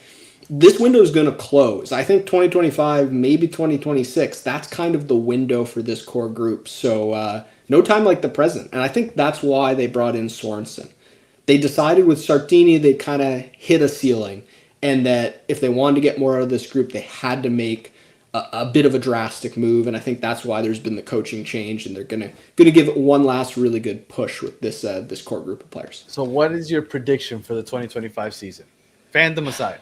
Yeah, so I think that realistically, like, unless, as much as I like Sabi and Nelson and I like the upside case, you look at who's left and who's come in, it kind of feels like a wash from last year. And unless Jesper Sorensen comes in and is an absolute tactical virtuoso and he's just a genius, I don't know if I see the logic for this team taking a massive step forward. So I certainly don't think they're going to be, 8th, 9th again. I think realistically the Whitecaps were like a 5-6 seed last year, and they just kind of fumbled the bag at the end of the season. So I'm almost evaluating last year's team on that like 5-6 seed.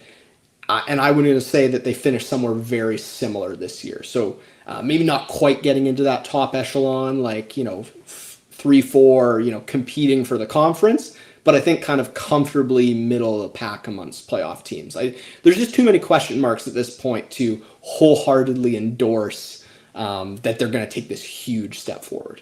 So another Canadian championship and stay in Vancouver. Yeah, I mean, obviously, Toronto's offseason's been a bit of a mess with Insigne. Montreal, there's ownership questions, and they haven't really spent much or brought in anyone of note. So Canadian championship, certainly still favorites, and I think that's the expectation.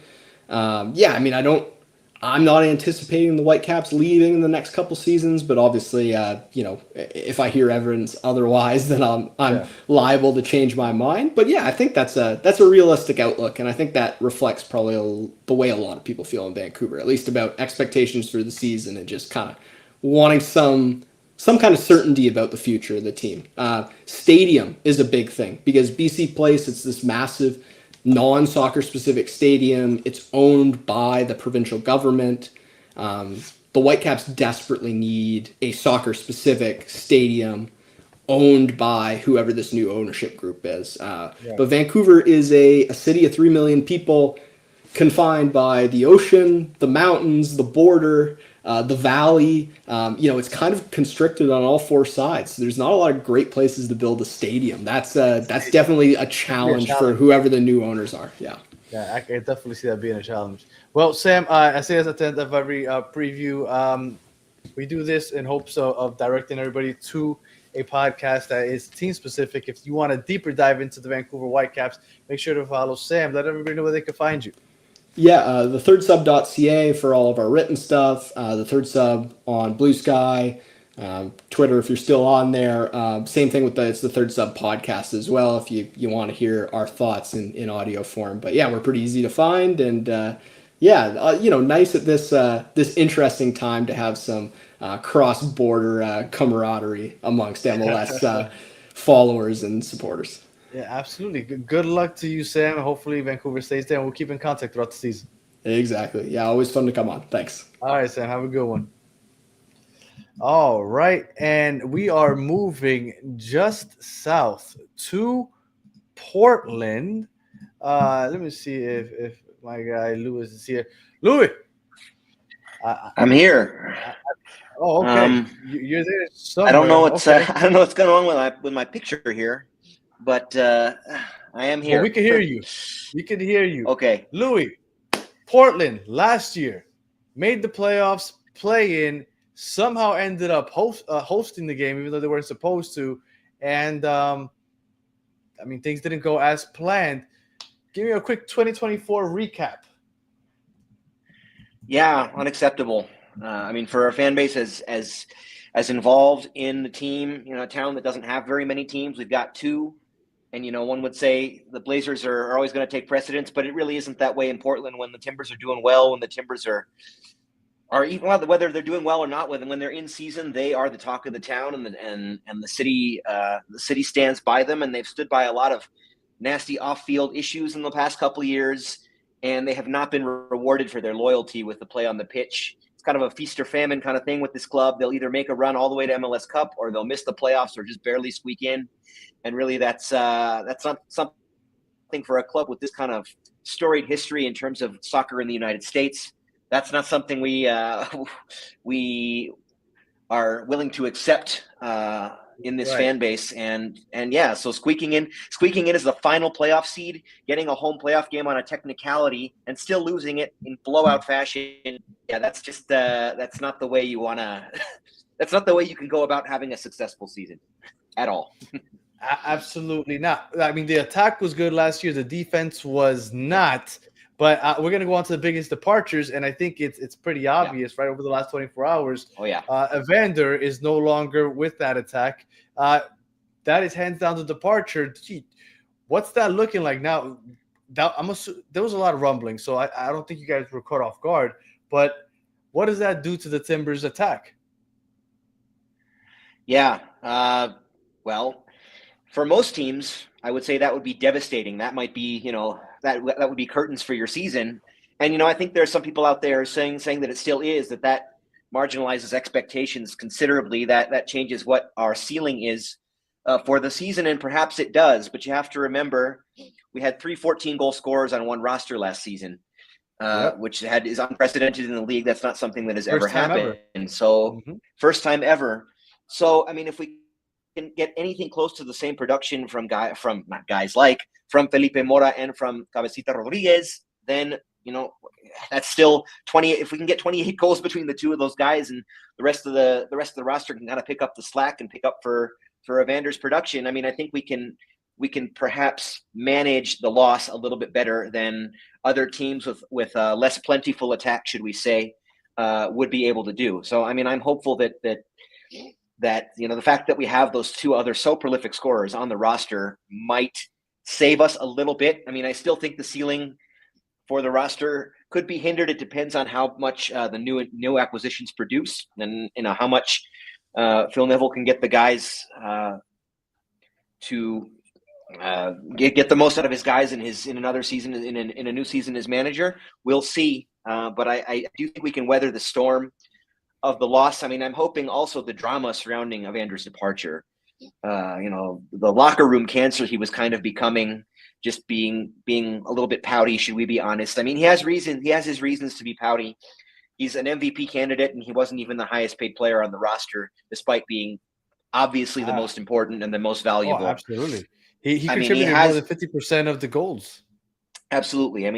He had his reasons to be upset with management, with coaching, for feeling undervalued. I completely understand that, but I'm hoping that the drama surrounding all of that being gone will provide a more positive atmosphere for the roster, and perhaps open up the path for others to succeed without that drama, without that distraction, for sure.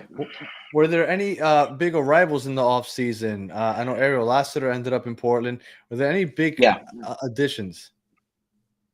Yeah, big additions like world beating. I wouldn't go that far, but we have some very interesting we have some interesting acquisitions who have the opportunity to be impactful for certain.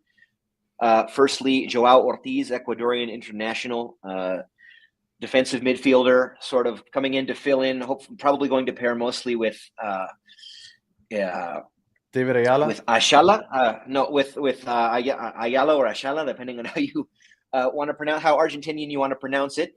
David Ayala in the double pivot, along with, of course, old stalwart Diego Chara. They're probably going to rotate those three in Can't believe he's still there. Defensive midfield. What's it been, like 15 years? He is the timeless wonder. Yeah, he's still around. He's been since 2011. He was the club's first designated player. He's obviously no longer on a designated player contract, but he's still there. One club man. Well, not a one club man. He did play with other clubs before coming to Major League Soccer, but he has been with us since 2011, and he's still going. He might be able to play until he's 50. He takes such good care of himself. Yeah. So Ecuadorian international Joao Ortiz to shore up the defensive midfield. That's one. Another is, you mentioned Ariel Lassiter. Also Kevin Kelsey, who had a cup of coffee with FC Cincinnati from Shakhtar Donetsk, coming in to up top to possibly share the pitch, depending on how they want to play it with Felipe Mora up top. Another option at striker, Venezuelan international. Yeah, and then besides the two of them, new Colombian, lateral. Sorry, I'm used to talking about soccer often in Spanish. Oh, good. Our outside back, Juan Mosquera? Jimer Fori.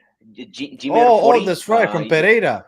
Yeah. Colombian youth international. Hopefully coming in to shore up those wing spots that have been so vulnerable in the past few years with our wingers, who are much more, shall we say, offensively inclined and offensively gifted. They don't always get back to defend. Hopefully this new signing, I've yet to see much of him, but hopefully this new signing can help shore up those weaknesses on the wings in the defense. He's And so I would say those three names are probably the biggest acquisitions of the offseason. And I've watched a little bit of that. Fortunately, the preseason games in the Coachella Valley Invitational have been streamed, and so I've been able to see a little bit of that. And so far, so good. They had a nice big 3-0 win today over San Diego FC. We'll see. But those are the three big impacts. Also, rumors, not confirmed yet, but with Evander's departure, sold for $12 million to FC Cincinnati. With half of that money, they're bringing in another designated player, David da Costa, Portuguese international from Lens in Ligue 1, to basically slot right into that number 10 spot. And probably not going to give you the same kind of production as Evander. That's a tall ask, but if he can give anything close, I mean, we'll see. Once it's confirmed, I'll watch some highlights and I'll see, maybe what we can get out of him. But yeah, that's the big rumor for a new designated player signing. Again, not Evander's level. Few people are, but they're, I like that they're at least they're not waiting to fill in that spot. They're going out and getting somebody. Now, Villanova likes to push up his fullbacks, and often they get caught out of position. But Fori, you play with Pereira. I'm a little familiar with him. He'll get back and defend. But again, Phil Neville is with his fullbacks. He's very aggressive. They push up very high. Yeah, and not always to the benefit of the club. Rarely. Rarely to the benefit of the club. Correct. So, Kamal Miller, we used to love him down in Miami, but the defense was not great last year. As far as the formations go, what formation is good old Phil Neville playing, and how does the team play? Well, it's interesting. I mean, if you're building around Evander, which is what he did the last season, what's been done in the club for the last two seasons, if you're building around a true number 10, it's going to be a 4-2-3-1. That's what it's been traditionally the past few seasons. For a 4-2-3-1, you're still depending a lot on your counter to get good scoring opportunities, but you're definitely having that. You're having your back line of four, and you're having three. You're having Evander in the middle, surrounded by two wingers, and your solitary striker up top. Now in the preseason, they've been experimenting a little bit with a 4-4-2, taking advantage of the fact that maybe your best way to score is with two up front. I think depending on how this new DP signing, if it comes to fruition, this new DP signing comes out, they may try to go back to, or they may start to stick with, I should say, the 4-2-3. If it were to be two up top, would it be Mora and Rodriguez? Probably Mora and Kevin Kelsey, maybe Lassiter, and maybe occasionally Rodriguez. But I think Rodriguez is better as a winger. Cabecita's better he's more comfortable and I think more effective as a left winger rather than a target striker. They brought him in, and when sometimes they bring in these DPs from Liga MX and who are wingers, and they try to play them as target men, and it's uncomfortable, it doesn't work. But they're like, oh no, you're the big signing, you got to be the target, you got to be the striker, you got to be the target man. And they realize, no, you're better on the wing. That's where you're more comfortable and more effective. When they moved Cabecita over to the left wing, he became a star. He became a 14-goal scorer in his first season in the league. So I don't think they're going to monkey with that too much. I would keep him on the left wing. He can play target striker. He can play number 9 in a pinch. But no, I'd rather see Mora and Kelsey, or I don't know, some other kind of combination, someone other than Cabecita. And if they're going to play a 4-4-2, if they're going to play 2 up front, I'd rather see somebody other than Cabecita. But Mora still got it. I mean, he's not a star striker. He takes a lot of flack, and people are like, Felipe Mora, he's not anything special, but the guy produces. I mean, he's a figura. He's a historic figure in our club now at this point, and he just keeps at it. When he's healthy, he's very, very effective. So, I still think it's going to be a 4-2-3-1, and they're going to build around a number 10. If this Portuguese David da Costa comes in and is effective, can provide anything close to what Evander did, I think they're going to want to play that way, just because most of the roster remains unchanged and they're used to playing that way. It would be a radical change to go to anything different in the short term. So, yeah, I'm still predicting it's going to be that. They're still going to depend on a lot of the counter, and the fullbacks are going to get too high, and we're going to be vulnerable in the back. But hopefully less than before. That's all I can say. You got to keep outscoring teams. If somebody's going to watch Portland next year, and they're going to say, you know what, I was told to watch this player. This is the player I should look out for because he's not a household name. Who would you say that player is?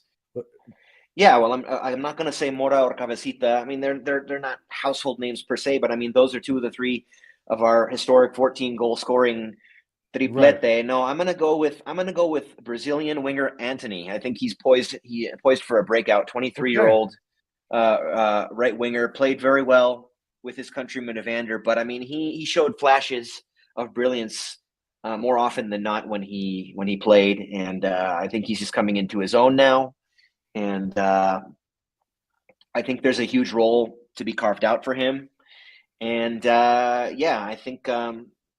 I think if I had to pick one player, I'm gonna pick him. I'm gonna pick Antony. I think he's poised for a breakout. I like that.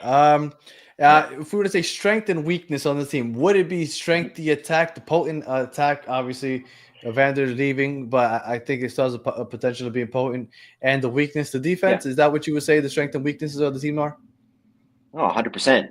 Yeah, we're gonna score goals. I mean, this team is built to score goals. That's what it's gonna do. The question always is it built to score more goals than it lets in? That's basically been the question with this team for as long as I've been watching it. The defense in the MLS era of this club has never been sound. There were moments where they found some stability, and were able to have maybe a league average defense.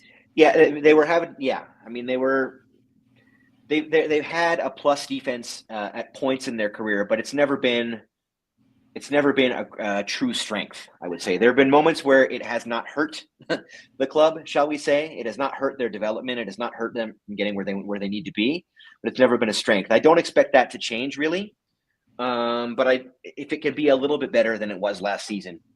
We're going to score 2 goals a game. That's what we're built to do. At least 2.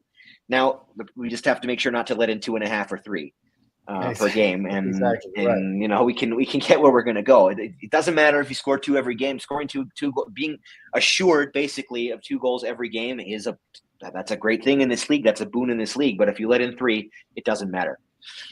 So yeah, I think Cabecita. I didn't put him as the player to watch, but I think he's gonna have another great season. I think he's gonna be very, very dangerous. Mora also, I expect him to be dangerous. I expect our attack to remain as dangerous. Well, maybe not as dangerous, at least not at first, until they sort of settle into a new life without Evander. But I think, this is going to end up being one of the most potent scoring attacks in the league by the end once again. So it's all about that defense. If they want to get where they want to go, they're going to have to shore that up just a little bit more. After crashing out so unceremoniously last year in the playoffs or play-in, where's the fan expectation going into 2025? If you ask the fan base or get a feel for the fan base and you say they're happy if this happens, like what's the expectation? Yeah. Well, like I said, it's been kind of feast or famine with this franchise. Every 3 years they'll make MLS Cup, and then they'll miss the playoffs the next 2 or 3 seasons. Yeah. And then they'll miss the playoffs the next 2 or 3 seasons. I don't know. I know the thought of being without Evander is probably fresh in a lot of people's minds, and they're going to think, oh, this is a lost season because whatever we get to replace him is not going to be good enough, and our ceiling just crashed. And I'm a little bit more optimistic, shall we say. I think we will be able, like I explained before, I think we'll be able to weather that storm a little bit, be able to manage that. I don't know. I think it's going to be. I think the start to the season will be very telling. This is not a club that has historically had good starts to the season. They've always had to go on late season runs. Even when every time they've made MLS Cup, they've made a late season run to get into the top half of the playoff qualification. And I don't want to see that this time. My personal expectation, it feels like that's the MO for Portland and Seattle. I feel like that's the MO for both teams. Yeah. But I would like to see the team come out of the gates a little bit hotter than they're used to. And I think that'll be really telling. If they do that, if they can win some games to start the season, give themselves a little bit more of a cushion. I know the end of the season and going into the playoffs, that's when you want to be playing well, obviously. But also, it's just so demoralizing to see your team struggle so hard at the beginning of the season to get into a rhythm. I would like to see them get into a rhythm earlier on in the season, give themselves a little bit of margin for error so they're not having to win every single game down the stretch at the end of the season just to make it in and to the final spots. My personal expectation, my what I demand, I have no platform on which to demand anything of them. But if I were to demand something of them, get yourself in the playoff conversation earlier on in the season and stay there. Get yourself and don't be scrambling for the final playoff seed. No, get yourself at least till, I don't know, let's say 5, 6, or 7, around that range. Let's be comfortably in that range. And if we can get into a top 4 seed, that's even better. I'm not demanding that, but let's just be in the playoff conversation where the fans deserve to see this team, all they've put up with, and their continued support, and really just the talent on the roster is there for that. It just needs to come together, it needs to come together sooner and stay there. So yeah, that's my expectation. That's your expectation. Now, what do you predict is going to happen? Yeah. Well, unfortunately, I think more likely is, again, to be fighting for that 8-9C again. We don't know enough about the new acquisitions and how impactful they're going to be. There's a lot of potential there. But basically we need everybody new who came in to be impactful, because we know what the squad is without them, because it's mostly the same squad. We got a few new acquisitions and maybe they'll be impactful. If they are impactful, depending on what degree to which they are impactful, that will change our ceiling dramatically. We could be a top 4 seed. We could, I'm not going to go so far as to say we could be fighting for a shield, but we could be fighting for the top positions in the conference if everything hits. Because, the talent base is there, even without Evander. But there's just too many unknowns for me to say right now that has a serious possibility of happening. So yeah, I mean, I think let's just say all the new acquisitions are a net neutral. They don't help, but they don't hurt. They basically leave the squad in the same position as it was last season. Then we're going to be fighting for the same thing that we were last season. We're going to be fighting for an 8 or a 9 seed, which and a quick exit, which just making the play-in isn't really making the playoffs. I don't consider that we made the playoffs last season. Really, we made the play-in and we got wrecked. That's not making the playoffs, and that's not acceptable. But I mean, until we see something out of these guys, out of these new acquisitions that could be very impactful, until we see that out of them, I'm willing to change my perspective once we see what we really have in these new guys. And young guys like Anthony, who I mentioned, if they take that leap forward that they are certainly capable of. The young guys on the roster, it's interesting. Our roster is a nice balance of young, talented guys and vets, which is ideally what you want in a squad. I mean, you want experience and you want youth and hunger. I think we have a good balance of both, especially all the new players we brought in. They're youth internationals. They're hungry players. They're good. They're good, talented young players. So we'll see how it all comes together. And I'm certainly willing to change my perspective on what this club's ceiling is. It's very, very, very possible they could be better than what I expect them to be. But for now, I'm going to say they're going to be fighting for that 8 and 9. I think they will make it by the skin of their teeth, but it won't be. I mean, we're not going to be looking at this team at the end of the season as any sort of contender. Okay, that's a fair assessment. Louis, I appreciate you for jumping on to help preview the Portland Timbers this season. Now, I know you cover León and Liga MX. You are a big Portland Timbers fan, so let everybody know where they could find you. I don't know how much you tweet about the Portland Timbers on your accounts. No, I don't have much of an opportunity to tweet about the Portland Timbers. I'm my community, my podcasting community is mostly, were it not for you guys giving me the space to talk a little Timbers, which I greatly enjoy. I don't really have another space to do that. Occasionally you might see some Timbers content when I get a chance to go to Timbers games, which is not, I mean, I'm for, full disclosure, I'm living in Mexico. I'm living in the Club León realm. And so that's the team I'm closest to. That's the team I'm mostly getting a chance to see play live. But when I get to my few Timbers games a year live, I'm all about it. I'm tweeting about it. I'm talking about it, and I'm always happy to talk Timbers when I get the chance to. But yeah, my socials. I mean, I think you should see them there. My name at Louis R.S. Olnick on Twitter, at Louis Olnick on all other socials, and my hashtag Fiero Viajero. That's my León handle. So if you search for that, you can find me anywhere doing my León thing. So awesome.